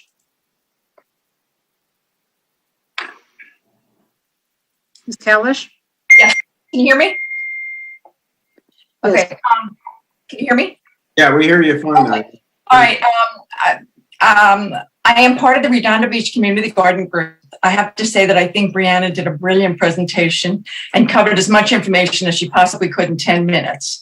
I would like to emphasize the fact that most of us, for the better part of the year, did not interact with our community in a personal way due to the pandemic. Having a community garden will help people to re-engage with one another and to and just will be a positive, inclusive community project. There'll be planning, fundraising, publicity, and information sent to the community with regard to the garden project. It's a way to get our citizens involved in Redondo again, post-pandemic. I believe there's a desperate need to reconnect with others and engage in something bigger than ourselves. I can't help but wonder how beneficial the project would be for people's mental health, as there's nothing better than being involved in a community project. When I was doing research, I looked on the site for the Beach Cities Health District.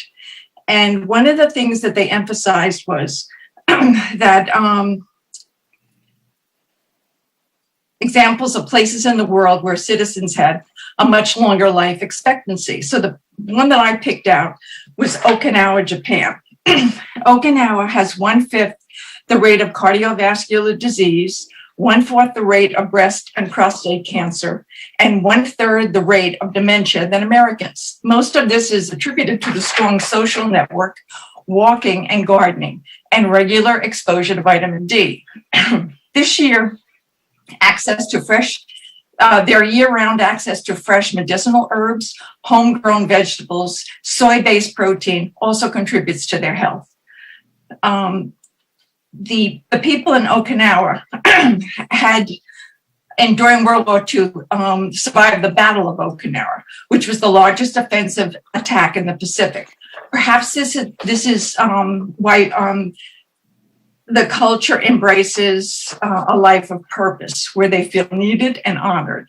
Okinawans make sure to enjoy life's simple pleasures, including the respect that they receive within their families and communities due to their outgoing efforts to assist in the community.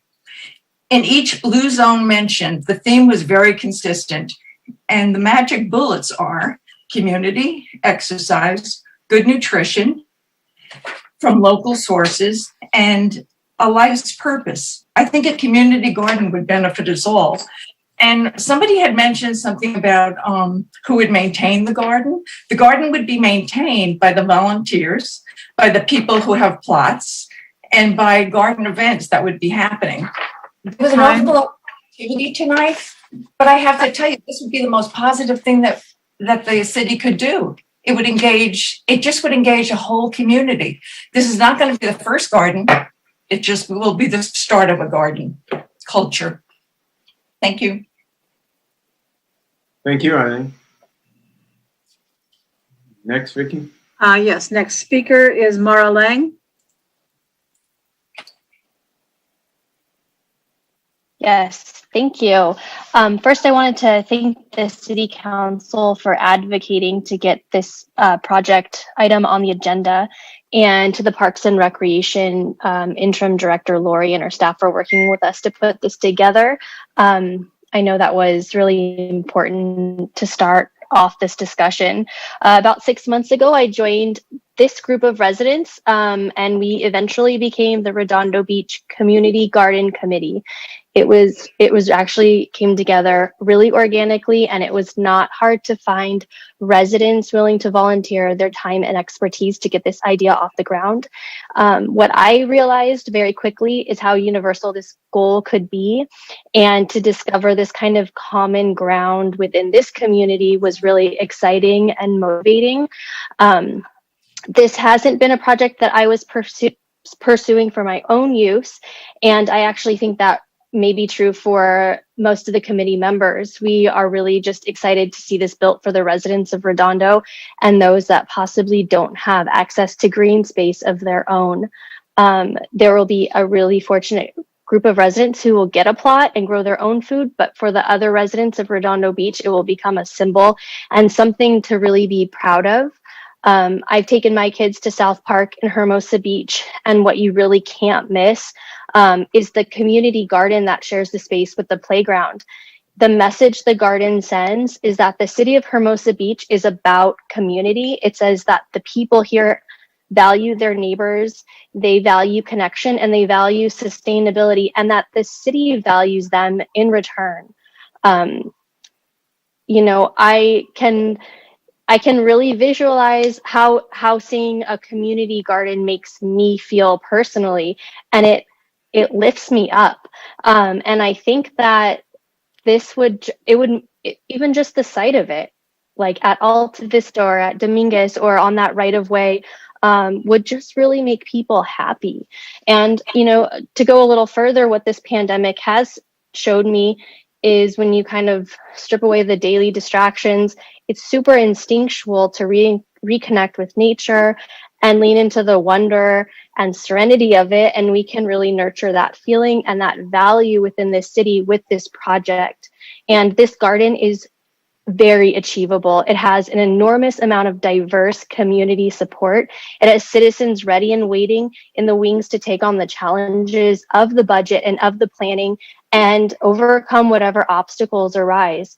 We want to work with the city and make this happen in the immediate future. We really don't want to wait. And, I think there was a lot of questions that came at Brianna and a lot of concerns, and she's been super thorough. She's a very impressive individual. And I think for the council not to take us up on our offer would be really disappointing for not only us, but the residents that aren't here to, voice their support, maybe didn't know about it. So I just wanted to end with saying thank you for having us here and for considering this project And we really do appreciate the advocacy that you have given it this far, and we hope it continues. Thank you. Okay, thank you. I'm sorry. Thank you. Next speaker is Nicholas Jones. Go ahead, sir. Hello, can you hear me? Yes. Hi, my name is Nick Jones. I'm a Redondo Beach resident at 726 North Maria Avenue in District 3.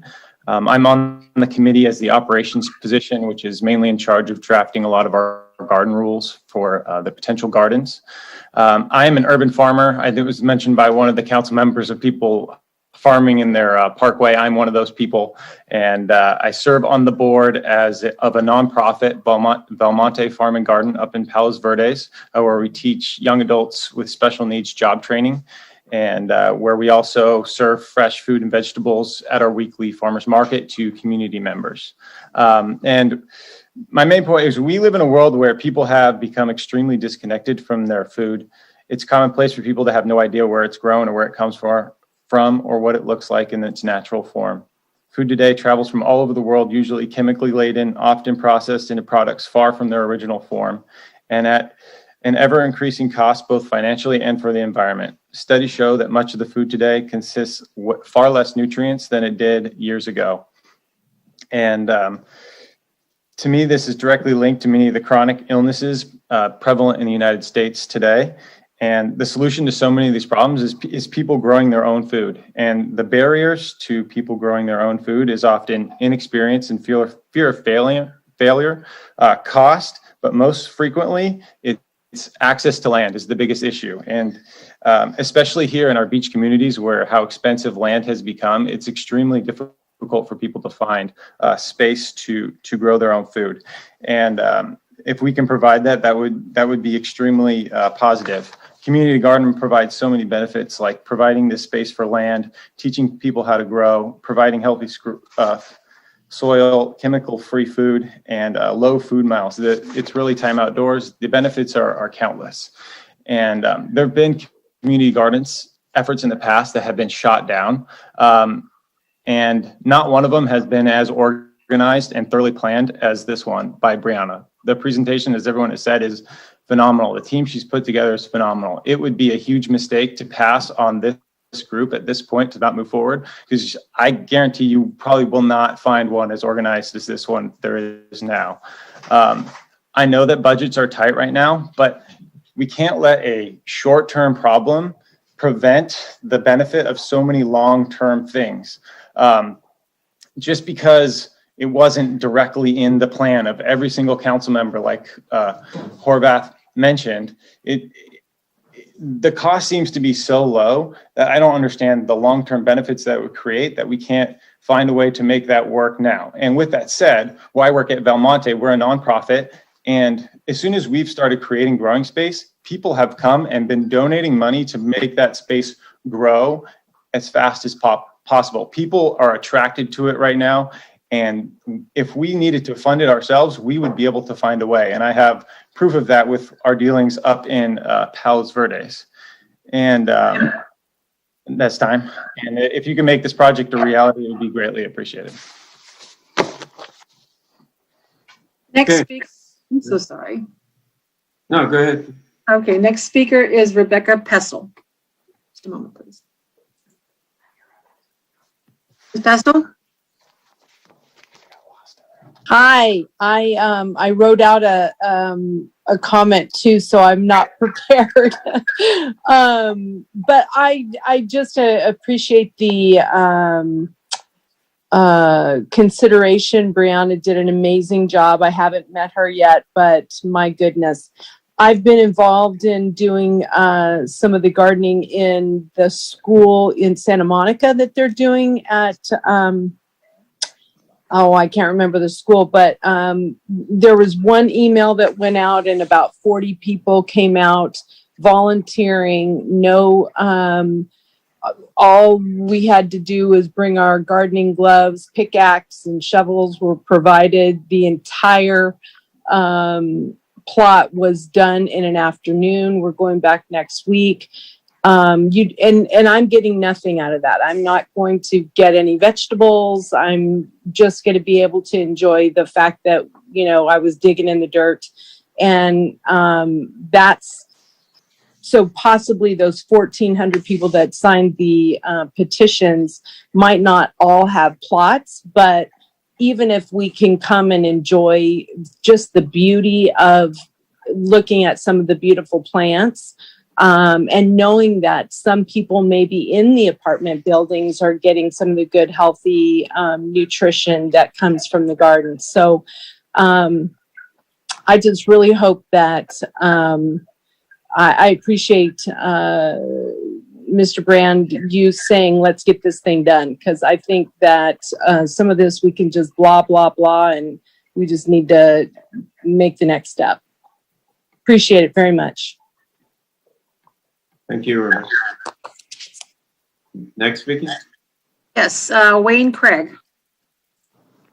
Good morning, Mayor and Council. I'm really happy to be able to talk on this subject. South Bay Park and Conservancy has been doing some great work in the city. I've gone to a lot of their events they've had at Alta Vista Park. At Wilderness Park, I'm sorry. And, it's a great community group. And frankly, the presentation that Brianna made tonight, I think, was one of the best I've ever seen, and I really appreciate the work they've done. I've been involved in a lot of groups in doing environmental activities like this for decades, and I think it's about time we do something more of this in Redondo Beach.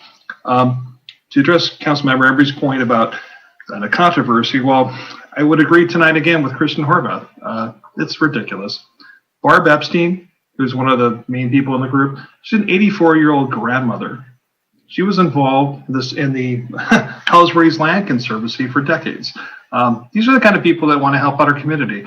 Having a bunch of people copy and paste the same, I should say, libellious and false statements repetitively doesn't create a controversy. It just shows how sad it is.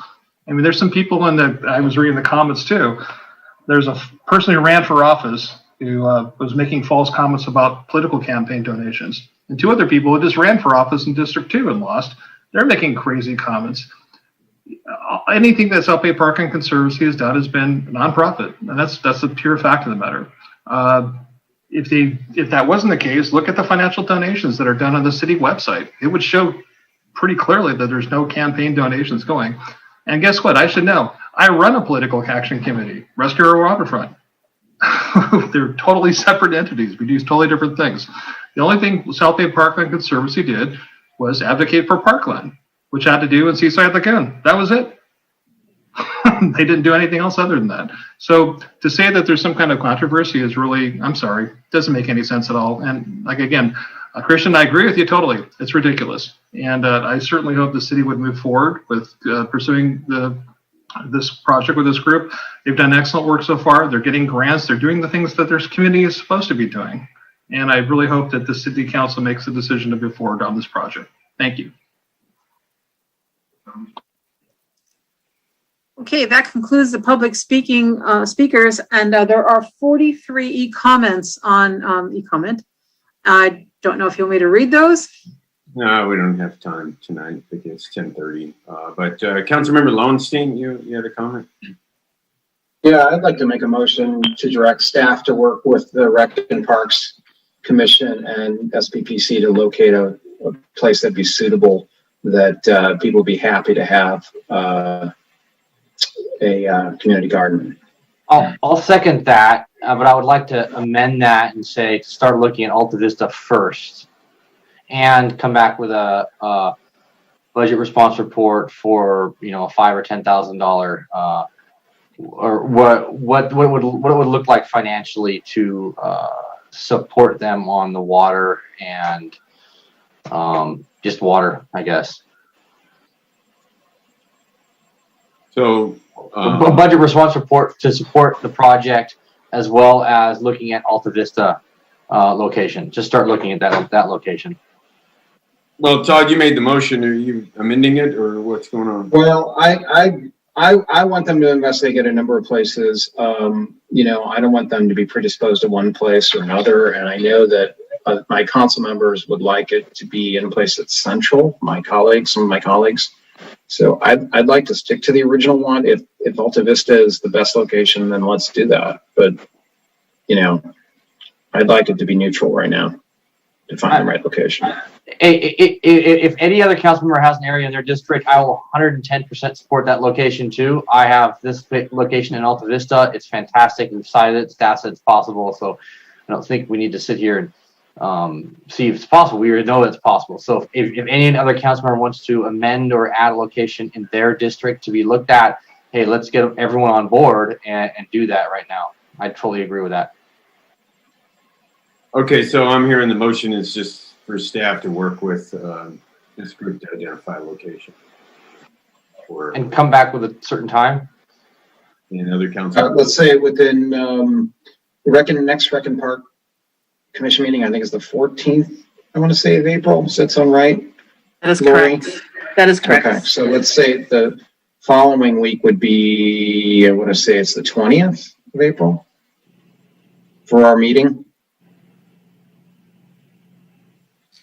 What is the motion? I'm trying to nail down the motion. So I'm trying to put a deadline down on this, and I thought if they could come up with a discussion on the 14th of April, then we could have something for the 20th, which would be a Tuesday for our meeting. Is that something reasonable, Lori, that could be accomplished? Or do you have a different date in mind? You want us to actually review various sites. I don't know. Short amount of time to look at different sites. Yeah, I mean, if I could jump in, one of the comments was about a budget response report. I mean, we will have the draft budget out mid-May. I mean, that definitely would give us enough time to provide some cost information, and in the meantime, we could work it through the Rec and Parks Commission and look at preferred sites. If we're going to Rec and Parks and then a quick turnaround back to council, it really doesn't give us much time to kind of process whatever they come up with. What are you thinking, Joe? Like late May, the last meeting in May or something? Well, it would be probably when we issue the draft budget. That's mid-May. I would say by the first meeting in June, we could have a budget response report done. Okay. All right. Yeah, I'll accept that. That's fine. You know what? Lisa Rodriguez had her hand up for N3 and she wasn't called on. Did you miss something? Again. Oh, I'm sorry. I had her checked out that she spoke. Oh, okay. Um, Go ahead and let's have her speak. I thought she did speak. I'm sorry. I'll Rodriguez?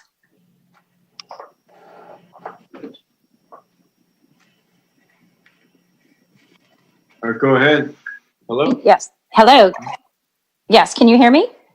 Yeah. Yes. Hear you fine. Great. Thank you so much. Yes. I am a huge proponent of this community garden concept. I think Brianna did a fantastic job. I'm glad to hear Jacob was on here as well. As a neighborhood coordinator.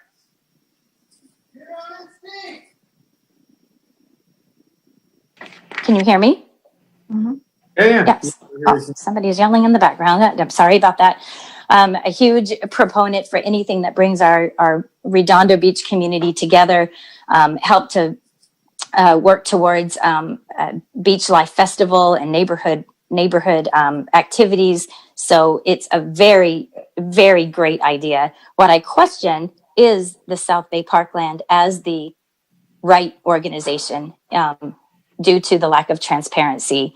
And I do believe that it is an excellent concept to bring forward to a request for proposal, but it does appear that that the South Bay Parkland, being an exempt organization, has been engaging in areas outside of its scope and purpose and possibly exploited by a political action committee, Rescue Our Waterfront, on or around November 2017. Rescue Our Waterfront, Building a Better Redondo, and South Bay Parkland Conservancy partnered to pursue a lawsuit against the city of Redondo Beach. Rescue Our Waterfront also stated that the lawsuit would require a long and expensive effort that pits community groups against the city and large corporation, and referenced to donate to its partner, South Bay Parkland, for tax deductibility. So that saddens me as a taxpayer, that if that is something that needs to be investigated, I would strongly encourage that before engaging in any type of partnership, that the city would take a hard look at how South Bay Parkland actually does spend its monies, if not for political purposes. The fact is, Bill Brand for Mayor 2017 reported $4,270 from South Bay Parkland Conservancy on his 460s, but 501c3s are not allowed. They're prohibited from engaging with political candidates. And furthermore, South Bay Parkland has, as Jacob noted, has not been responsive to the request from the public. But until we can build a better understanding of the inner workings or the possible collusion, the city might first consider an investigation for full transparency. And with that, I thank you for the due diligence, and definitely continue on the ideas. Just try to find possibly put it out for a request for proposal for partnerships. Thank you. Yeah, thank you for bringing that up, Lisa. I loaned the South Bay Parkland Conservancy a certain amount of money back then, and they paid me back. And that's what you saw in the 460. I loaned them money. And the South Bay Parkland Conservancy is a 501c3. They're a nonprofit organization. They take donations tax deductible. They have a purpose and a mission. And when an agency or an individual moves against that purpose or mission, as the city did when they moved to build on the Seaside Lagoon, they can file lawsuits. Sierra Club does it. Natural Resource Defense Council does it. This is how it works. So, yeah, when somebody violates the law, a 501c3 absolutely can take donations tax deductible and file litigation when the law is being violated. And so we've seen that in, several incidences in Redondo Beach. But that's completely been misconstrued. That was not a donation to Bill Brand. That was a payback of a loan that Bill Brand made to the South Bay Parkland Conservancy. So, the Parkland Conservancy plants. That's what they've been doing. Yeah, they've been getting a lot of support, as you've heard, and we're lucky to have them. So, I don't share your concerns about the South Bay Parkland Conservancy in any way, shape, or form. So, anyway, any more public comments? No, sir. Okay, Councilmember Lowenstein, you were making a motion. I made a motion, and I'll take my hand down. Okay. And then Councilmember Emby. So, Todd, I think we should go ahead and move forward with community garden, but I cannot support having South Bay Parkland Conservancy be part of your motion. I just can't. Look, the billbrand.org is registrant or whatever they call it by the South Bay Conservancy. Computer Chief made the website, which is Nils Narenheim's company. It is not okay with me that we pursue with South Bay Parkland Conservancy at this time. Now, we can definitely go forward. We can go forward with the idea. You said something at the South Bay Parkland. Here, let me go get the exact wording. Hold on. Let me get the exact wording. Hold on. Because this is just a vendetta, folks. The public needs to understand what's going on. Well, and so that's my disagreement. And I don't think we should, there's definitely an agreement that we should have a community garden. And I think we should definitely move forward with identifying a spot. We can put it on the list on our CIP. We can go find funding for it. We can figure out, we can create a group that is the volunteer group. Like one of the commenters said, that I know how community gardens work. The people who actually have the plots are going to help take care of this and run this. We have no reason to need, they own the domain name. The South Bay Parkland Conservancy owns your domain name. That's false. That's defamatory. You should be careful what you're saying. Go anybody who wants to go on who is and find the owners of the websites here. Hold on, let me pull it up. Councilmember MD, you should be careful about defamation right now. Hey, I can show it to you. I can email it to you. What is wrong with Councilmember Nierenheim helping manage my website page? You made it The sound. point is that it's just like you were having trouble with everyone else. It's a go do a who is search. Anybody here can go do it and they can see all the different, how it all interacts with each other. It is not okay that we just automatically go to South Bay Parkland Conservancy. We should go out to other people to do it. There's other ways that we can do this, and I'm not going to give it away just to South Bay Parkland Conservancy because they're your buddies. So no, if we need to do, I think we should move forward with the community garden. All I'm asking you to do, Todd, is to take out the fact that you're already tying it to South Bay Parkland Conservancy. The first step is to go identify a spot, and we agree with that. Let's move that forward, and then we can go with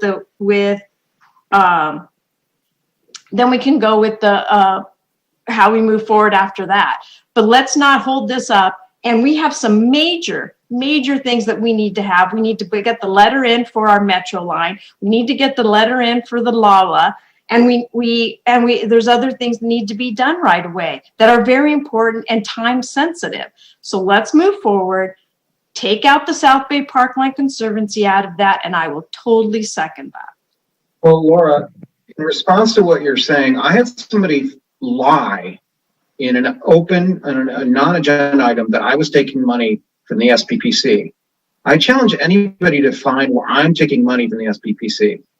This has become crazy. Who is coming up with this kind of stuff? Because it's one thing to talk about if they were a PAC, but they're not a PAC. They're a volunteer organization. Where is it that you guys are throwing this at people? The registered contact of philbrand.org. No, but I want you to respond to that. Why are people saying that I'm taking money from the SPPC, or that I didn't hear that tonight. Tonight is not that conversation. I can tell you somebody did it about 3 weeks ago, and I didn't respond to it. Then we should have brought it up 3 weeks ago. Let's not hold up a community garden because of the South Bay Parkland. It's the same thing. It's making a volunteer organization political, and that's not right. It's one thing to accuse the Chamber of Commerce or PAC or Row PAC to be political, but a volunteer organization, I don't quite understand that. So why is it to locating a spot? We're not saying SPPC is the organization to do this. We're just saying let's work with them to find a spot. Your motion said it specifically. So what's your motion then? If that's not your motion, what's your motion? My motion was to work with them to find a spot. That didn't say that they're going to operate it. I don't want to work with them at all. Because you think it's political. Yeah. I just want clarification. Yeah. Well, planting plants is political. Yeah. I'm amazed. Well, I'd hate to hold that hostage, so I'm going to make a substitute motion that we direct staff to come back with a BBR to consider different locations on which is best. Although I prefer Dominguez Park, I hear you, Nils, that possibly Alta Vista is a better spot because it's got better car access. I hear that, and it might be better for ADA purposes. I get that. So I'm open to the idea. I don't want to hold up having a community garden for just arguing about where it is. Although I'd prefer it to be in the middle, there might be better locations. So that's how I would move forward with that motion, because and I don't want to set a date because we've got some important things coming up. We've got the housing element is due in June, and that's going to take some major conversations about zoning. And second, we have budget, and it's budget season coming up. So I think we need and Mike Webb's coming up. Just a comment for both the original motion and the second motion. It's really hard to track what the motion is if you start to make a motion and then give all your reasons for why you want to do it or why you considered something else. And fair enough. It's helpful if you make a motion. I move that we direct staff to consider locations and to come back with a BBR report. ERR, ERR. The RR, sorry. not Build a Better Redondo. I'm sorry, I do have one more speaker that has logged on for this item. If you allow it. Go ahead. Can we find out if there's a second first? Second. The substitute, okay. So what is the motion again? That we direct staff to look for locations and to come back with a budget response report. And there's a second. Okay. And what was the comment? From Mike Garland, just a moment, please. I'll allow him to speak. Mr. Garland? Go ahead.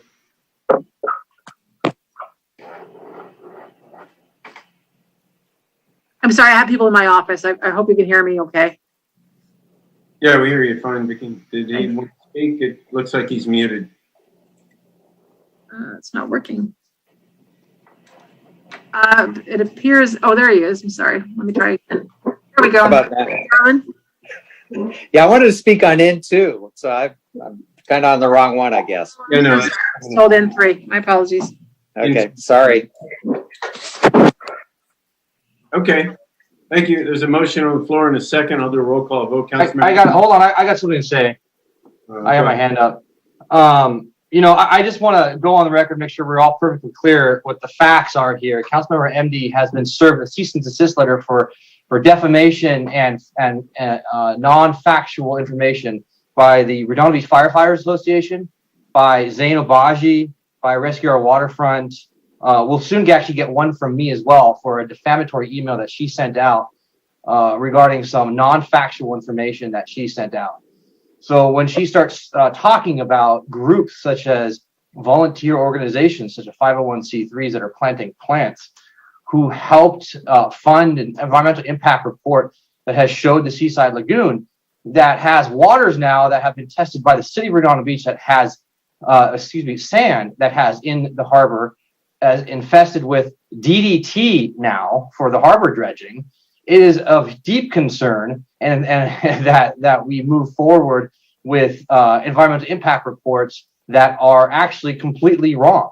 So moving forward, thank God we have groups like the South Bay Parklands Conservancy who care enough about our parks and our toddlers and our kids who swim in the water and ensure that we have green space and parks and places to grow fruit and vegetables. And I couldn't be more proud of a group like the South Bay Parklands, which has thousands of hours of volunteer hours moving forward and has been a great partner at the Wilderness Park. Fantastic partner. Every Saturday they're there planting plants. So, I couldn't be more proud to have South Bay Parklands moving forward, working on this project. So I'm going to be voting for Councilmember Lowenstein's motion to move forward with community gardens, and Brianna Egan's presentation, as everyone has so far said, is an excellent presentation, beyond amazing presentation, one of the best. So I'm not going to be voting on the substitute motion. I will be voting on Councilmember Lowenstein's motion to ensure that we get something done and get a budget response report. And there's a massive amount of community support for this. So it just amazes me that we have people just standing in the way of what the community wants. And again, I'm bringing up District 1, Alta Vista Park location. Staff has already said that location is viable, and if we're going to move forward, let's start off with that as a test site. But if you guys don't want to do that, that's fine. We can have staff do a full circle on the whole city and come back with that report as well. So I'm up for that as well, but I'd like to get this moving forward sooner than later.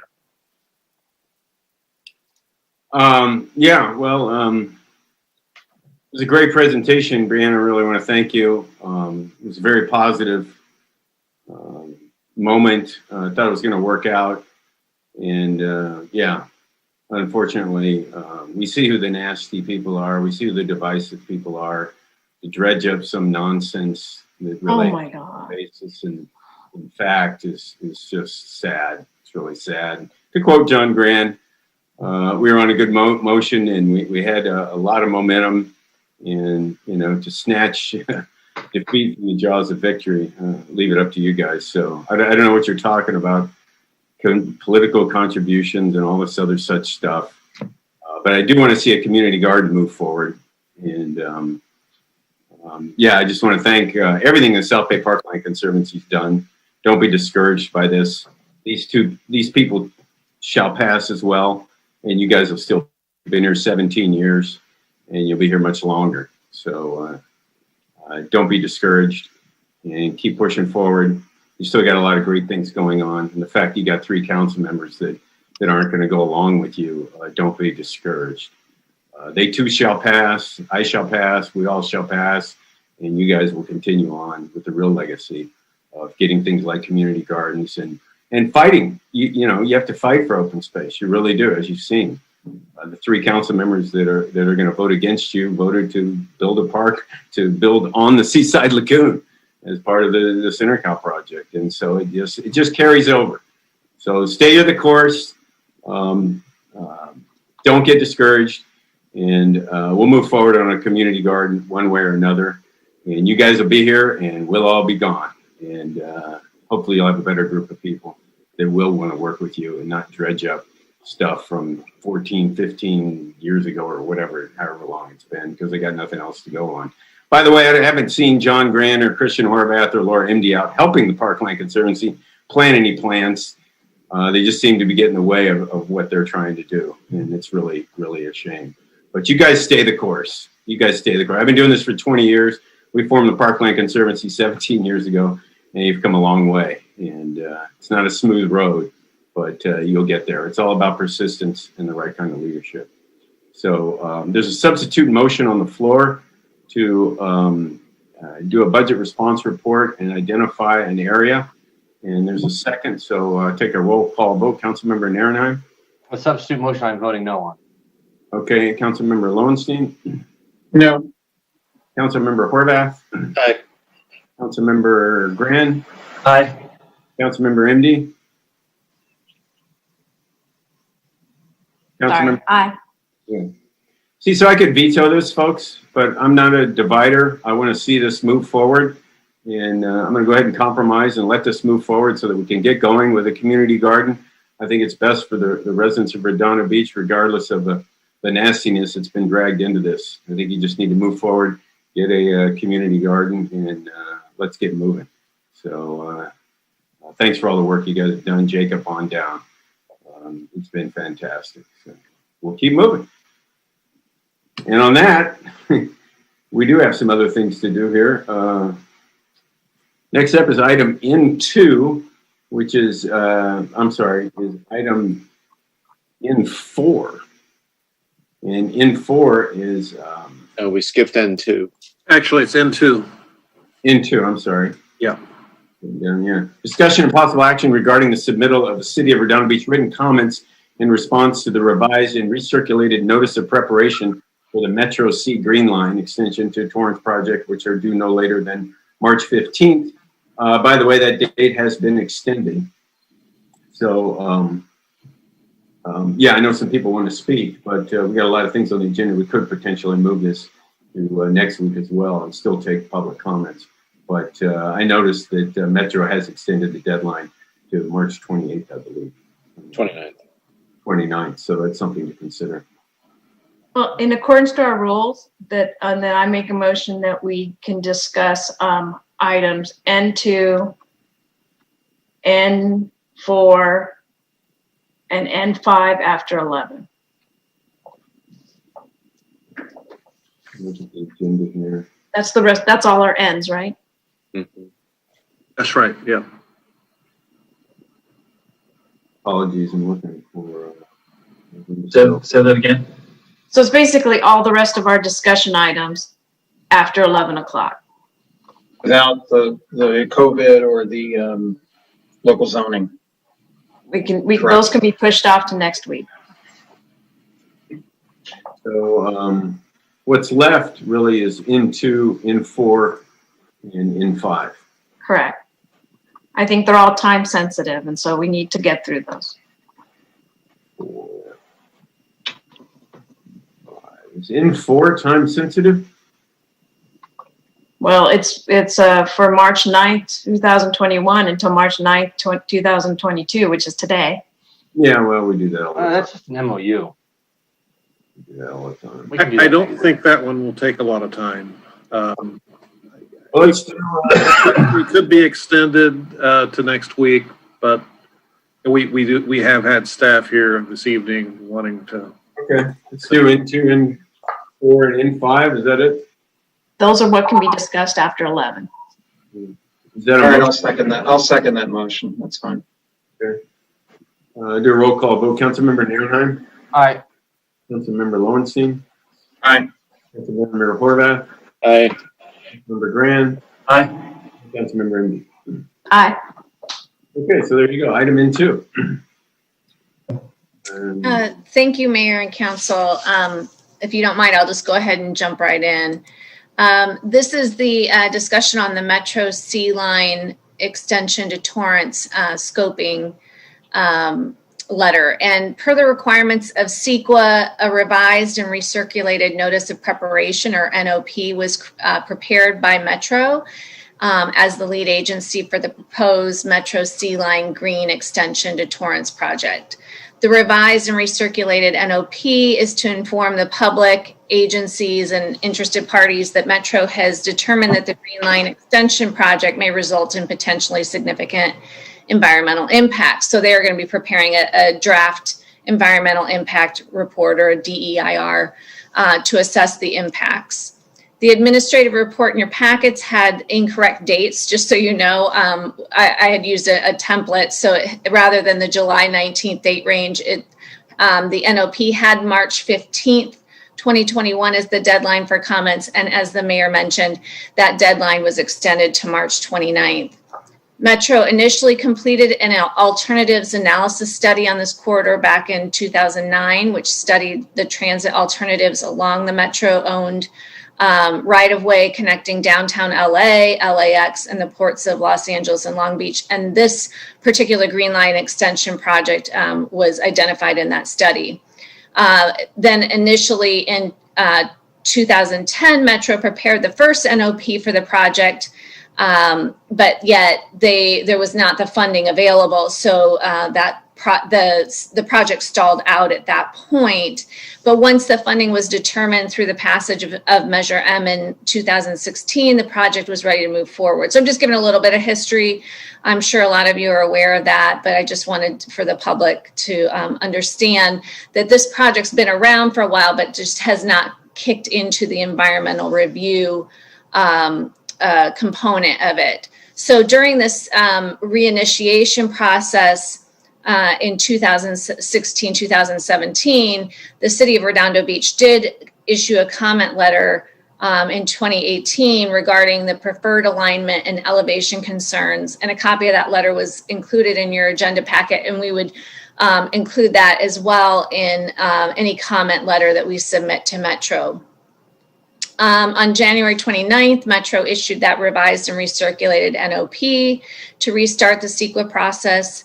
The NOP requires a minimum of a 30-day comment period. Obviously, they're giving a little bit longer than that, and that's where we're at in the process. And right now, what they're requesting are comments on the scope of the environmental analysis to be conducted. So it's not a review of the actual project itself, but a review of the scope of what will be contained in the draft EIR. So city staff have prepared a draft comment letter that's in your agenda packet that addresses the scope and content of the environmental analysis. In that, we have addressed the parking availability, safety impacts to the neighboring property owners, pedestrian and bicycle and other mode connectivity, and construction vehicle impacts. In that letter, we also included the zoning and other land use review requirements at the municipal level. So any alignment through Redondo Beach has certain zoning that we wanted to make sure they were aware of.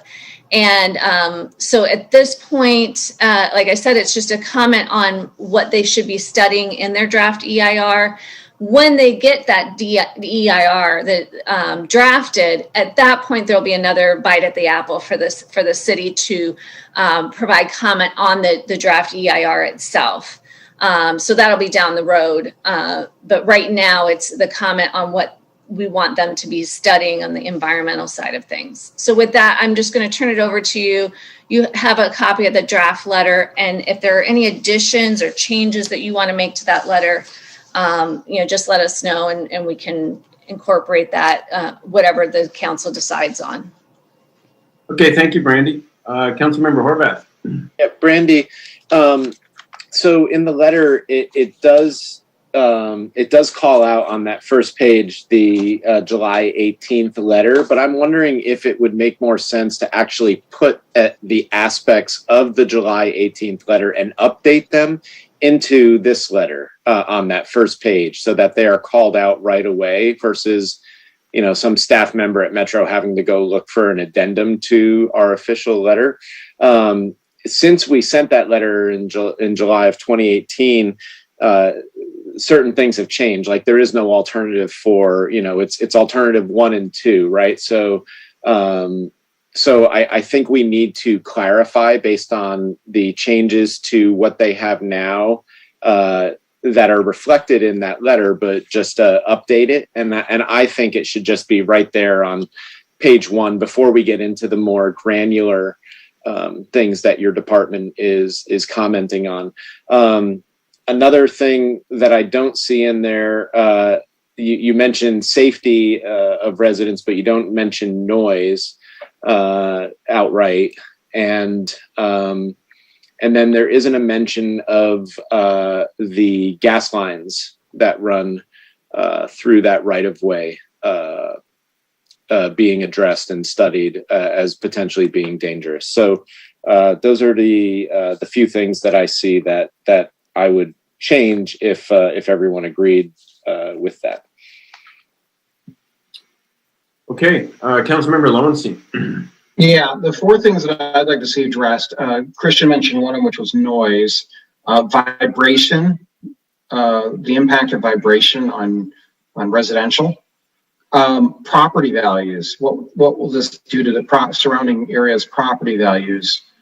And then you mentioned pedestrians, so whether it's there's schools nearby, so what this will do in terms of any type of if anybody's using the sidewalks or other areas that are pedestrians, what will that do? And also kids that ride their bike over to the Galleria from school or whatever it might be. I'd like to know what impact that's going to have, the trains crossing across 182nd specifically. So. Great. And that's it. I'll add that in there on the property values. Just bear in mind with CEQA, they don't look at that economic impact. It's the environmental impact. So only environmental. That doesn't mean we don't put it in there. Okay. All right. That's fine. Thank you. I'd also like to add impacts to crime. What kind of impacts there will be to the neighborhood crime-wise. I know those aren't normally CEQA related. However, yeah. And I think that coincides with the safety and security. Yeah. Okay. Yeah. So we can definitely beef that up a little bit. Okay. I know there's a lot of public comments, or at least a couple. There was Michael Garland wanted to comment on it, as well as Holly Osborne. Any more comments from the council? I didn't see any hands up. So just go to public comment. Vicky? Okay, first speaker is Holly Osborne. Ms. Osborne? Yes, okay, I just unmuted. So, yeah, I totally understand we're just supposed to be commenting on the scope. And so, on your green line statement for attachment 4, thank you for paying attention to parking at any proposed new metro stops as mentioned on page 2 of your March 9th statement under, quote, land use and planning, quote. But please also convey to Metro that we want to keep whatever parking we have at the current station lot on Marine. That's the station between the boundary of Hawthorne and Redondo. So that's my first comment. And I already sent you that one because I thought we had to get this done quick. But here are the rest of my comments. Over 2 years ago, at the September 2018 Metro meeting, the city of Redondo Beach made a recommendation to Metro that Redondo's recommended baseline would be down Hawthorne Boulevard in an elevated position. Yet, Metro in its scoping meetings did not even mention it. So when you make your recommendations about the two options, the row and Hawthorne Boulevard, and the alternative profiles on each, it is imperative that Metro present as one of the alternatives, the one the city recommended. So could you please ask Metro to provide what, quote, alternative profiles or variants they're going to consider? Because we do not want to get a final report that does not consider the variant that we recommended. So ask them for that variant list in writing within a month. Okay, we want to see the elevated position that Redondo had recommended. And that was also recommended in many of the scoping meetings. And so they had a partially elevated and partially at grade configuration, which they presented. But like I said, we've got to make sure they do both in their variants. And then if you're going to want another variant, they promised at the Metro meeting in 2018 that they would look at a totally underground position because that's what they had promised Lawndale they would look at as a condition of Lawndale backing Measure M. So you might want to include that too. Again, get the list in writing. And another thing I would like to ask for is I've walked the road multiple times and taken measurements. And I've discovered some discrepancies with diagrams presented that Metro presented in the past. And I know they've had recent meetings with BNSF to discuss interfaces as recently as January 22nd. And I would like to see any diagrams resulting from those meetings. And if you have any of those diagrams, will you provide them? Okay, so I realize that's all boring stuff, but that's got to be in there. Thank you for your time. Next speaker is, excuse me. Next speaker is Michael Garland. Hey, good evening. It's Mike Garland, District 3, and a resident of Franklin Park.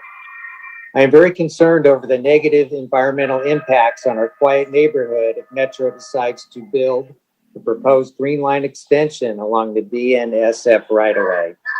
I'm particularly concerned about the proposed at-grade crossing at 182nd Street. Bells will ring and horns will sound every time a train passes through the intersection. The noise will start early in the morning and run late into the night, as often as every 5 minutes at peak times. Many families live just feet from the crossing, and I'm very concerned that the frequent noise will have a negative effect on our physical and mental health, sleep patterns, and overall well-being. I'm particularly worried of the effect on our neighborhood children. Other negative impacts include noise from passing trains 120 times a day, visual blight from sound walls and overhead wires, increased traffic impacts at the at-grade crossing at 182nd Street, safety concerns over the proposed movement of the existing freight track even closer to our homes and its effects on the existing petroleum pipelines that are located beneath the right-of-way. Increased crime in and around the proposed station near Target on Kingsdale. The station will be a magnet for developers to build high-density housing near the station, putting even more cars on our local streets, more kids in our already full schools, and more strain on our city resources. Therefore, I strongly urge the council to defend our neighborhood by including our concerns in the city's letter to Metro and demand that Metro build the Green Line extension down Hawthorne Boulevard or don't build it at all. Thank you for your time and good evening. We have another speaker, Rebecca Pessel.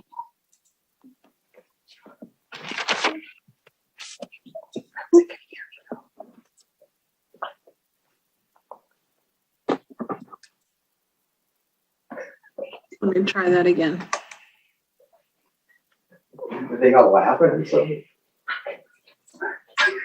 For some reason, I can't get it to unmute. You have to mute Michael first. There we go. Ms. Pessel? No, Oh, yeah. She's asking you a question.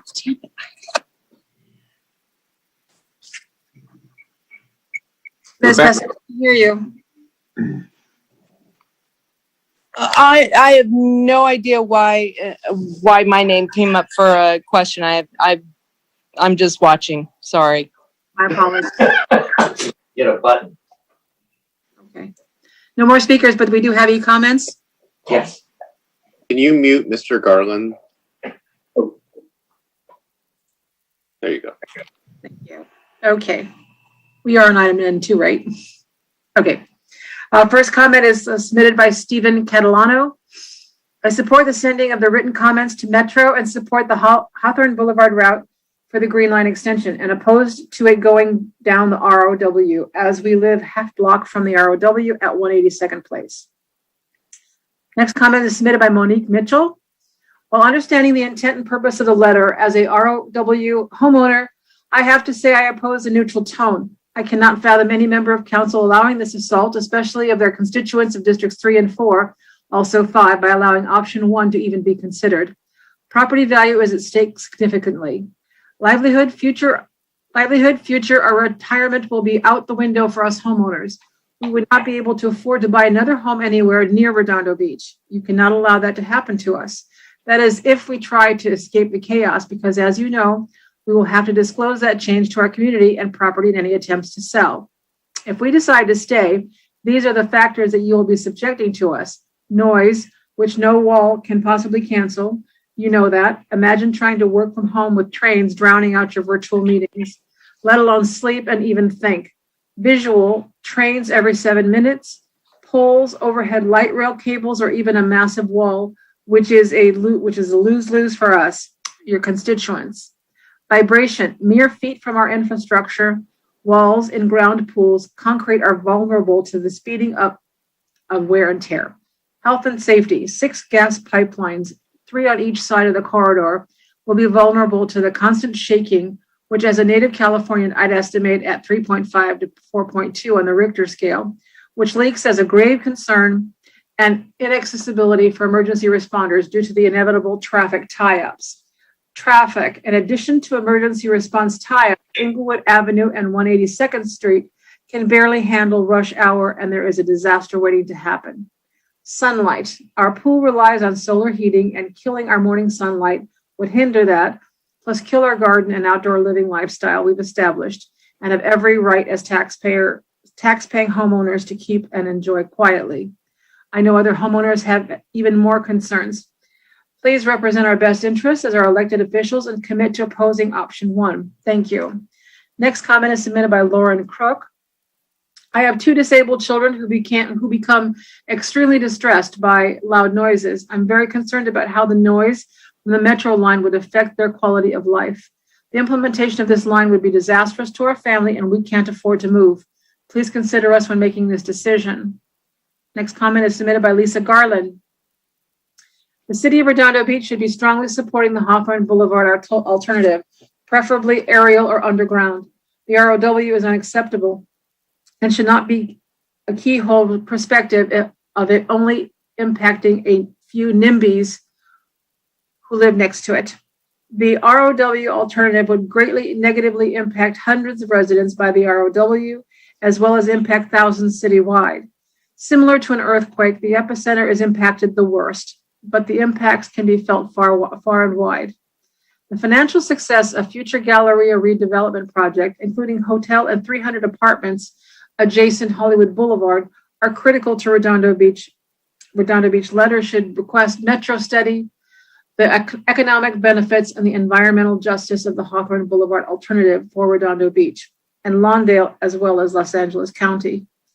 Also request Metro study the ROW alternative impacts compared to the Hawthorne Boulevard alternative for Redondo Beach Police, Fire Department /EMT, for additional number of calls and financial costs from crimes and the homeless.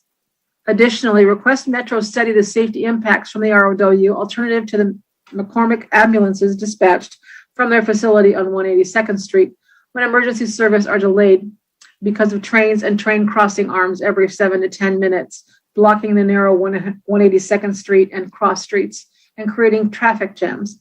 When you, your loved one, neighbor, or visitor to the city needs an ambulance, delays are unacceptable and every second counts. Thank you.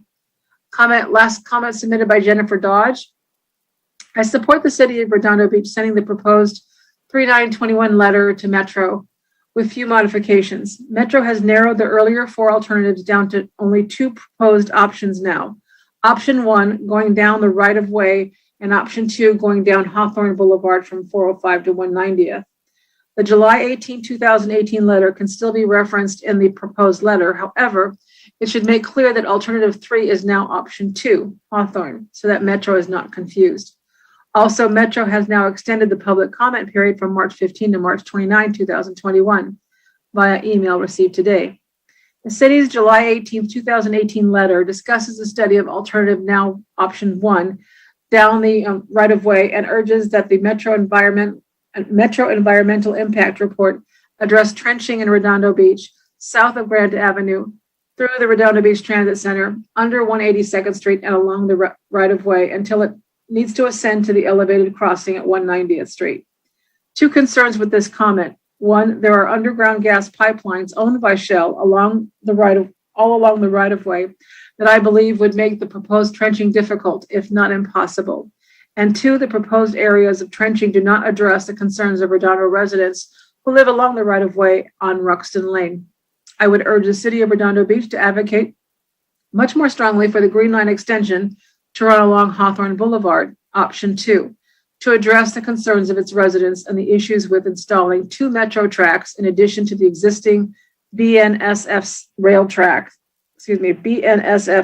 tracks along the narrow nature of the right-of-way, only 100 feet wide, and the lack of proper setback from the properties that line the ROW. Thank you, Jennifer Dodge. That concludes the comments. Okay, thank you, Vicki. Councilmember MD. I'm a little concerned by some of the comments that people were making that they presumed that North Redondo wasn't on board with what they needed. I just want to make it clear that in July 10th of 2018, it was Councilman Horvath who wrote a letter who had alerted all of us to this whole thing happening. And then the following week, we practically copied his letter and then sent that into Metro to oppose to state what the resident concerns were. So I just want to make that clear to anybody that's listening or writing in that, Councilman Horvath has been fighting for residents since the beginning. I'm not sure how they got that information that we weren't. And so I'd say we go ahead and make the motion that we submit the letter with the revisions that were suggested from the council members for the notice of preparation for the Metro C line, formerly known as the Green Line, extension to Torrance project.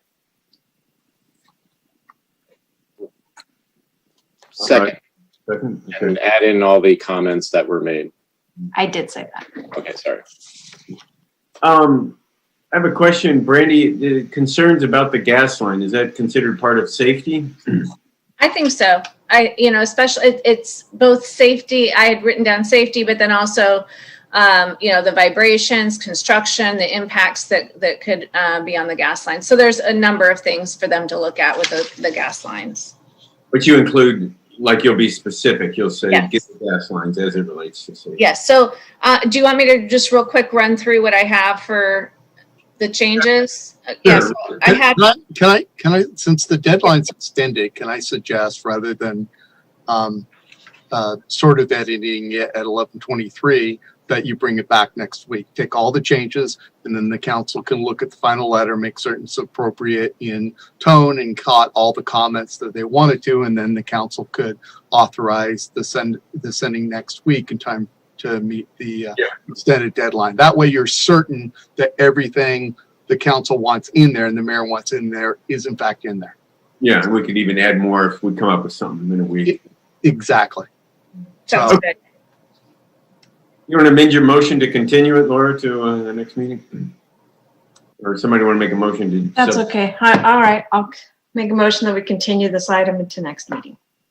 I'll second that.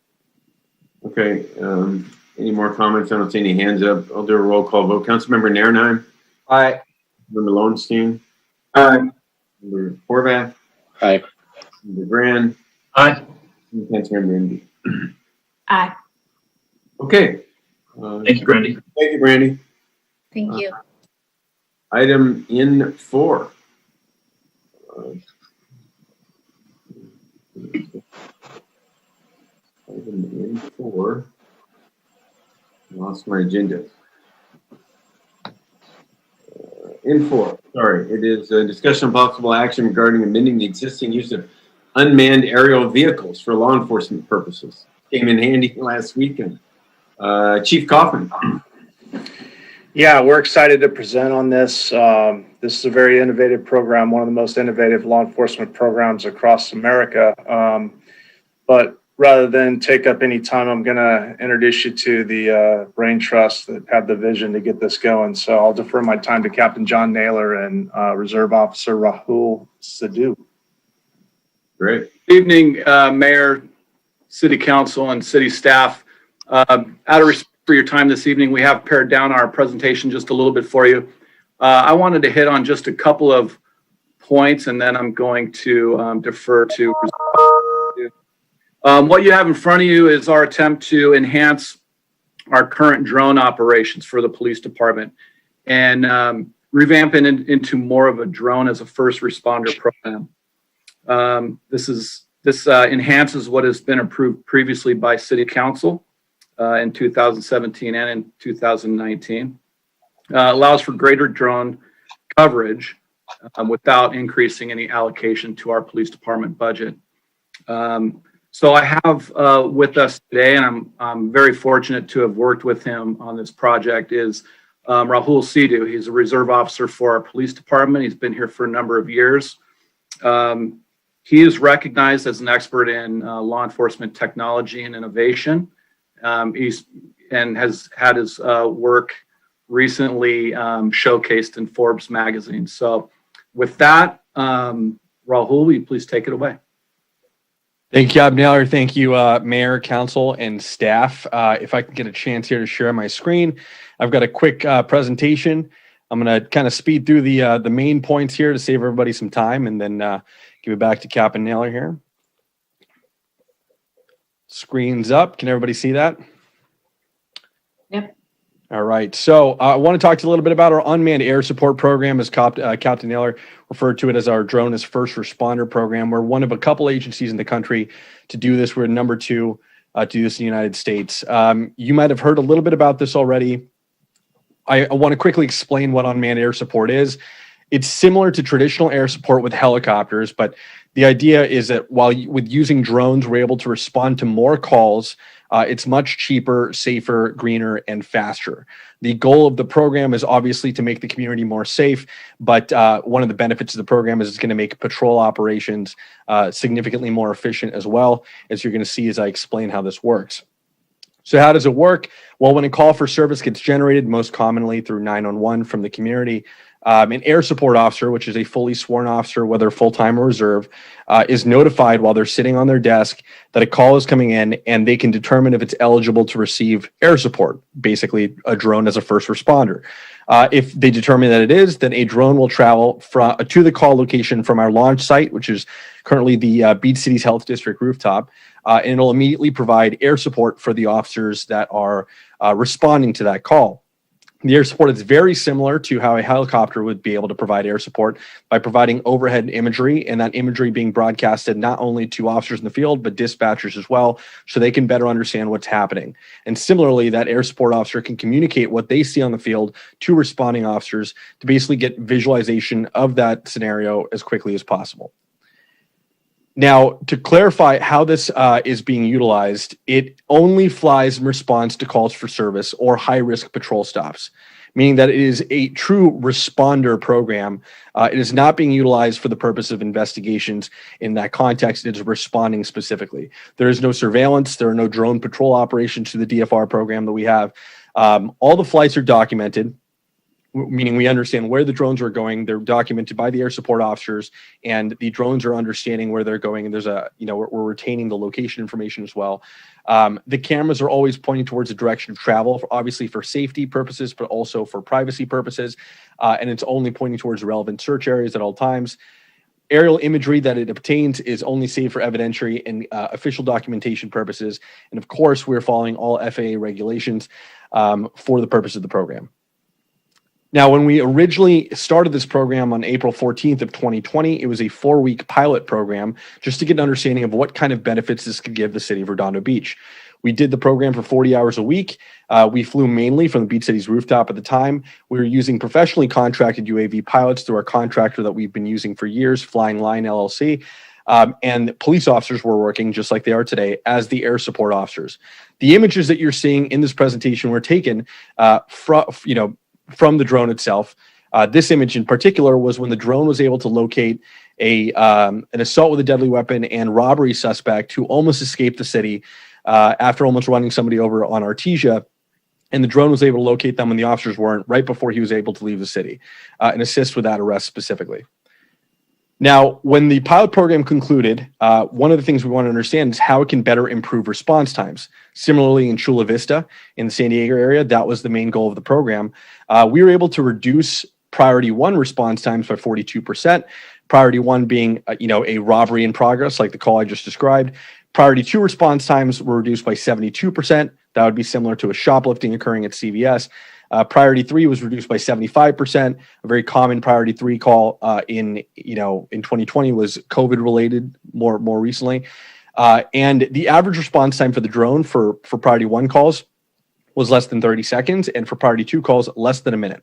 So you can imagine that with these types of response times, we're able to greatly reduce the overall response time and ensure that first responders at least have visual, recognizance of this particular circumstance as the drones are able to respond. Now, during the pilot program as well, which again was only 4 weeks long at the time, we conducted 177 flight missions. And one of the things that we were able to do is actually clear 55 calls for service without requiring patrol resources. When an officer is able to visualize the scene, they're able to better determine whether or not patrol resources should be allocated or not. And sometimes if they determine we don't need to actually send a patrol officer to this, we can divert them to a more urgent call. They'll pick up the phone and dial the 911 caller directly and give them, any advice that's needed or explain to them, what service that they received or what they saw. This was about 17 calls that were cleared a week at the time. Decent amount of them, I'll show you, were COVID-related calls. It was also able to detain 22 suspects, including felony suspects. The drone was able to locate because it was able to get on scene so quickly and see such a wide area so quickly. Now, the drone during the pilot program was on scene over 80% of the time. Generally, the goal is to be on scene at least 70% of the time, first on scene. This is a complicated pie graph, but you can imagine the drone is responding to a variety of calls. During the summer, COVID was one of the largest ones, but general disturbances, transient issues, suspicious subjects, potentially family fights. These are still very common calls for us to respond to, burglary alarms, and the drones are responding to those.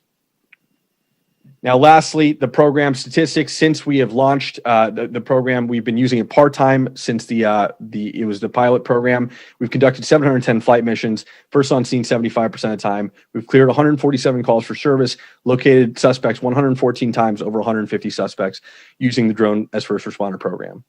So these are staff recommendations. I'm going to go ahead and hand it back to you, Captain Naylor, for that. Thank you, Officer Studio. I appreciate it.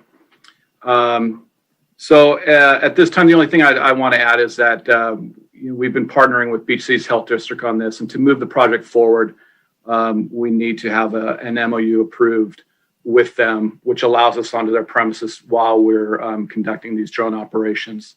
Also, the City of Hermosa Beach has expressed a desire to be a part of this, and in our pilot program, we were able to determine that our drones absolutely can fly over the city of Hermosa Beach. So city of Hermosa Beach has already agreed to provide $30,000 in funding for this project.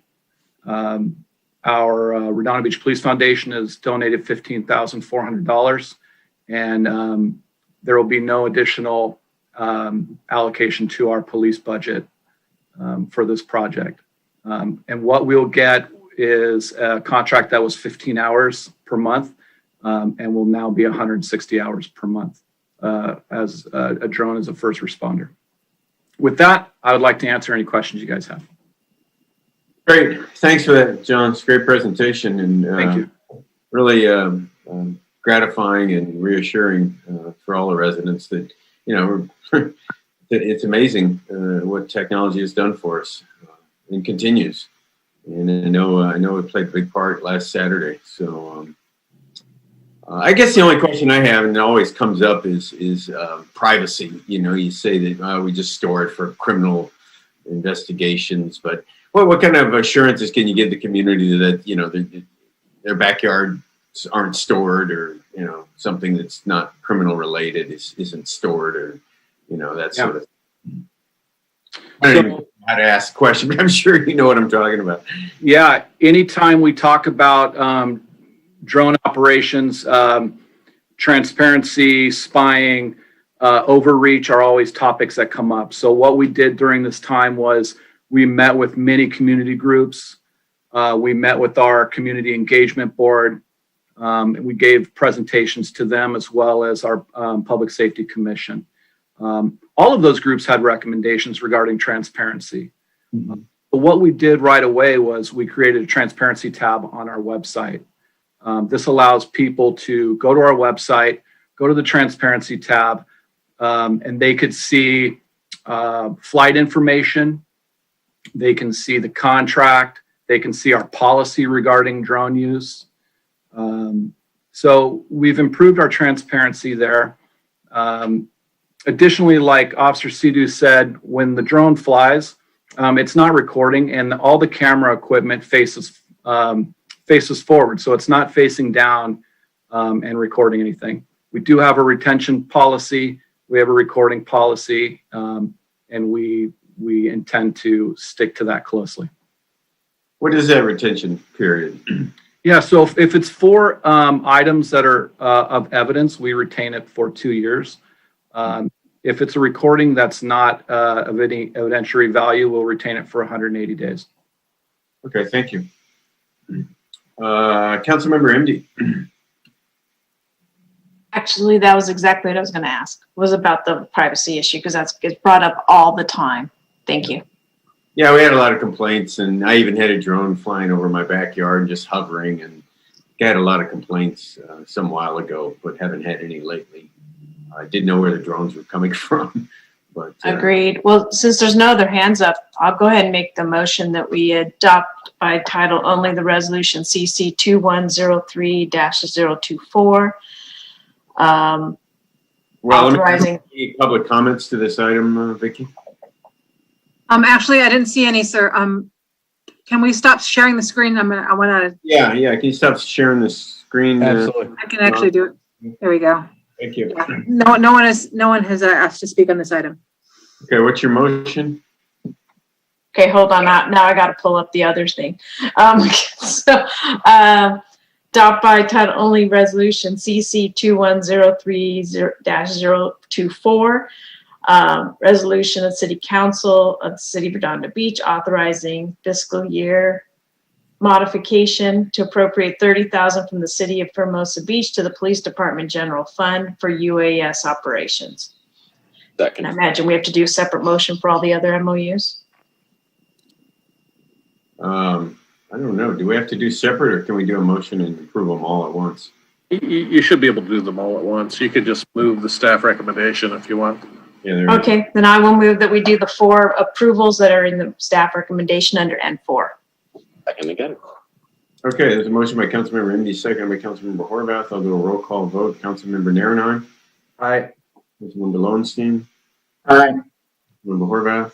Aye. Councilmember Grand. Aye. And Councilmember MD. Aye. Okay, great. Thank you, John. Thank you, Officer Sidhu. Well done, everybody. Thank you. Thank you. I'm going to read the title of the resolution adopted. Adopt title only resolution number CC-2103024, a resolution of the City Council of the City of Redondo Beach, California, authorizing a fiscal year 2020-21 budget modification to appropriate $30,000 from the City of Hermosa Beach to the Police Department General Fund for UAS operations. Thank you. Okay, thank you, Vicki. Moving on to item N5, discussion and possible action regarding the submittal of City of Redondo Beach written comments on the draft EIR statement prepared by the lead agency of Los Angeles World Airports. So, Randy. Yeah. Again, I'll try and be brief on this. A draft environmental impact report was prepared by the Los Angeles World Airports, or LAWA, for the LAX Airfield and Terminal Modernization Project pursuant to CEQA, and was released October 29th of 2020 for public review and comment. The project is to provide airfield and terminal improvements, enhance air safety, and improve the passenger experience. Per the draft EIR, the project as proposed would have significant impacts on several environmental resources, including air quality, greenhouse gas emissions, noise, and transportation, and that they've identified mitigation measures aimed at reducing those impacts would not be feasible for mitigating them, the measures to be no longer significant. So there are significant unavoidable impacts. LAWA is the lead agency, so they're the ones charged with applying the appropriate CEQA and going through this process. Although their project does not require any approvals by the City of Redondo Beach, as a public agency, the city may submit written comments to address the draft EIR, and those are due March 15th. The City of El Segundo had conducted a detailed review of the draft EIR, since they are directly impacted by the project, and the city manager there, and I believe the mayor had even reached out to the mayors in the South Bay, but the city manager there had reached out to the South Bay city managers and the South Bay City's Council of Governments to provide information on potential concerns that we may want to address in a comment letter. The South Bay City's COG did prepare and approve a comment letter addressing issues more from that regional planning perspective, and that's in your agenda packet. And considering that we are in the vicinity of the project, even though not directly impacted, the staff did draft a letter that just really, it was a comment letter on the DEIR that's a little more general and broad than what maybe El Segundo is going to have for their comments. The main issues addressed in the letter include the accommodation of growth and the concern with that, temporary impacts on transportation and roadways, and the unidentified cargo operation impacts. And again, that was written from a nearby community perspective. So I'm bringing this comment letter to you tonight. If you have any additional comments that you'd like to add to that letter, that's fine. Otherwise, we can submit it as it is to LAWA. Okay, thank you, Brandy. Councilmember Lowenstein. Yeah, I know I read about the temporary road that would be accessing, I think it's Terminal 9. My concern is the tunnel. The traffic is horrible right now. It's only going to get worse. There's a lot of people that use Lincoln to commute to Santa Monica and the West Side. And I want to make sure that that is really addressed, because this is going to be hell for a couple of years, I can tell you right now. That's the first thing. The second thing is, they say that it won't necessarily lead to more growth in flights. I don't believe that at all. They're going to have a huge terminal for United and Terminal 0, whichever airline's going to use that. We get those flights when the airport turns around and when there's rain. So that flies over Redondo Beach, and I want to make sure that that is addressed, because growth in gate capacity means more flights for sure, and more overhead in inclement weather and when the airport is turned around at night. So those are things that I want to make sure we get. I mean, it's really bad now when it's raining. Tonight it'll rain a lot and the airport will turn around. So I want to make sure that Well, people say it doesn't affect us. It clearly does because we get that traffic. So that's it for me. Okay, thank you. Councilmember MD. I should have came prepared to share a screen on, I'm on the airport noise committees for the Hawthorne Airport. And they just recently shared a graphic which showed all the flights that are going over our city. And we are definitely affected by it. In addition to, I was able to procure through this committee, they were doing a noise assessment for the Hawthorne Airport, and they were putting out noise monitors throughout the city of Hawthorne. Fortunately, I was able to get Redondo a noise monitor. And of course, you know, Richard Montgomery and Stacey Armato said, hey, well, we want one too. So they put a noise monitor in Manhattan Beach, Hermosa Beach, and in Redondo. And guess what? There were 2 outliers for their model because they had a model of what the noise should be. And they had 2 outliers. And guess where they were? Redondo and Hermosa. And it was by a factor of 6. So their model was completely off on what it should have been on there. Unfortunately, they proved to me, and I'm going to get more data on that, is that of that noise, only 30% of it was from Hawthorne. So guess where the rest of it's coming from? So by far, we need to make, now I shouldn't say that because I asked for the list of specifically where the rest of the noise is coming from, and I haven't received that yet, but I can suspect that it's going to be from LAX. So the point is that by far, we need to send this letter. We definitely have to object to the fact that they're going to get more capacity because yes, it will increase their traffic. And if you saw the flight patterns, it's a problem. So thank you. You know, there's other hands up, but I definitely would make a motion that we send this. Councilmember Horvath.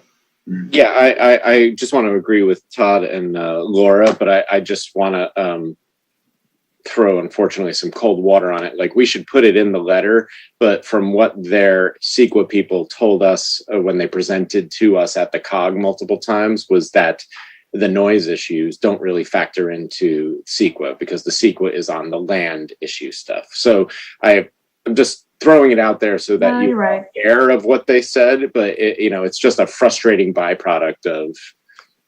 Yeah, I think it's based on that. What they're defining as the project is that the project isn't creating the growth. The growth is going to happen either way. So you're going to have more flights, more flight pattern going over us, or more frequently. But they're saying it's not due to this. However, that's what I put in that number 1 bullet was about how, whether they take that argument or not, they still have to address the comment. So we put that in there that no, you really, after 2028, because of this project, the growth goes higher than it would without it. Okay. So I'll add that component about the noise. Okay, any public comments, Vicki? No, sir, there are none.